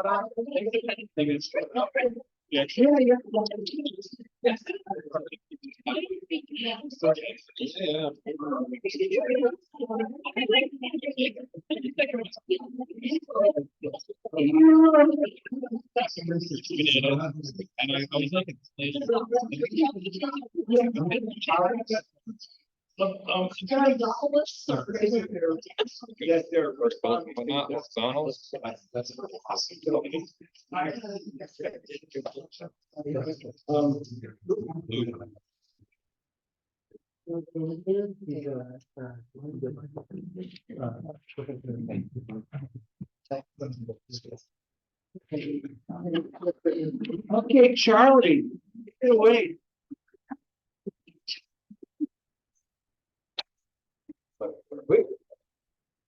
Oh, thank you. Hello, everyone. Thank you for being here. Congrats to my fellow presenters. Thank you, judges. A particular thank you to Naya, fellow Georgetown instructors, and my other Georgetown student. Being your development alongside my own has been an instrumental part of this whole experience. So I am Charlie Utting, kicking off the Georgetown contingent. And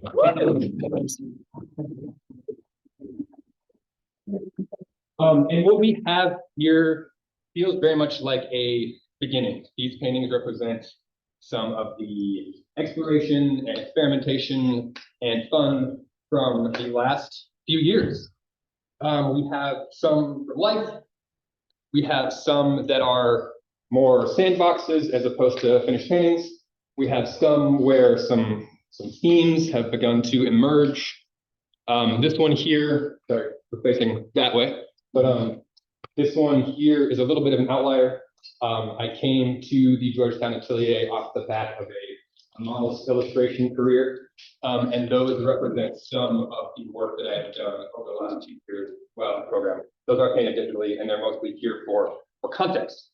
I do have a love for illustration. I grew up with Y.S. Treasure Island, James Gurney, Star Wars, of course. And with all of that said, through this experimentation and exploration, I would simply love to know what engages you. What do you think works? What captivates you? What do you think is lacking or missing or poorly handled? And everything is on the table. The content, the composition, drawing, paint handling, gesture. Take it away, Nathan. Let me just say, congratulations, this is professional work, it looks really good. And you know, you said it came off, I think you say were you working as an illustrator or did you come off a course? I was working as an illustrator. Yeah, and well, it works, you know? Thank you. And so I do think you have some beautiful work here. And I'm just going to start off with the still lifes because they're kind of our stock in trade, right? That one on the lower one here is gorgeous, absolutely lovely. A little bounce of red, that little hit is lovely. I'm not sure, you know, I don't know if you're just like, oh, I haven't done it yet, or if this is like part of the conceit of like, look what I can do with paint, because that's what, you know, in the, let's say, 17th, 18th century, you see a lot of pieces where there's a sort of bravura and look, here's the ground, here's the painting, and you can still see the ground survive. Sometimes I think that works well. Maybe in the piece on the left, it might be a little bit much, I'm not sure. But overall, your drawing and your painting is really, really strong in these. There's two things, a couple of things that I think of. When I look at these, a lot of them feel like, again, they're beautiful. And they feel like almost like discrete color space. So if I look at for want of a better word, I'll just say the sailor piece, right? It all feels warm. Like I'd love to see the counterpoise to that. Like that, you know, there's red in the sky, there's red in the sails, you know, if we take brown to be an earth red, red in the shorts, and there are a few cools in the figure, and maybe there's cools in the water that I'm just not seeing, you know, from my angle. But I'd love to see the counterbalance, right? Like that, you know, like some muted greens or muted blues, it's better, especially for a nighttime piece. Same for the piece on the left. It's all warm, and it's beautiful, but it's all in that color space of being warm.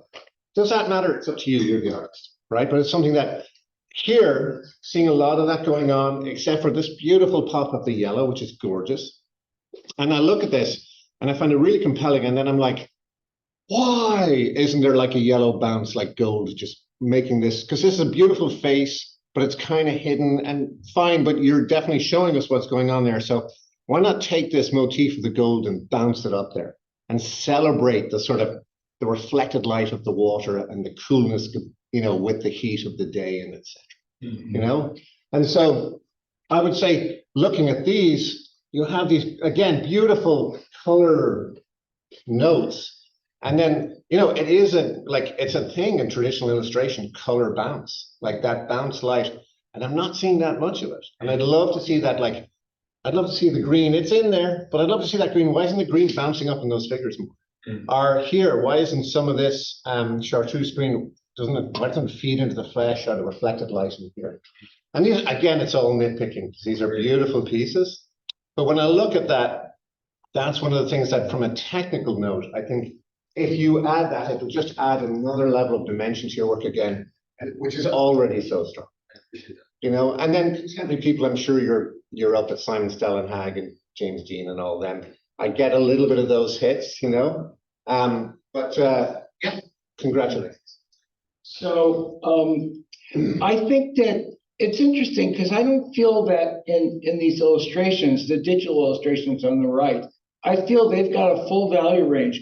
But all four of these paintings, you know, it's not as strong. I don't feel as strongly about it with the waterfall painting, but definitely with the one where they're on the creature in the boat, and the one of that gentleman wearing some sort of African costume, and the one that Mark called the sailor. They all are they look unfinished because they're not, the value range isn't extended as fully as it should be. So this one on the right, you know, we need to find an area of darkest dark. And right now it's sort of the shadow on the creature, the lizard, and on their clothing, but it's not really, you know, if we're talking 10 values, it's maybe an 8. And somewhere in there you need a 9.5. You know, so if you have more contrast and darker darks on those figures and on the creature and on the reflection of the creature, then you could go a little darker on the prow of the ship, so that, you know, it's more dramatic in the way it's coming forward. And then you could keep those you could keep the low contrast on the bridge in the background. But so right now, there's just not enough value range. Same thing with this one. There's nothing even approaching white, even though he's wearing a very bright colored fabric. And I think he's lit by a spotlight. Yeah, it seems like there's, you know, a very strong shadow, like in his sleeve and so forth. But yeah, so the whole thing feels a little flat, and we don't want it to be. And again, if you have a stronger value range, you can pop up the chroma of that red strip of fabric, which right now, you know, the only way you can make it brighter is by adding white, which of course would kill the color. So this one has the fullest value range. Even on this one, we could go darker on her hair, darker on the, you know, on her dark skirt. And the thing is, it's such a wonderful concept. I love the fact that his head, or her head, anyway, the creature's head doesn't attach to its body. It's just sort of floating there. I think that's a really nice detail. You're a little fussy with whatever it is that they're holding. You know, it's a little tighter and more detailed and more precious than anything else in the picture. What is that, by the way? It's just his hand doing this. Wait, just kind of doing this with his hand. I'll have a cigarette later. Yeah, maybe sharing smoke. Right now, I see. Okay. Yeah. Is that your perception? Something why you're intentional there? Yeah, the first one was intended to be the moment of hands almost. Okay.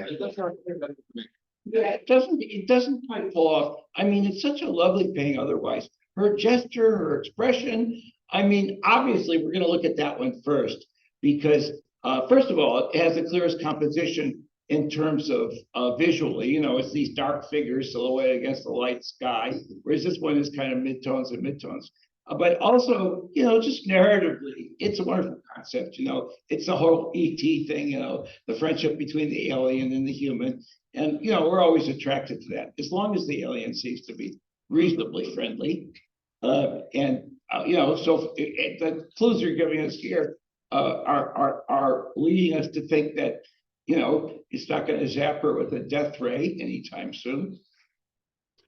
Do you have a chance to look at paintings in museums much? Have you seen a Rembrandt, for example? No, Rembrandt. I mean, certainly could always do with more, but I mean, you absolutely should go and look at a Rembrandt. I'm just thinking about, actually, there's an interesting place. I'm not as keen on this painting for just the kind of sense of the kind of sweetness of the color, but there is something in the color that is very much out of modernist painting and impressionism.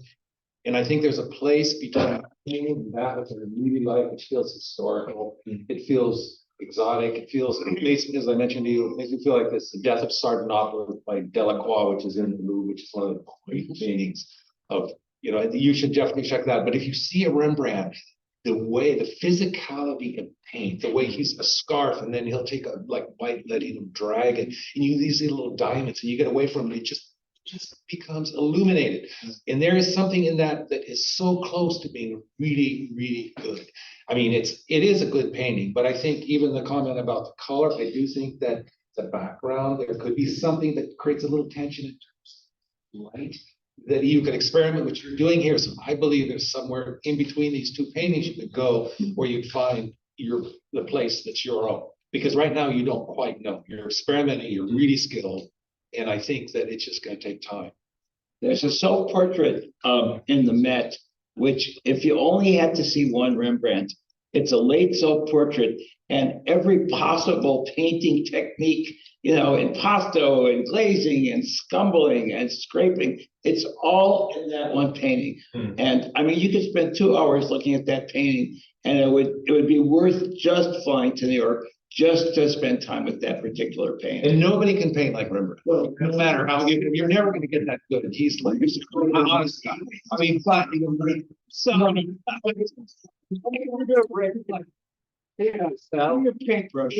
who has studied Rembrandt extensively and who is an illustrator, Sal. Oh yeah, he can paint like Rembrandt, right? But are you familiar with Stephen's work? yeah, we actually saw one of his pieces at the Fry. Right. So like that part where people have been like, hey, band some red up there, you know, that's where you could take a leaf out of that if you're interested. But he certainly does that very rough paint handling. Actually, to my mind, his work is more powerful before it's fully finished, right? But that might be somebody, you know, because he was a professional illustrator for a long time, right? So that might be somebody you could look at some of his concept pieces and his book covers and etc. And then, but also if you see his paintings, heavy sort of impasto and alla prima kind of vibe he's got at the start, that could be maybe a good bridge crossover. David LaFell. Charlie, sorry. No, go ahead. I know we're out of time, but we all want to talk. Go ahead. I just wanted to commend you for your sense of composition, but then also just the way you're attending to the edges and like finding passage. I find this like figure in invented space is one of the most difficult things to do, to not make it feel like it's like photoshopped and pasted on. And I think you're doing it really effectively. A lot of that comes from just your care with all the edges and letting areas get kind of lost or near lost. The one area where maybe it's not working as well here is that outline. You know, like whenever the contour is delineated, it tends to be a little bit more flat, where it's like, this is just beautiful everywhere, with how it kind of gets lost a little bit. The one kind of couple little random things is I agree with Mark, the way you're sort of vignetting that out, maybe keep playing with that. I think it's really effective here. Jordan Sokol does that a lot. If you're familiar with his work, he sort of leaves them all kind of like this. I think it's pretty effective. That is maybe a little stark there, but I like the idea. And then on this one too, I agree it's a bit dim maybe, but otherwise it's gorgeous. I'd love to just see it kind of out more and then potentially have a little bit more kind of color in the darks. And then one last little thing, it's just the waterfall. This is also effective, but I don't quite buy the pumping of the water. Through here, it just feels a little fake and regular. Okay. So getting a little bit more. Yeah, I just want to say really quick, I think you're in a really exciting place as an artist. And, you know, knowing that you're coming from working digitally, what's awesome is that this discussion, a lot of it has been about the grappling with the materiality of paint. Like, I think you're really a blossoming painter's painter. And I think that your use of color is really exciting. I really agree with Philip in, you know, kind of loving the sort of impressionist color of that, maybe not overall loving the color scheme of it, but wanting to marry that with these rich, dark, moody kind of master painting kind of things. But to me, it's all in that little still life. That's where touch is happening. That's where the physical human touching the canvas and making something real, something mundane sacred. That's the painting. And see, we gotta move on, but what Philip is saying, I think it's a lesson for all of us. It's why we paint in an era when we can just produce digital images, 100 years faster. It's because paint is just a completely different planet. The physicality of paint is something that the digital world will never be able to. It is like deeply human. It's connected to the body, physicality. Yeah, it's sculptural. And so that's why Rembrandt is such an important person to look at, because you could never get artificial intelligence to produce a Rembrandt that would look like anything other than a photograph of a Rembrandt. So your assignment is to fly to New York, go to the Met. Not a see. Tasking yourself for viewing paintings physically is a hugely important part. Yeah. It's a big disadvantage living in Seattle. I know we're super out of time, but I will say that I think the Rockwell Narrative Art Museum, so the Lucas Narrative Art Museum is opening in LA next year, and they've got some Rockwells in there, they've got some like Dean Cornwells in there. Neither of whom are Rembrandt, I know, but they're pretty high on my list, so that's going to be great. Okay, so thank you.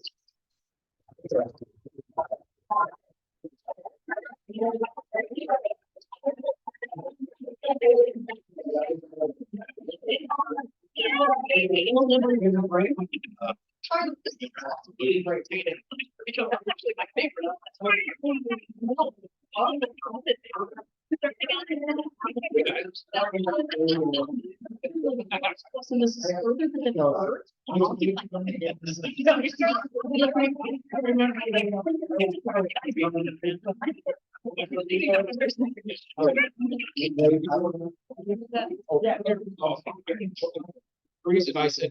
I hope so. Yeah. I look at that and I think nobody could do that. I mean, they're just. Yeah. Thank you all.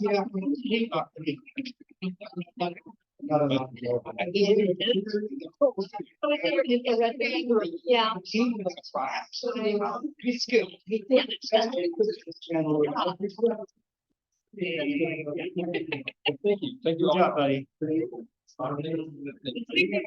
I think my name, I'll have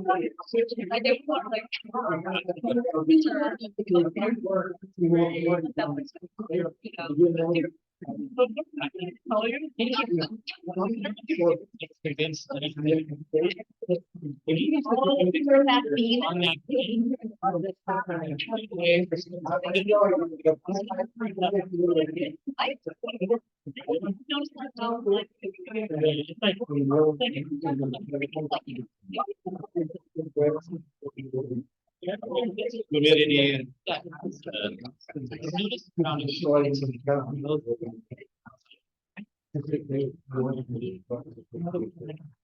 He said, "Yeah." It's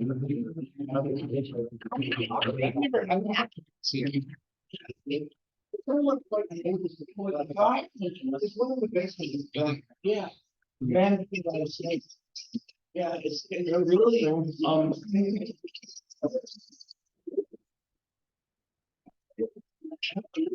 Come on now, come on.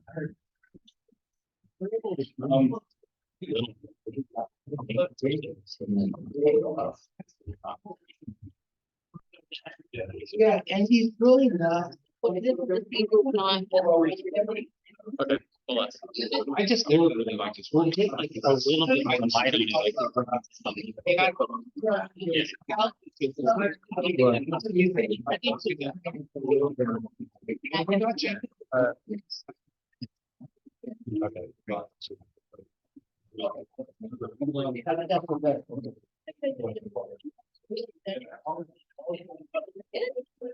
Yeah. Yeah. So where'd you go?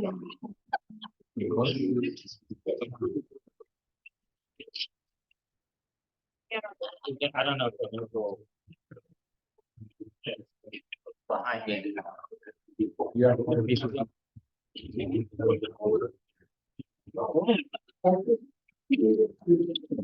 John Moore. John Moore. Yeah, John Moore. More. Oh, okay. It's not. He was. he's like taking her. Like,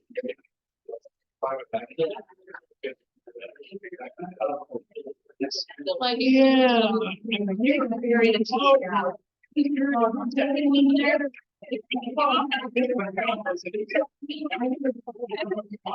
oh,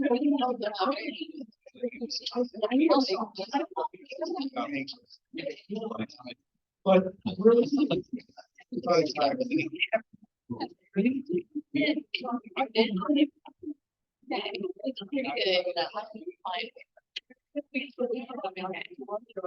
Should have gone.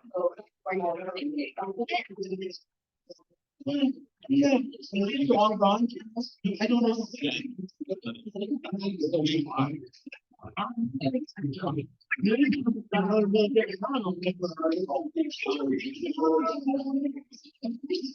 William Bailey, figure on the cover. Okay, Allison, take it away. My name is Allison Rose. I came here after a fine art program, private college. I came out of that program learning literally almost nothing about technical masters, but I loved so much. That's really what brought me to science program. And thank you so much to all the teachers that I've had here. Thank you.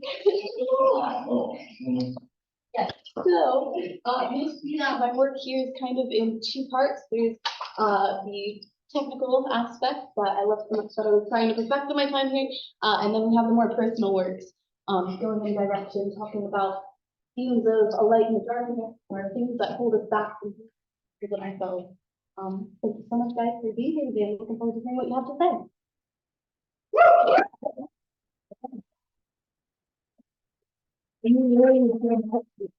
I'm wearing things. Yeah. We should just take that same pose. We can compare the two. Can you tell us a little bit just like, so to me, you know, you've spoken about the concept of light and darkness here, which is pretty obvious. And just technically, by the way, this piece, portrait format one, the tall one, I think is working very well. The one on the right, it's nice. It also feels like the figure is a little bit of collection of parts. And what I mean by that is like I can see each kind of knuckle in the hand, and there's a little bit of that, just like I'm doing an eye, a nose, another eye, etc. Don't feel that when I look at this one here. Now, don't get me wrong, all of this is high quality work, and so we're doing high level critique for high level work. Okay, but I'm curious. I guess I'm going to rest on this question, but first, the two pieces on the left. It's a lovely cast piece, and then I would question focal point. Like, are we looking at the back of the head? It feels like the light's so strong there, which is great, but that you actually want to celebrate the bounce light that's underneath, which takes me to the base of the cast. Like, why not have that orange light on the face? You know? the bells or whatever they are, the brass pieces, they're lovely. And I just want to see them glow. I want to see, like, you think about, the milkmaid, Vermeer's milkmaid. When you see that in person, it's not smooth. It has rough paint and some pointillistic elements almost. I'm wondering if you could use something like an Indian yellow or something mixed in with that. Paint will give it more of a glow, make it feel almost like brass or gold. But they're all technical stuff. Conceptually, I'm curious about this. So you're floating in the door, right? Are you supposed to be floating, or are you sitting on something? Stool. Yeah. So wait a second. So yeah, I guess conceptually you're floating there, right? Yeah. And where do you want the viewer's focal point to be? I think ideally we're looking towards, I want to take kind of in two phases. So first you're struck by just this doorway and almost the figure you can pass over. Secondly, on closer inspection, maybe we pause on the figure, particularly catching the face. So, and I think it could be very effective that way. It's a very effective technique. It has a surreal kind of vibe to it. It's kind of like creepy horror meets, what's his, Antonio Lopez Garcia or something like that, right?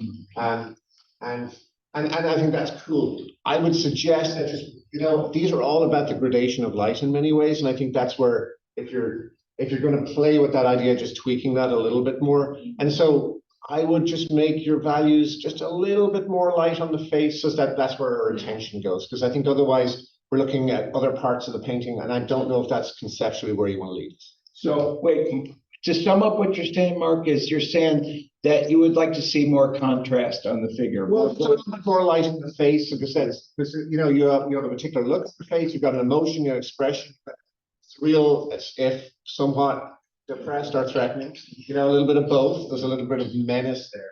And I think to take us into the expression in your face, you want to just give us just a little bit more of that luminosity or light. Now, are you familiar with Photoshop?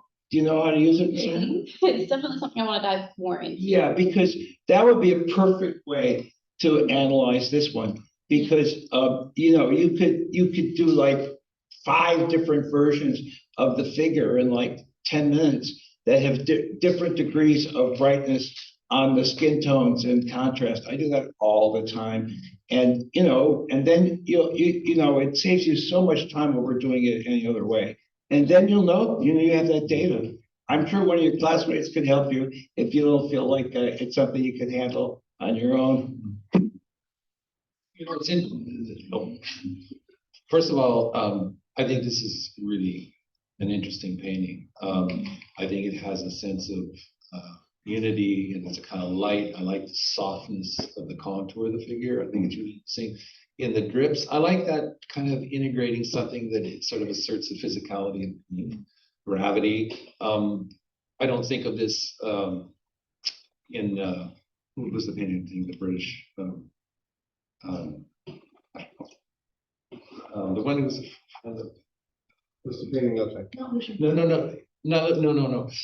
was anyway. But I think what's interesting about this is it really makes me want to see the next painting. Like, I'm wondering, what is this narrative about? Where are you going with this? And it sort of poses questions that I think are really important, for which I don't want to have a distinct answer. But once you see the work in context, the narrative starts to sort of build. And I really like that. I like the flatness of the cape, which is just like flat. So you're dealing with all these different kinds of aspects of, modernism that I think are really interesting. And the color holds together for me much better than these. This is the kind of harshness of this. I think this is much better. Well, I'm really, really interested in this painting too. I think it's very, very moving. I love the flat framing of it. And as I'm sitting here, I can't even believe the illusionism actually of the wood floor moving back. And then it's amazing. And like the little bit of reflection of the white molding on the floor. It's actually quite an amazing sense of space there. And then into the darkness. And I agree. I would love to see this as part of the series. It's a really unique painting. Kimberly, what do you think about the value though on the figure in terms of the light-dark relationship? I actually wouldn't want to see a whole lot more light on a figure personally. I want you to be totally absorbed into that darkness. If anything, I'd push it darker. I'm really interested in its relationship the frame being closer to us. I don't want her out here. Yeah, I can see the face being a little lighter, a little more integrated, a little less. Yeah, just like the legs, but make the face like the legs. Yeah, but more. You could darken the lower half of the shoulders down and bring, but right now our attention is drawn to, And from the point of view of the logic of light, there's quite a bright light on the molding. And she's being lit by that same light. And so you've kind of set yourself up for expectation to see more brightness on her, because you've explained that light source is doing that much to the door. I don't see it as the light is trying to light her though. I see her as hiding in the dark. Well, from the narrative point of view. No, like I see this being more like what the arm is doing in this, like it's getting swarmed up by darkness, and the light out here is lightening, and then we fade in. Right. So what I actually wish We all have an that opinion. kind of you have like gradation in your dark out here because of the glowing light, right?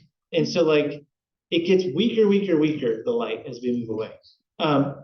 In my thought, the light is hitting out front of the door and trying to encroach that space, and it would be deeper dark up here. So honestly, I wish up here it would be like this and taking over.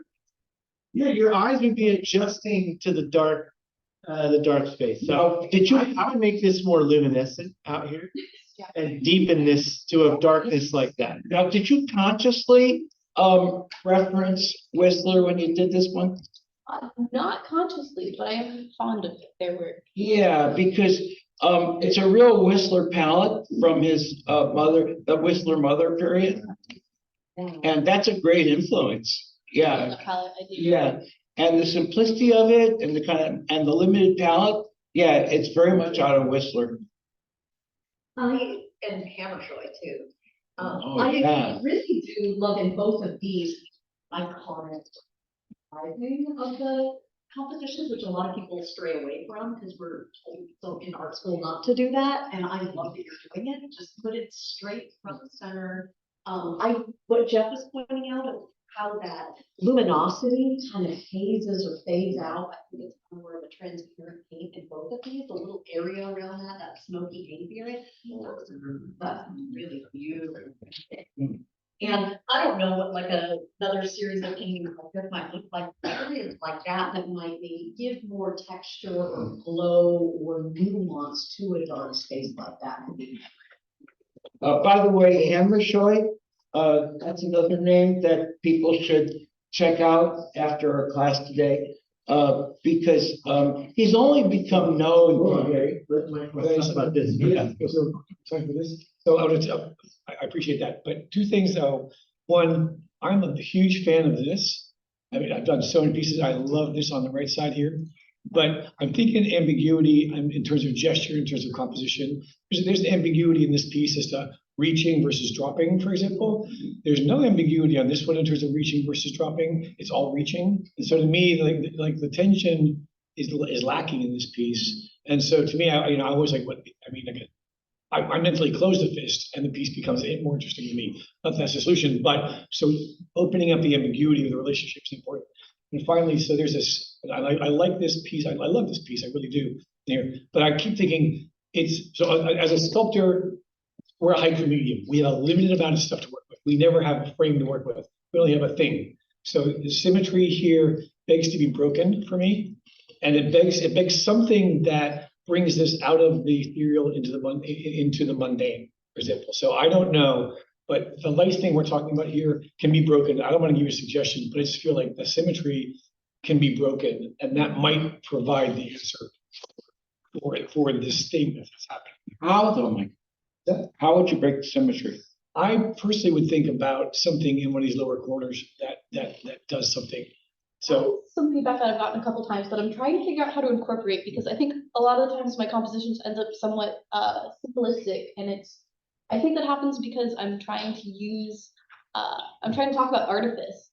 Like it is like a real wall, but also like it's very big and artificial compared to like the humanity that's inside. So I worry about how to incorporate details like that without losing that.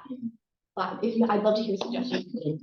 You already have a language with this, which is molding your, what is in, like, if there's a light fixture, if there was Or a crack in the plaster. crack in the plaster, something that, yeah. Counteracts. Right. All making different paintings for you, but just. Okay, so thank you all.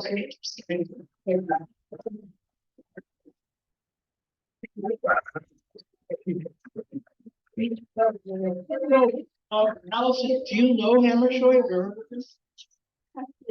Okay, yeah. Yeah. Yeah, we might give you some ideas. Yeah. Forgot about it. Not like same room, just molded. It shows like 5 years ago. It's almost Yeah. It's changed his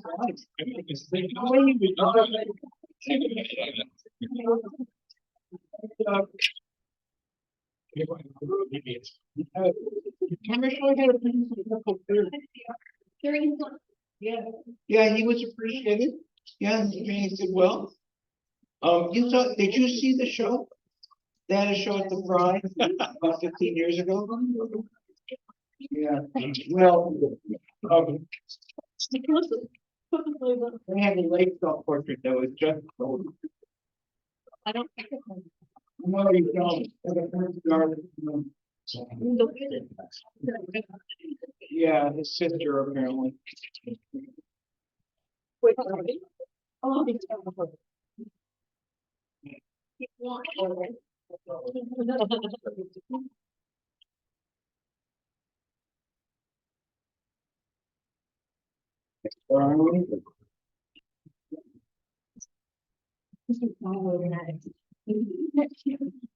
And then Carlo, and then I'll get it.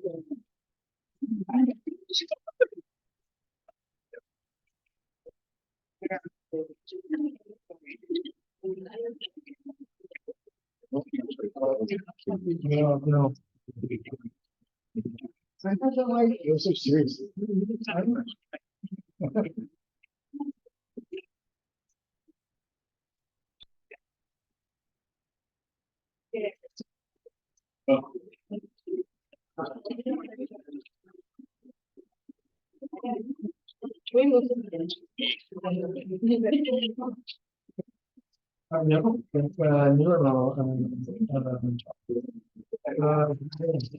Actually, all the time. We caught up with Either of you. Thank you.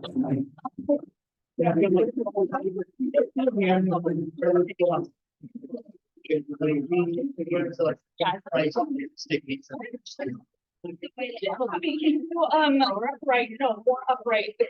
Back up. Oh my God. Better? I think so. I just hope it doesn't. Let's check. Yeah, well, thank you. It doesn't so Yeah. Yeah, like I'm telling you, like. It's lower. Is it too small? Maybe lower it. And I think it might be 2 hours. And a little more discount. Yeah. Oh, Yeah. Are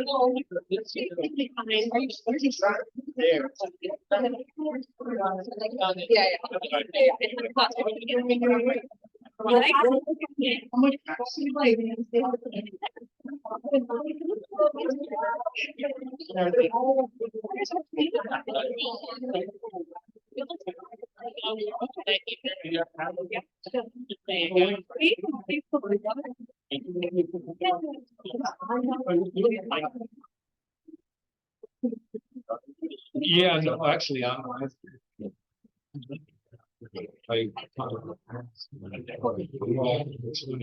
Not a teaching.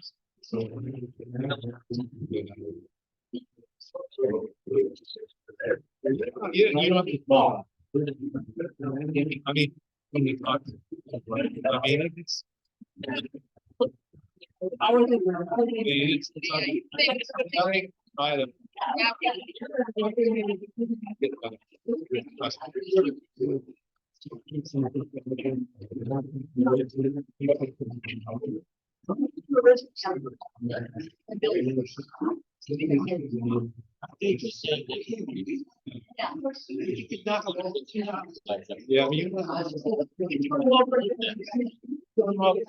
Okay, Liz, take it away.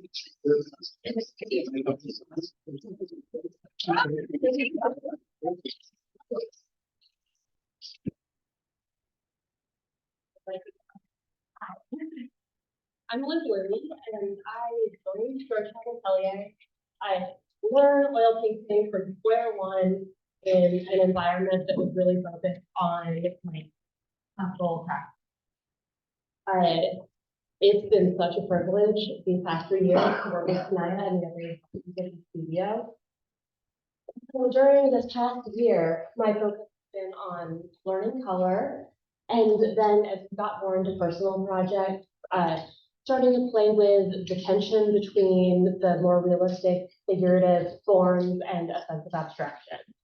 I especially had fun playing with that tension, portraying sort of the half reality that we experience during sleep and the world melding into abstraction. And I'd like to do a few more pieces of that idea and really push that even further. Going forward, I'd also like to hone finer portraiture skills and start to add more layers of lush detail to the world of my paintings. So there is so much to learn, and I'm really eager to hear any questions you might have.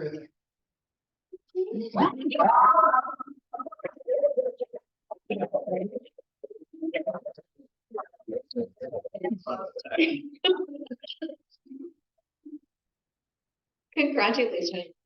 Beautiful, beautiful work. I think that your exploration of form with value is really, really successful. I love it when you slow down and you really get specific, like with that flower blossom and how it's differently handled than the fur on the little bunny. Like just really beautiful, tender, painterly moments. And then to see that start to come into your color language. I think that how you handled that pewter mug or whatever, the lavender ground, the kind of stripes of the green and pink up to it, up to the blossoms, like you're really starting to get your color chops. And I think that really comes to a head in a beautiful portrait of the child. That's the one to me that stands out. And immediately, of course, I thought of Mary Cassatt, but it's just the gentleness of, and the opacity of the color. Like there's a real confidence, it seems, of not holding on to sort of maybe a underdrawing. It actually really feels like the painting is letting and using color to do that. That's a really good comment about letting go of sort of an underdrawing, letting it become sort of its next version of itself as you paint. And like Kimberly said, letting just painterly things happen and play with that in its own right. So I love this like little, the head is sort of drifted into that pocket of something that's trying to be dark but not completely dark. So it's soft and atmospheric, but in a totally different way than that pocket underneath the chin. So you're doing a really good job of sort of marrying the form to that environment. I do wish there was a couple more hits of like sharps that are on the softer side still, but like slightly sharper moments. So the sort of sameness of like fuzzy on both sides of the arm, you know. So finding kind of your variation that way, and it's not like Leonardo, but like that's something that Leonardo was really trying to master with his sfumato technique, was sort of hard edge versus smoky edge, and then sort of bounce back and forth. And you don't have to go to that level, but just be mindful of sort of using those edges as a way to kind of dictate our gait. It reminds me, actually, when I think of that, makes me think of Renoir. And the one thing I I like that painting. The one thing I think is an opportunity for me, I have a little bit difficulty moving from here to here. And the way it shifts from a kind of chromatic palette to a dark.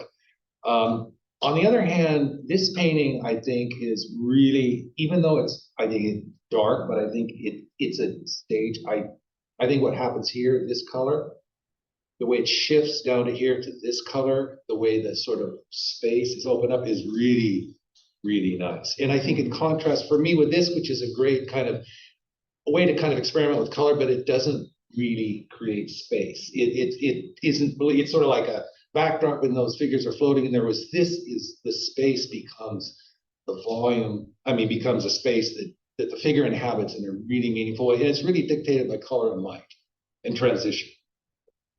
Now it's interesting because this is the kind of contrast that I was referring to when we saw the other painting of this same figure a minute ago, where you really have got a full value range.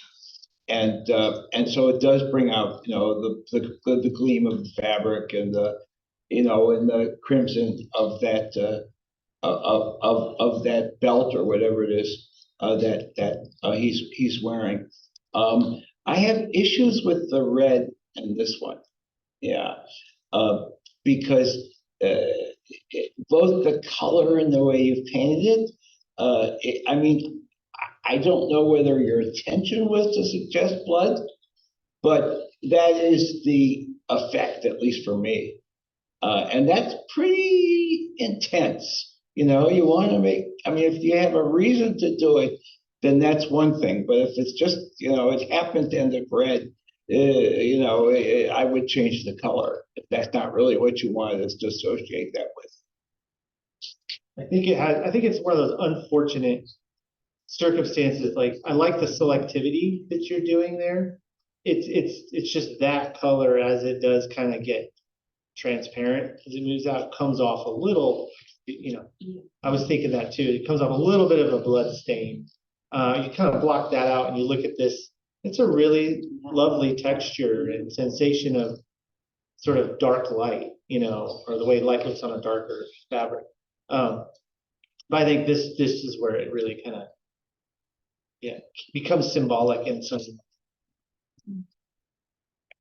Could I jump in, because I know Paul was waiting, so I was just going to jump across him. No, you're good.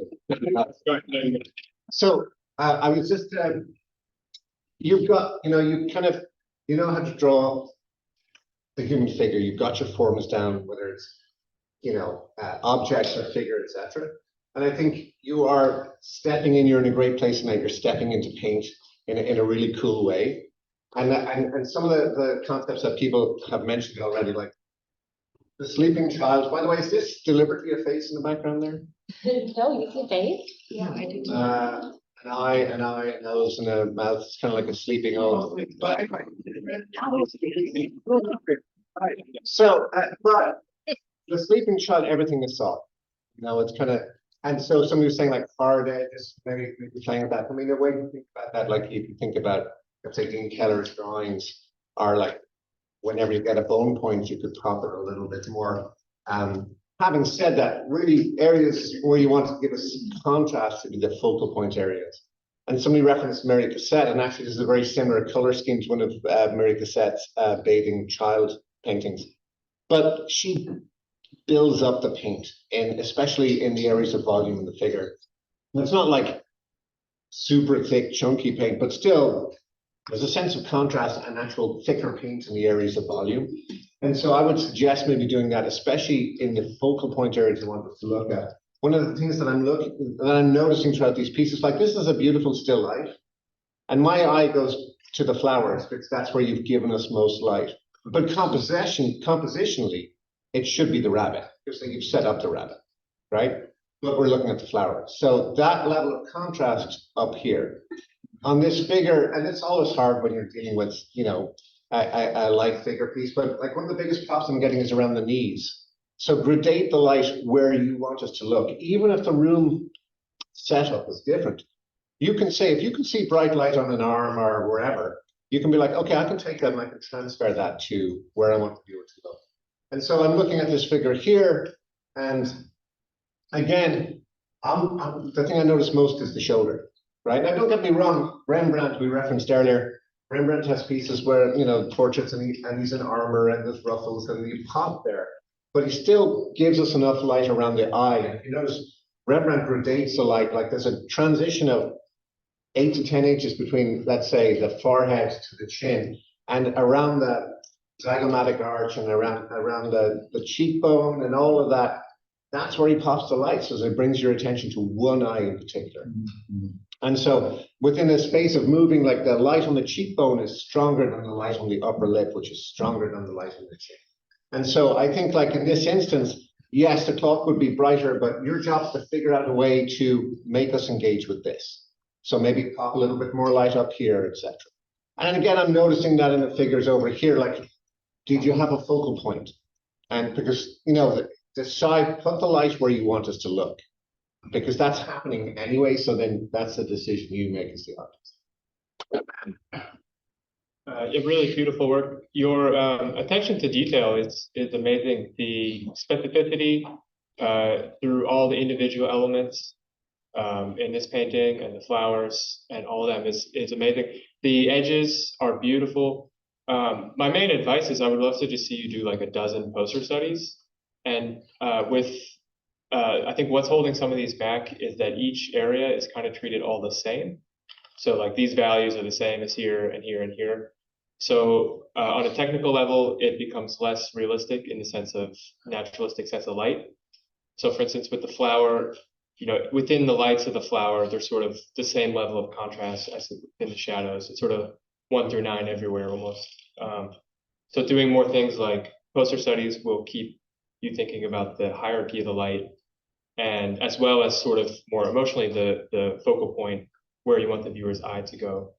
And of course, squinting and the black mirror and stepping back, always using those tools as well, just so that everything's not treated quite the same everywhere, and you get a little bit more kind of hierarchy of importance. You got time for one more remark? I would love something again.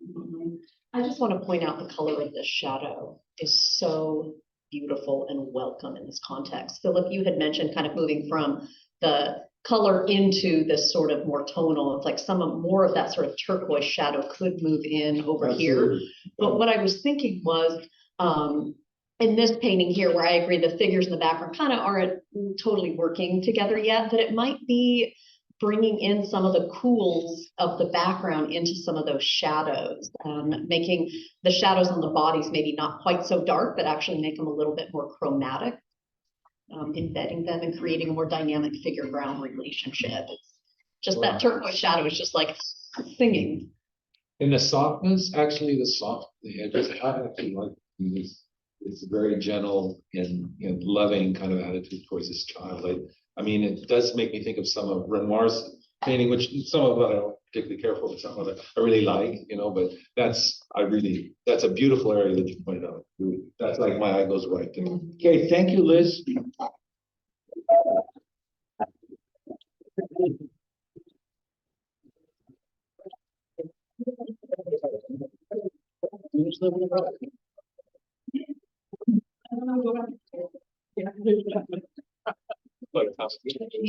Evan, do you need help picking up on YouTube? I know that's just a moment. It's hard to make part.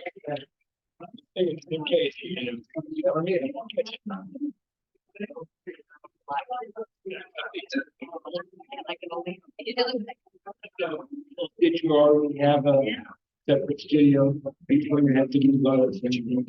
I agree that's sad. I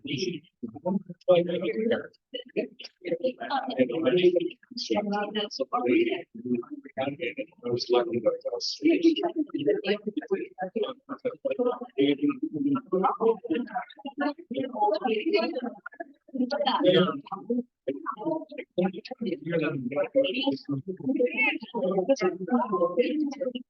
Yeah.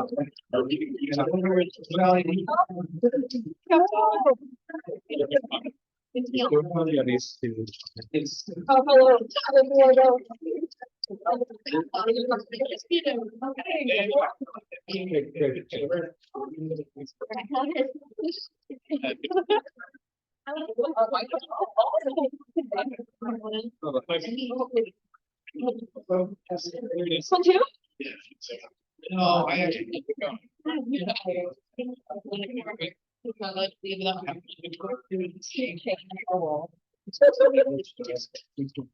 Tiny when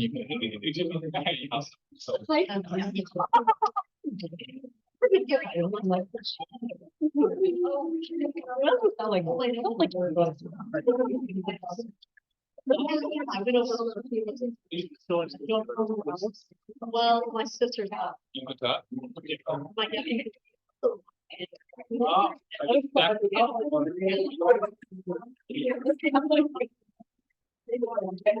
It's so fun to make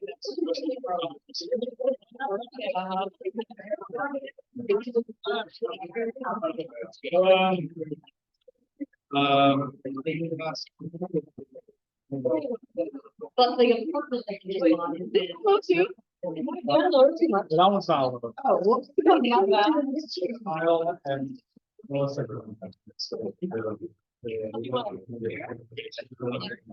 Yeah, that's fine. It's near, you'll be that in London. I think it's. Like, so, down and have.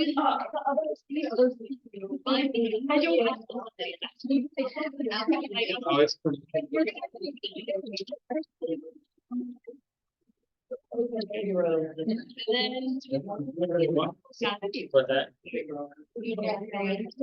You know, I think.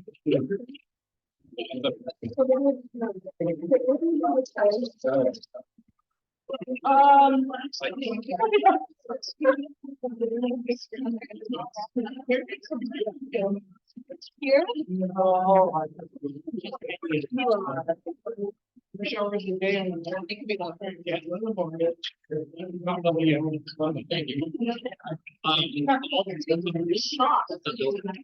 They come back to being green. I was in the and now that they're tired, now it's for the big suit. We'll go here. Anyway, oh wait.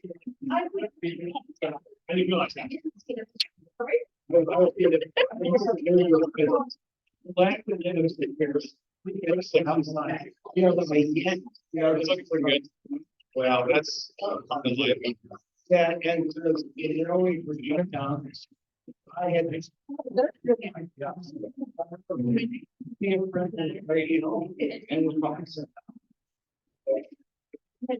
He was over me and making.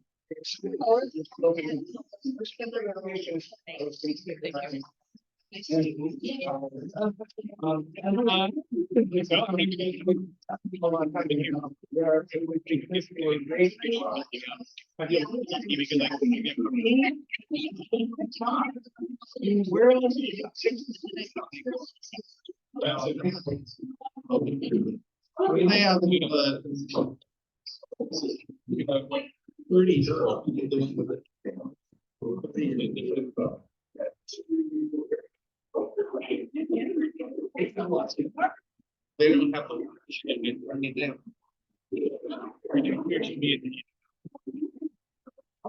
Evan, go away.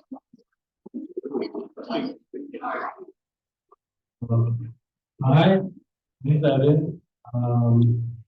Student.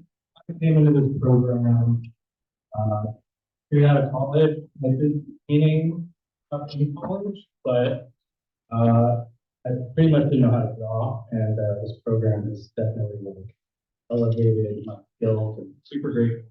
And all the teachers here.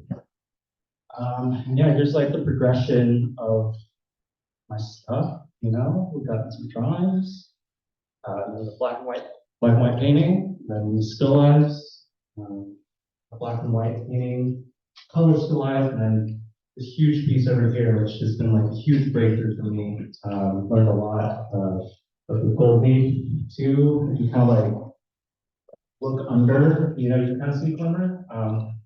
And then that's a piece I'm working on next. And I guess the feedback I'm looking for is just how does it land? You know, like what works, what doesn't work. Yeah, what's your thoughts? Yeah.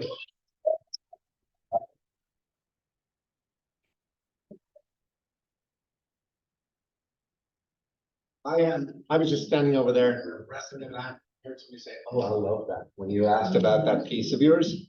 And I will say, like, you're doing some technically fine stuff here, and again, congratulations. So this is a photocopy or blow up of a drawing you've already done? Yeah, well, those are like thumbnails I did on Procreate, and I just kind of blew that up to kind of for scale, you know, for how big it's going to be. This is very exciting. I think, you know, there's various narrative things with, you know, the branches coming out the hands and all that, but just technically from what you're doing with the light and making it glow and having that shining on your face and your cast shadow and the reflections in the water, it feels cohesive. And, you know, it may or may not be different by the time you get into the final piece. I don't know if I'm super excited by all the lilacs here. But as a black and white piece and as getting that sense of the value and the light, I think it's coming along really nicely. I think with the other pieces, and again, they're beautiful. There's always that, I find it's like in the world we're in the figurative art world, there's always that tension of pulling the narrative out of a figurative piece. And then it's like, there's all the baggage of art history and what has been done with the figure and with the nude, etc. in the past, and then what are contemporary attitudes and other social media aspects of the figure. And so for me, I don't know, I feel like it's always going to be a bit of a struggle as far as conceptually dealing with the nude and not making it feel a little bit kind of staged or false. And I guess we're artists, so arguing against something being staged is perhaps inimical to what we do. But at the same time, there's a naturalness here. Like what I'm looking at, like when I hear, I'm not shocked. Like it doesn't feel artificial, even though you've got branches coming out of your hands. Mm-hmm. You know what I mean? Yeah. Whereas, like, you know, I get hits of like some of the Renaissance painters here, which is great, but like, you know, David and some of the others, or the Massacre of the Innocents, and et cetera, but it maybe feels just like a wee bit over the top. Mm-hmm. Now that, you at the end of the day are the artist, and you're going to decide what's appropriate or not as far as that's concerned. But I think in that fine balance of naturalism with the human form, and like, it doesn't matter if the figures are draped or undraped. And if they're undraped, how natural are they? How much is that an issue? How much has that got to do with contemporary issues around sexuality, place, all of that stuff? And then how important is that to your work? And I think that's all the questions that you will be grappling with. But for what it's worth, I think this is really exciting.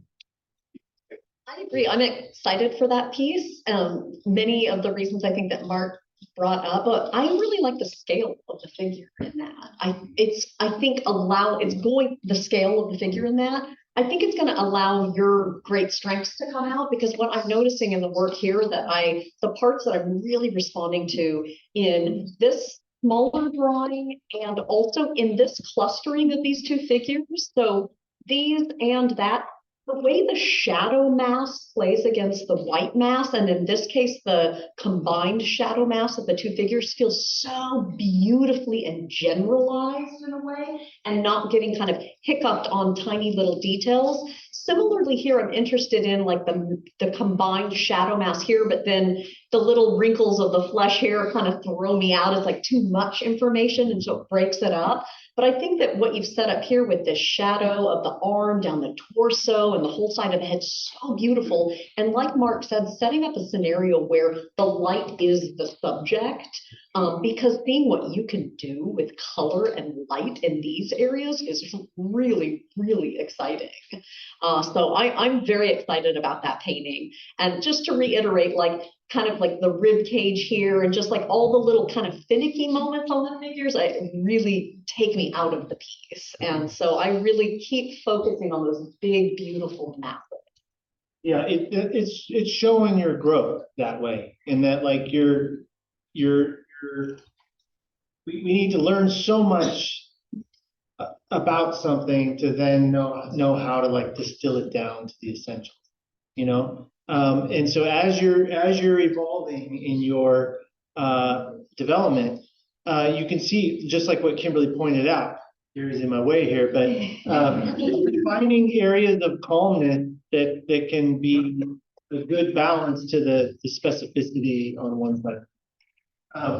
Now, what you're also evolving in is it's not just figure. This doesn't just happen in the figure. Like you look at like the rocks in this image versus the texture here. You're trying to give us something that's very much the same, like kind of fragmentation of different shapes, but this is very repetitive, and it's like I know too much about these rocks. I don't need to know about these rocks.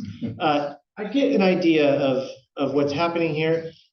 This is like, if you could be honest to your source here, we get water without sort of a pattern of water, something like that.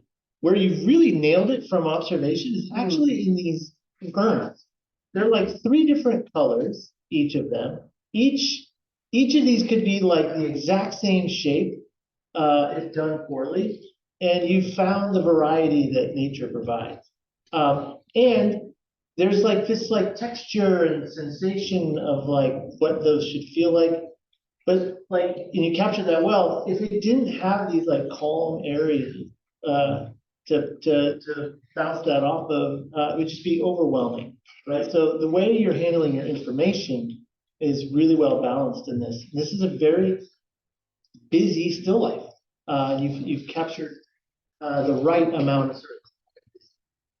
That's a beautiful piece. I forgot to mention that's part of why I'm also excited about this piece and the scale and capacity for natural forms, because clearly you're rocking it. Those are just beautiful, the different handling of the different textures of these forms. I mean, I actually agree with a lot of what was said. The thing about the rocks here, I totally get it. I think you're right on with that. This really is interesting to me. The way the figure comes down, feels wet, reflects the light, and then it sort of breaks up into this water pattern. It's really beautiful. This same thing could happen here, and yet in terms of the mark sort of having some dialogue with itself in relation to where it is in space. This came, and you mentioned this, Kimberly, this in itself, I could like just that whole, the way those figures interact and the luminosity of that, I think is really good. I think there's some stuff that happens in the landscape. I mean, I just love the way you move from the bottom here up through space, and then you get the light. It's just enough to pull you back there. It's so subtle. I mean, you have a touch.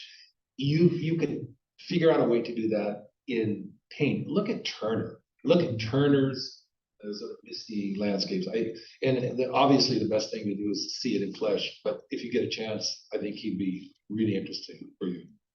So I often will talk to my class about illustrators who have studied fine art and then done illustrations, and illustrators who went right into illustration.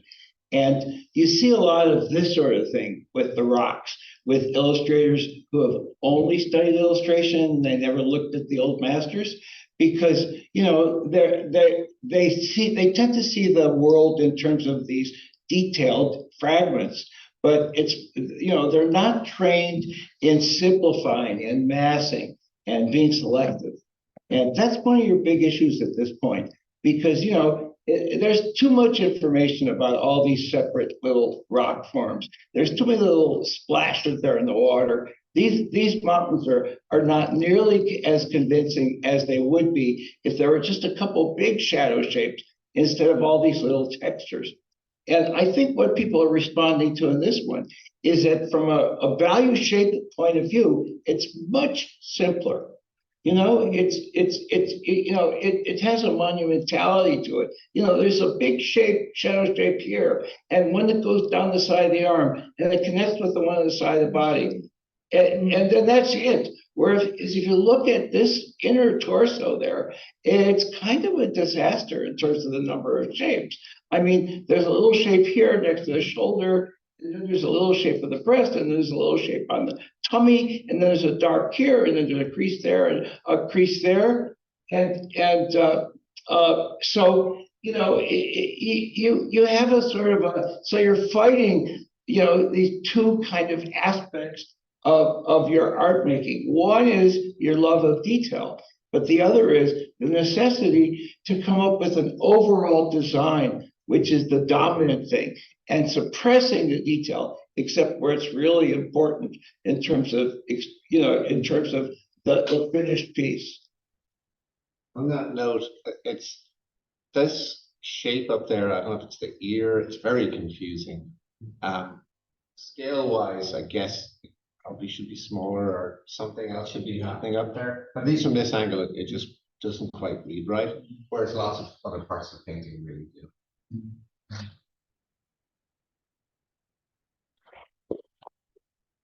1 minute. I'm always at this place where I want to say that, each of these pieces, I mean, again, it's an illustration background. And so illustration tends to have a story it's illustrating. So it has a direct meaning. And generally art doesn't. Art generally has an ambiguity at the heart of it. I think that's one reason we like this, even though he is fairly unambiguous. The difference I sometimes think between something that's illustrative or perhaps even, sort of been done before is a level of self-awareness of like what's being said, and then the ability to undercut what's being said with a counter narrative or potentially opposite movement.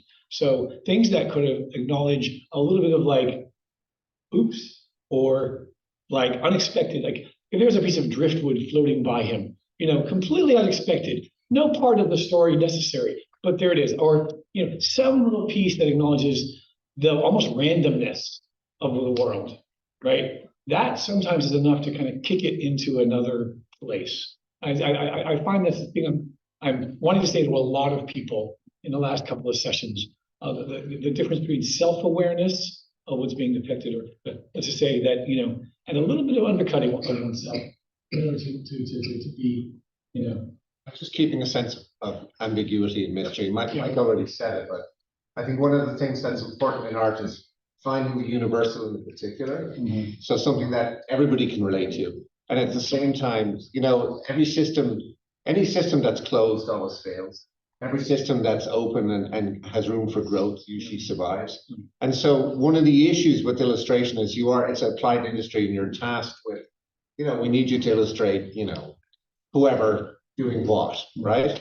Whereas I think in the fine art world, that sense of ambiguity and openness allows the viewer to bring their own story, or at least bring their own conclusion, even if you suggest the start of the story.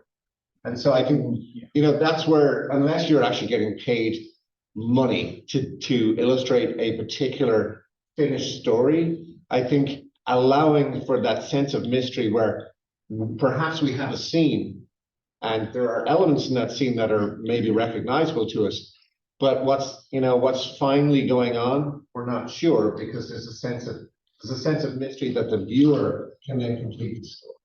Does that make sense? Yes. Okay, but we need to move on. Evan, thank you. Thanks.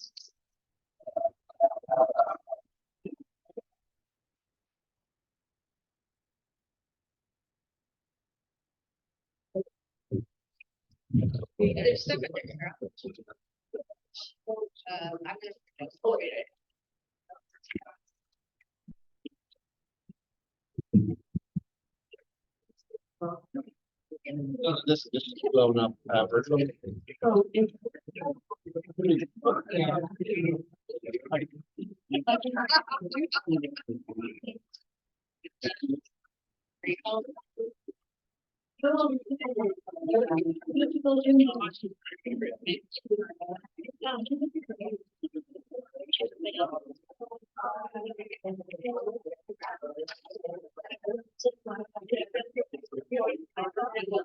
Oh, yeah, no, I didn't see that. Yeah, I was talking about it. I completely changed. Yeah,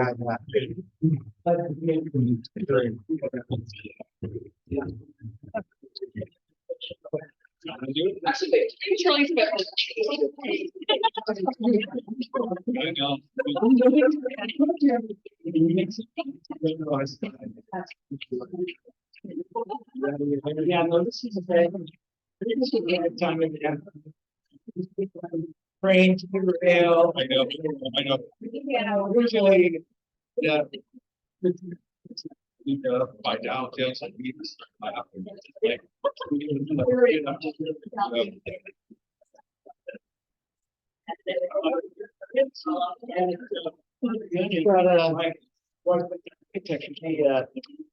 There's a creation article.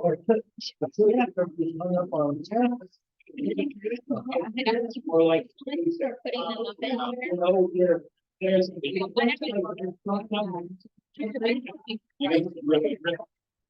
Yeah. Oh, I just showing. But thanks, babe.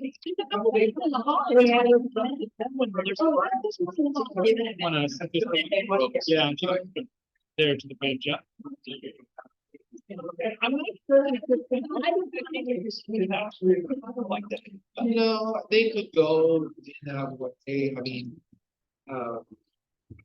we had. We didn't do multiple times people to break down.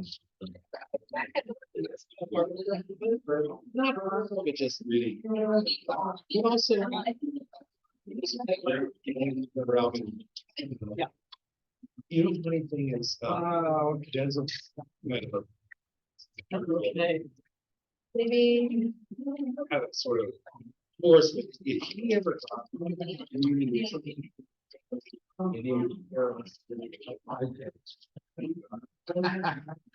that? He's got, this sort of. Oh, yeah, no, I know. He put in something. They were dead for an hour or two.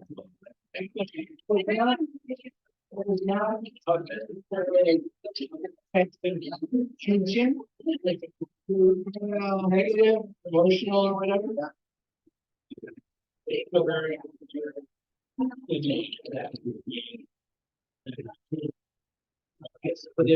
I tend to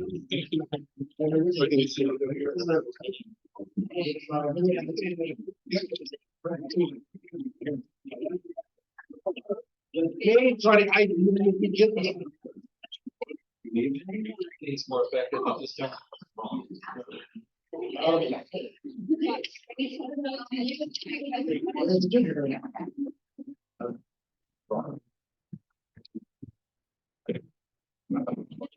Yes, like. Oh, you Carrie? Nice stuff.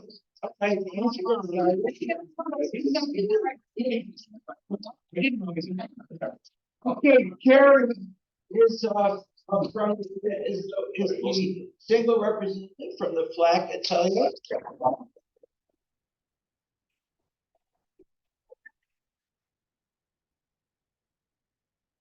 Microphone will walk around and for me anyway. So I'm Carrie Howard. It's my third and final year in the Flack Atelier. I love drawing. I love portraiture, intimate methods of art, and so that's what I focus on creating. I've had 3 kind of little collections here. Main set, it's all portraits of with what you call resting fish face. Their faces, minding their own business. It makes you want to, and they'll come up and say, "Where's your smile? Where's your smile?" So I'm just capturing them with their, their faces as they own them, and letting the viewer kind of sit with that discomfort. I had 2 other sets where I was exploring some mixed media. In this set, I used drafting film. These are all self-portraits in the lower tier here. So I used drafting film, and these are, I was playing with hiding and revealing. And these are about invisible labor, invisibility, visibility for women of a certain age. And then I also wanted to do some needlework, because I really believe that domestic arts have the potential to be as expressive as so-called fine art. So these are all also about kind of invisible labor, and this one is about self-invention. So those are needlepoint? They're needlework, they're embroidery and applique and quilting. Just it's another way of drawing to me. So I appreciate any comments about what works, what you'd like to see more of. This is a gauge person. Yeah, a stitched presentation. These are great. The drawings are gorgeous. They are gorgeous and very consistent and very engaging. And, you know, your sense, obviously, there's a connection between you and the models. I mean, I'm assuming these are people you knew? Yeah, most of them are relatives, some of them are friends. Yeah, because that comes through. And they're graphite, I'm assuming? Graphite on plate finished Bristol. Okay, so, yeah, they're so engaging. We just immediately like them as works of art. And then and all the people look interesting. Now, of course, I often say that there are boring people, but there are no boring faces. Would you agree with that? I've got faces and similarities. Yeah, but there's the variety here. Your handling of the textures of the curly hair and the wavy hair and the dark hair and the light hair. So no, congratulations. This is a really nice series, very impressive. And I guess congrats to your teacher too. You learned.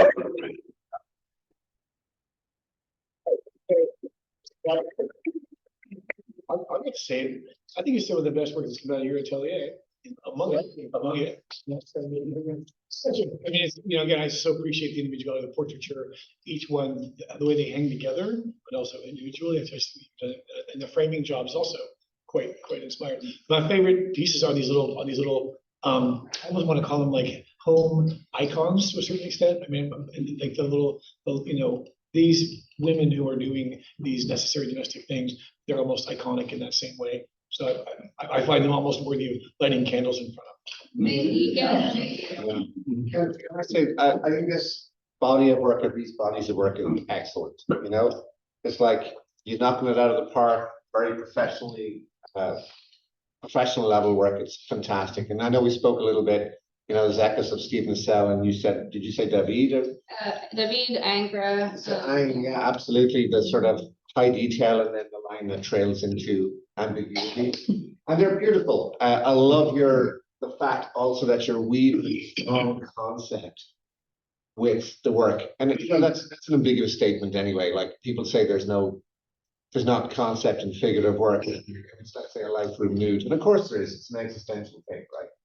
But you're dealing with sociocultural issues head on and doing it in a very beautiful way, right? And so, I can't get enough of these drawings. I think they're fantastic, and I think each face is engaging, I love the needlework, the stitching and stuff as well. And I think, again, beautiful work. And immediately it's like the meaning is straight there, right? The body of work on the lower left, I think one of the issues there, and that it's a strong concept, but how do you separate that from, let's say, and this is a challenge for all of us, from stuff that's already out there? And so I guess that's one of those internal questions, right? But you'll often see portraits done over maps or faces or, phone books or newspapers or whatever it is, and again, calendars or whatever. And so again, the challenge for you is how do you draw the viewer in more to that challenge of the seen and unseen as far as women of a certain age, right? Which I think you're doing that fantastically here. I think it's maybe a little bit more challenging there, but again, off the charts, really, really cool. I'm gonna play a little bit devil's advocate here. I agree with everything that's been said. They're incredibly skillful and really impressive. I love Angra's drawings. I think they're so exquisite. I love the way the line sort of moves across the figure and through the figure.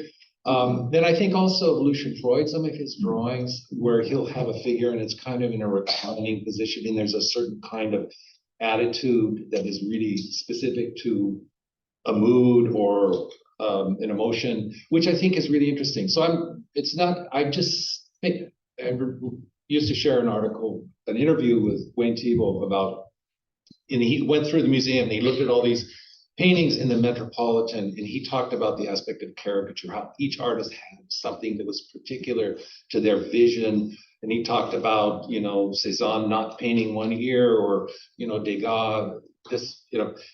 But what I'm saying is that I think doing what you do as an opportunity to go somewhere now that you do this, they're all frontal, they're all pretty square, they're all posed, but how could you like think about the rectangle, think about the positioning, think about the tension that is created through some compositional experimentation.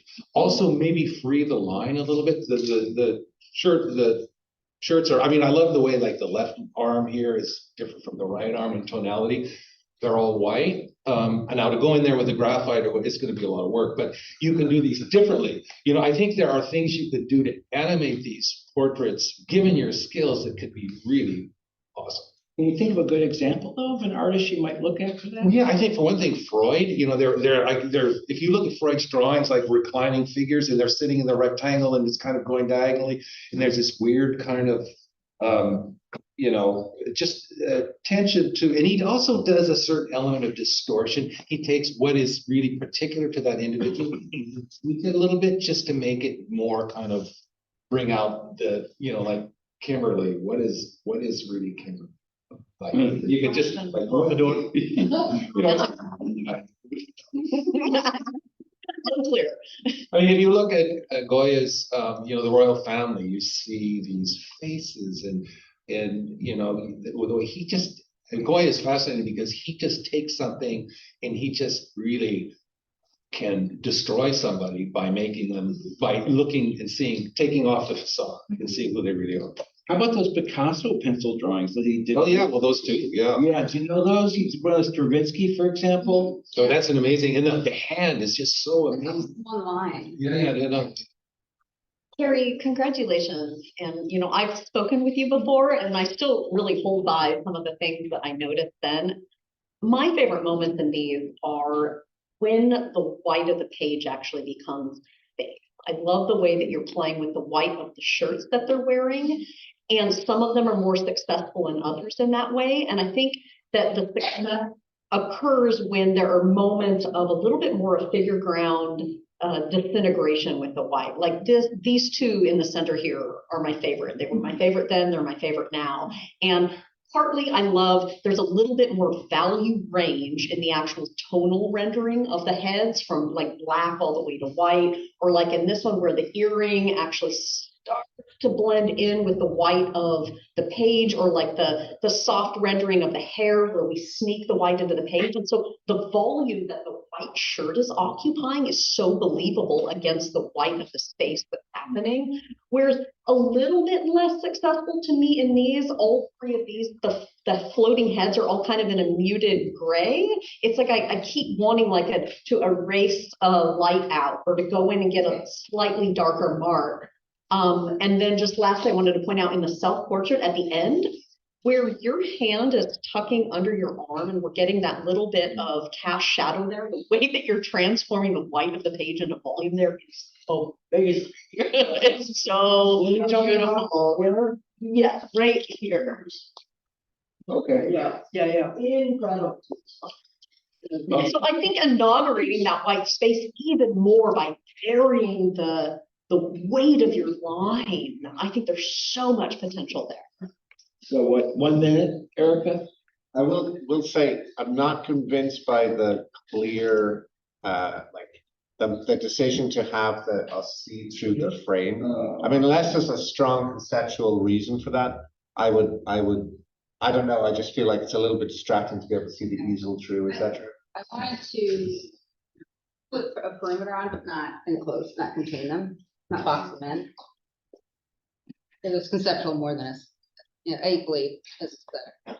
So I'm speaking way out of turn with this, but this would be a perfect show. And our gallery manager is sitting here listening to this. This would be a perfect show for our new street level gallery, because it's tiny. There's only 40 feet of wall.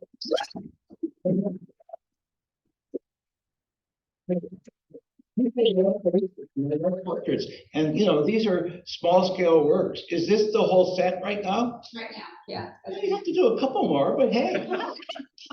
I can't, I mean, it's not my decision, but anyway, I would love to see this as the face of Gage for a month on Westlake and 8th, because I think this really reflects in some, who we are.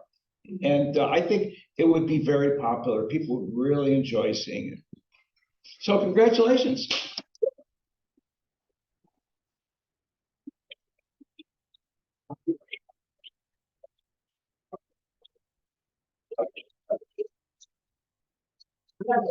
Bring up the set.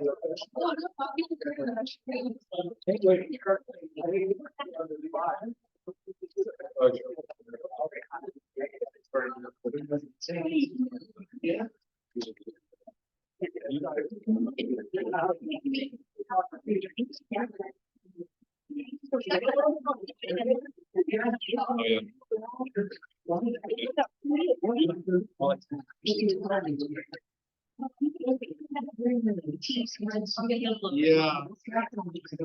I've seen it in coaching. I've seen it. It's not actually. That's in brownie. I have to speak to you every. Oh, interesting.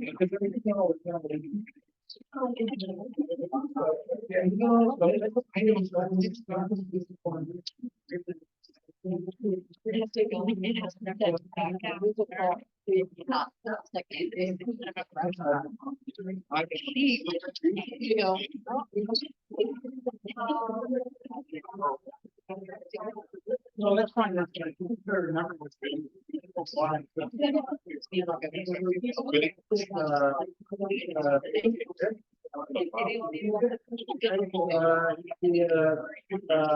yeah, so it's not good.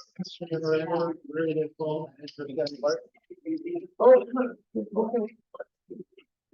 So wait, Will, yeah, maybe I don't understand over there. I guess, yeah, that's okay. We're going to use a different format just for this last thing. If we save time, I really not our this year because we have so many projects, and people didn't necessarily have time to finish a whole big body of work. We decided to use several small works from a whole bunch of my students. And so what I'm proposing, I just talked to Erica, is, so we've got 3 students here. We've got Mary, Courtney, and Anne. And so what I'd like my fellow crits to do is I'd like to give 3 minutes to Mary. And so let's comment on these 3 pictures, just like we were critiquing her at her easel. And then we'll give 3 minutes to Courtney. And then we'll give 3 minutes to Mary. And then we'll do that for the last 3 students. So in other words, I'm hoping that all have something to say on each of these pictures. Just as though you were, and so what, and I mean, I guess I could explain that this was, so dream was the word of the week concept, which of course I shamelessly stole from Mike Kang-O'Higgins. I think, was this broken? Yeah. Okay, and then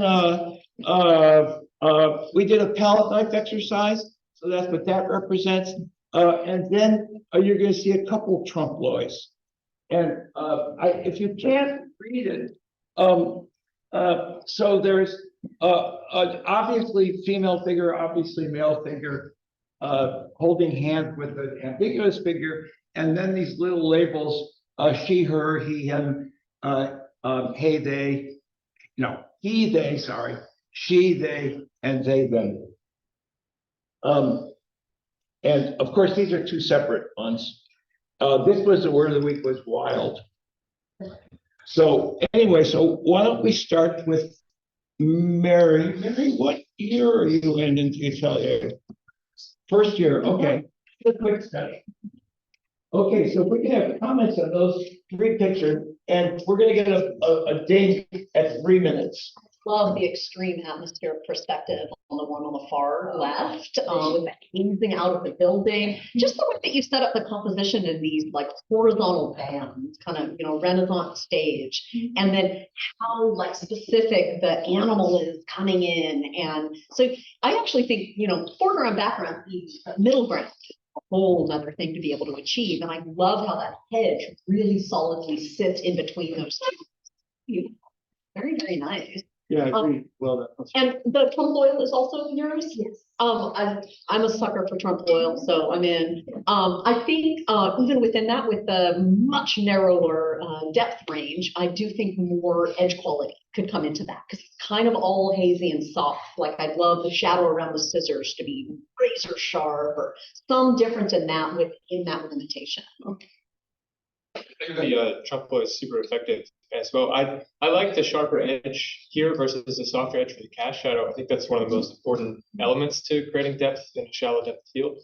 So I think that's super effective there.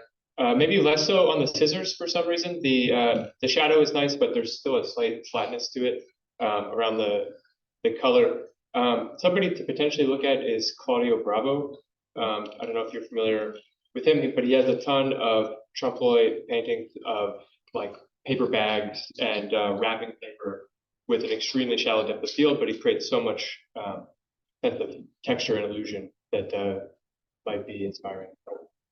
Can I just say the work is beautiful. I will say I'm not a big fan of trompe l'oeil, but that's just me and my monkey brain just doesn't. I just don't like it. I always feel cheated, right?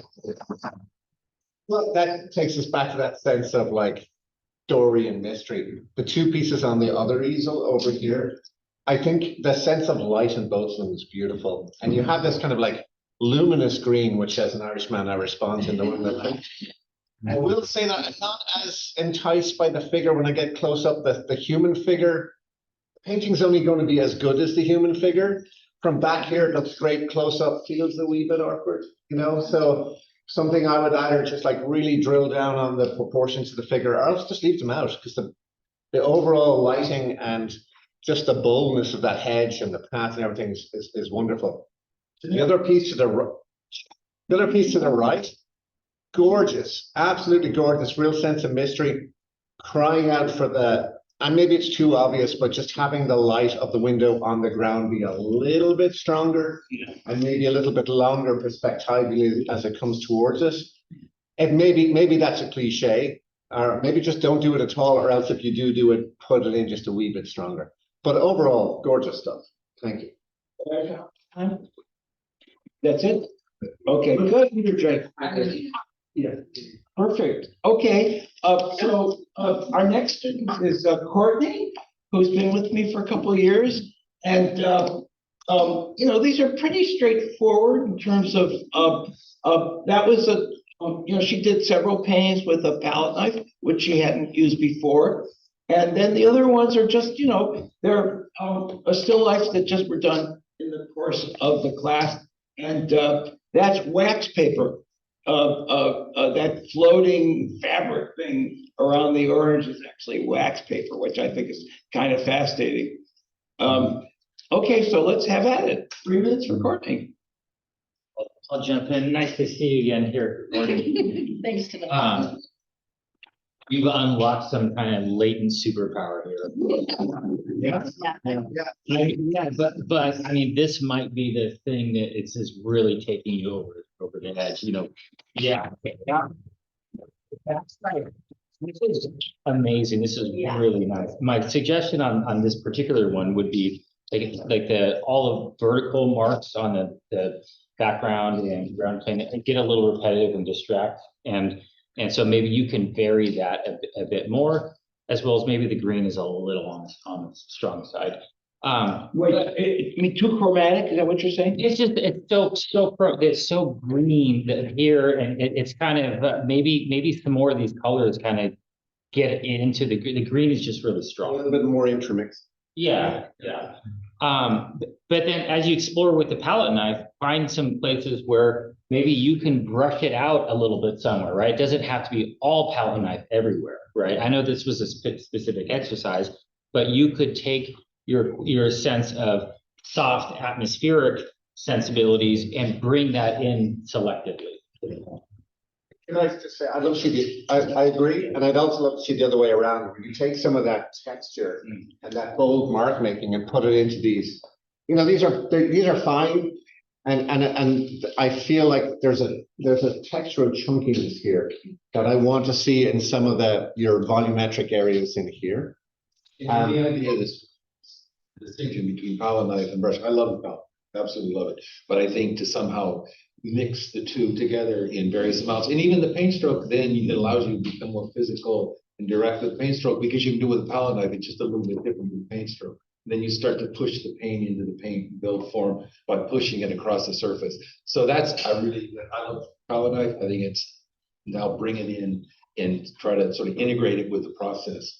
I think we're kind of saying the same thing. Yeah, exactly. So, Philip, do you have paintings where you mix, there's a palette knife area and there's a brush area? Absolutely. I find it everywhere. Oh, always. Always. In fact, I go in, I'll brush something and then I'll scrape it off, then I'll go, sometimes I'll grind it in. I mean, just like how you can make paint transition across the surface, create an edge. I mean, all that stuff is like, you know, really experiment with physicality.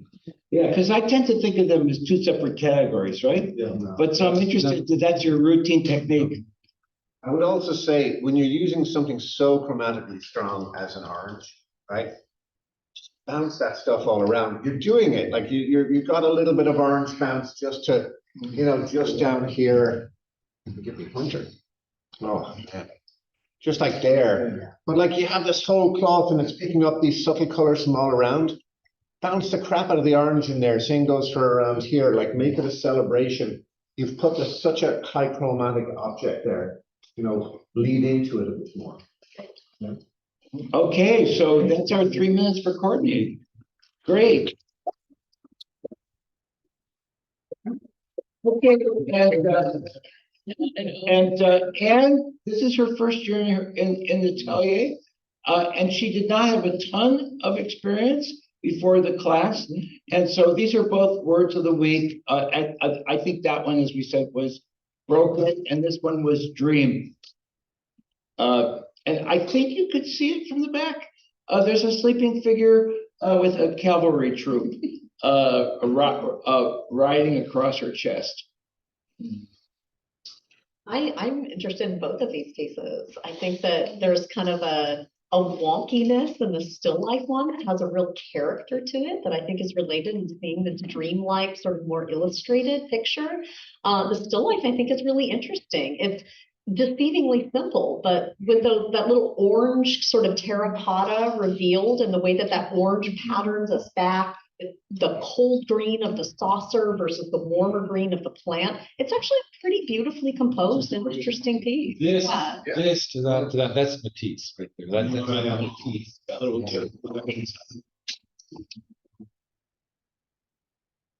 negative shape of blue, like coming in at the top of the crack there. It's balanced beautifully.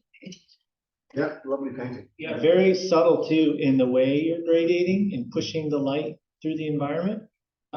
Could be overdone, but you've captured the overall sort of sensation. Well, I think the only thing I would maybe consider is I don't love how sharp that is back there. If you're wanting that to be beyond the pot a little bit, think of it as having some sort of forced blur to it. Oh, that's a great comment. And this line doesn't need, you could have it as a master. Yeah. Good comment, good comment. I will also say that just the weirdness of the drawing is really cool. You know, like it's, you know, there's, you know, it just feels symbolic and strange and odd, and for if it's a dream, you know, all the elements of a human and the essence of a person are there, and there's a kind of quirkiness to it. I think it's lovely. It almost looks like it's a movie projection of a person, and that then there's like the movie of the horses coming. It's kind of bizarre. I think it captures a dream, though. Just I first saw it, I thought of I don't know. I thought the dancers, you know, the dance series. Oh yeah, yes, meets Goya. Yeah, right. So again, I'd like to see through Domier. And for all the attempts at content, that I've seen today. Both these have the most content, I think, of almost anything I've seen today. Wow. I really feel like they do. That's gonna have a spiller.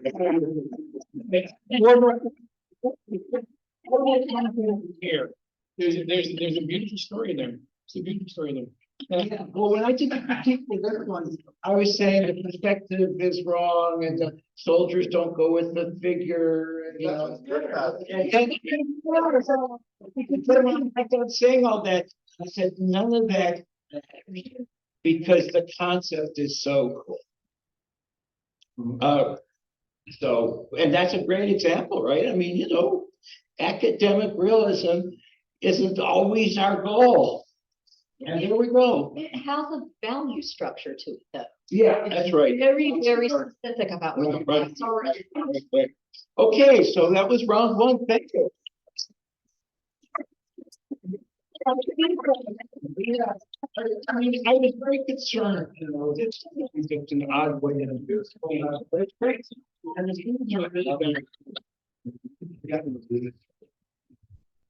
yeah. Oh, no, you're wearing your riding coat. No, it's gonna be nuts. Well, they should. Me. I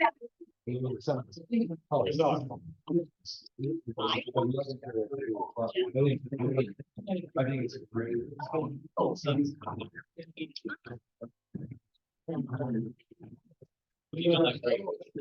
Yeah.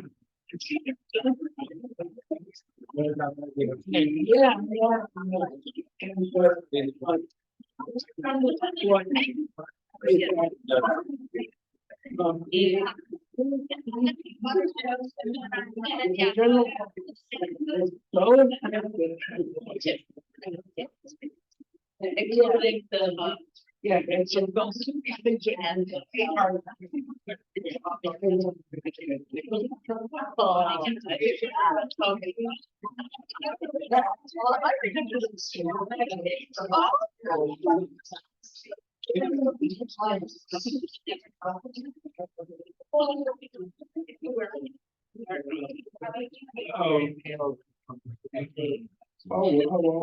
TikTok buddy.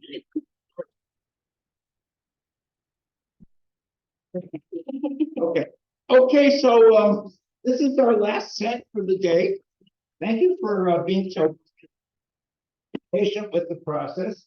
So this is Patricia, who's been with me for a couple of years, and this is her her palette knife, still life. The second assignment of the year was garbage, and so several people did recycling. And there's a terrific one that I wish I could share with you, but she lives in Phoenix because my class is online. So she's probably watching. Hi, Gloria. And then Pat had not done Trump Lloyd before, and so she was a little dubious. But anyway, but she's always done mandala, and they drive me crazy because I'm them for homework. And I have nothing to say about mandalas. It's so like the opposite of the way I see the world or this class. But she finally has a way to use the mandala, which totally fits in with the program. And so this is Ro, who gets an incredible amount of work done, in spite of the fact because of her husband's job, they're almost always on the road. And she did a still life. They drove from Georgia. Was it Georgia? Alabama to Seattle. And she painted the whole way from the moving car. And so now she's doing a finished painting based on lunch from a fast food place on the dashboard and a view out the window of the highway. And so these are both rows. Was this a word of the week? Was harmony, and the first one was trash. Oh, trash. Oh, I see. As in trashy novels. Okay, and Shannon had never done Trompe l'oeil before either. And I have to say this is a Trompe l'oeil. Yeah, I know, we'll listen to that. We love that comment. And this one is as well, this one is not. If you can't read that, it says fragile, handle with care. And there's a wedding ring, and a broken heart that's mended with a safety. And yeah, I think the cardboard is amazing. Shannon, what was this the word of the week? Yeah, that was. Okay. So. Yeah, when you wake up after fall. Right, the first thing you see. Yeah, okay. Anyway, so why don't we go from left to right like we did with the last one? And Erica can set it for 3 minutes again. So we can start with Patricia. Which are the first two? The first three, yeah. All the way from the palette knife to the mandala. Well, I love the trompe-l'oeil mandala. I love that the canvas itself becomes the cutting board. And so it both has the shallow space of the trompe-l'oeil, but it also has the sculptural space of the object of the canvas itself in a really smart way. I think it is a super weird, quirky painting. I love it. The palette knife one, it's a little too local color for my taste. So many of these comments have gone around today about like bouncing color and allowing color to intermix into different areas so that singular objects aren't all just a darker version of an orange and then adding white to the orange. And so that to me is a missed opportunity for a lot of different temperature and color relationships to go on. I do like the chunkiness of the paint though. The trash one, I think, is kind of an interesting composition. The paint feels really kind of dry and almost looks like an underpainting to me. It's the trompe-l'oeil one that just blows the other two away. That's just a really great painting. What I like about the palette knife image though is that if what does it do is it forces you to like just put some material on there and then try to manhandle it a little bit. So letting go and trying to find the drawing within the medium, so to speak, as opposed to like sometimes when we do like an underdrawing and then we brush it all in, it's like we got to hold on to everything. So it's like good for you. Like this is you're taking some really bold chances, literally, and then I think it's actually good for you. So there's something really exciting about what that could do for any image down the road, whether you go that approach or not. Yeah, I think that's true. I do agree with Kimberly about the color being a little local, but trash is really an interesting subject because when you're painting something, it's always harder to paint something beautiful than it is to paint something ugly. But Catherine Murphy is a living contemporary. And what I love about her work, not that she's an incredible painter, but her choice of subject is so unorthodox. It's just the most why would you paint that?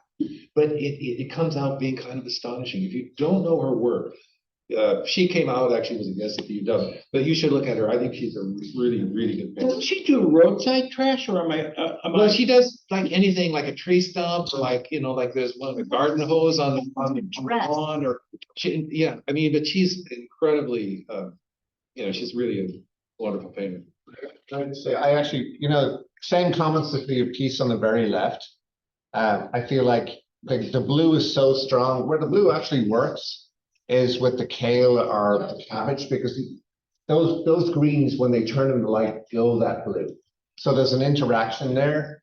And so I think maybe out of just this piece, you can see that interaction, and maybe that's something to play with the idea of whether you bounce more blue into the other objects that are in there but tie it together, or whether you take some of the reds or the greens and just mute that blue a little bit. The trash piece, I think it's cool. I also think decide on a focal point. Now, you can philosophically be like, no, focal points are for fools, and that's fine. So it's very hard to do that. Sargent did it once or twice, and some others do. I would say, there's all these interesting objects in there. Choose a few and lead us in there. You know what I mean? And then, the trompe-l'oeil piece, I'll let everybody else watch it. Say to you that when Gary said we were going to do trompe-l'oeil, I think I groaned really loud. Yeah, and that was going to find out. We've never done it before. Yeah. It turned out to be big fun. Yeah.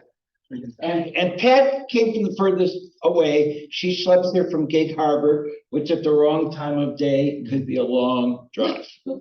Okay, so Rosemary, those are her two paintings in the middle. And as I say, the subject for the first one was also trash, just like Pat painted, except she chose to do things like romance novels and yeah, trashy novels. And obviously the used yogurt cup. And then, I already forgot, what was the word of the week with the eggs? Harmony. Harmony. Also, tablet knife since I skipped that project. Okay. What was there any political reference there? No. No, Philip mentioned that to me, Ukraine. It's actually, when I'm in Alabama, I care for my mother with dementia, and that's her breakfast. Okay. So there's no You know, the funny, the use of palette knife, but also the use of color of black, really different. I think the palette knife is a great idea. I love this transition. Hard edge sort of becomes a softer edge, this to that to that. It really becomes luminous. So I also really like the title on the book, Why We Broke Up. I think it was pretty good. Every woman knows about wallowing over a romance. No, but seriously, I think, you know, again, just similar to that, really integrating, you know, the possibility of those two things to, there are passages in that which are really exceptional. Yeah, I would look at the edges on some of these books. Like, I think this is sort of the thing that we're wanting to kind of come at us a bit. I'm wanting some of the books to kind of get swarmed up by the darkness. And that could be an edge thing that you do, it could be a value thing. But I have a little bit of battle over what you're doing with focus. With the exception of the way the cup and the book relate to each other in the front. Wait, you're saying that there's not enough of a center of focus for you, Jeff? Yeah, it's so sharp up in here, and then there's a different kind of resolution to the two objects. So like they're competing for attention. How about in the other one? I think this is more successful because of some of these passages that simplify. I think this is like crispy edged fried egg is pretty well done. Yeah, I think the color in the breakfast piece was wonderful. The color of the shadows, absolutely dynamite. A sense of, and especially where the shadow moves over the blue cloth onto the yellow cloth and changes in hue, but not in value so much. That's just like, I live for moments like that. Yeah, seeming right there. Yeah, I want that 100 million times over. Love it. Also, I think strange color that's happening on the inside of the hole, just to the right of the yolks. Like it's like an unnameable color, and yet it has this sort of strange, sort of maybe lavender kind of warmth to it. It feels very believable as a shadow on like a porcelain dish or something. Something about the palette knife is just letting you let the color do the work. It's really nice. I would love to see a little bit more of this texture and color quality to this painting. It's really well cared for, but maybe a little bit like monotone in its texture and the sense of the light as well. Like this value is there. So in the background, varying the color and then more cool shifts as well as the thinner and thicker paint all throughout the painting, whether it's with the knife or not. And then it's with edges as well. Your variety is nice, but it's a little like if it's artificial light source. These are all kind of the same.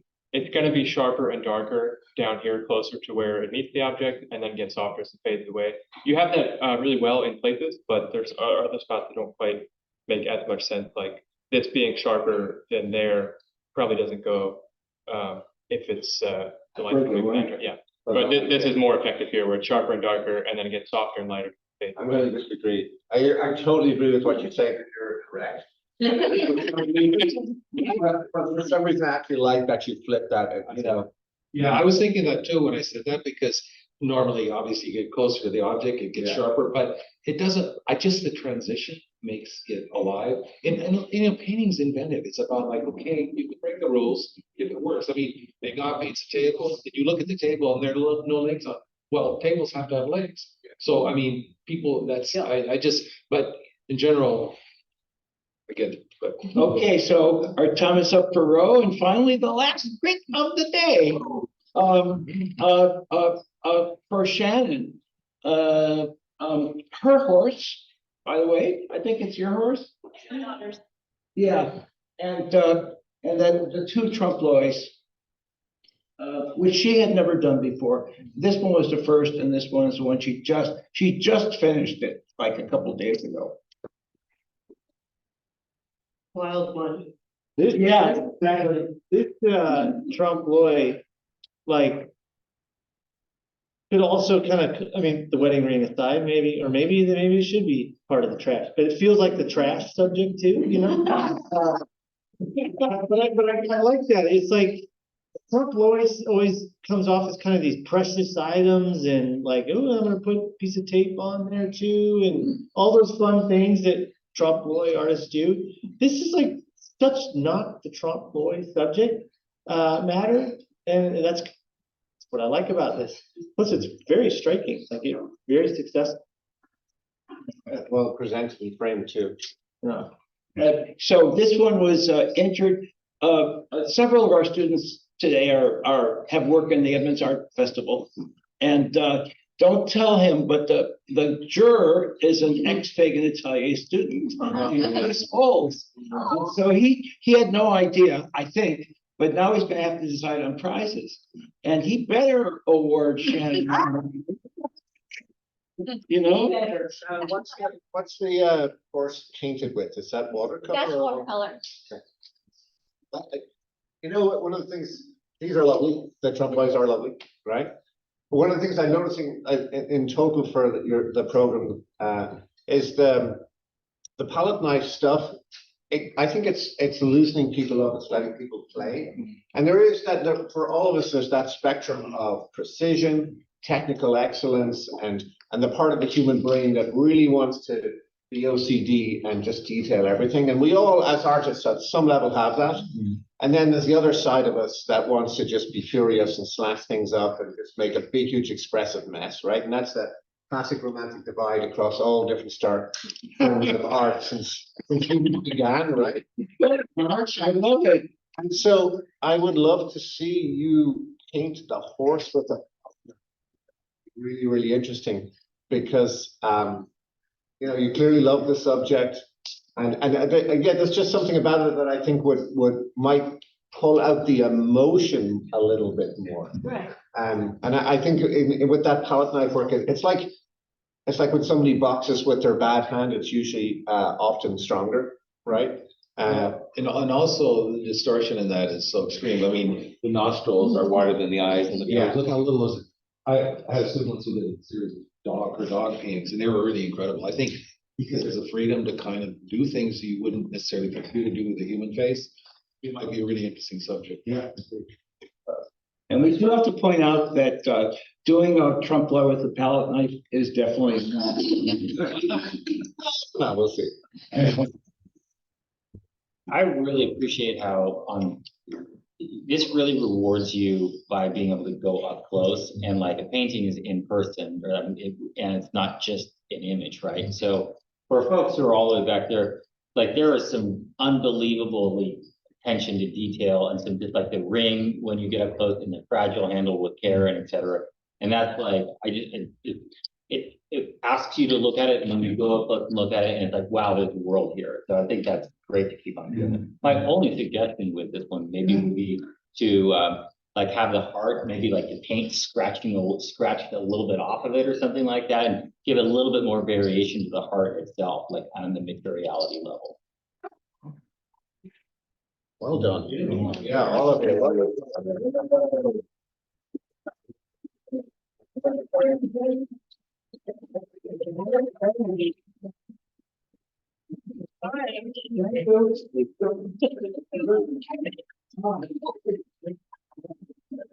Yeah.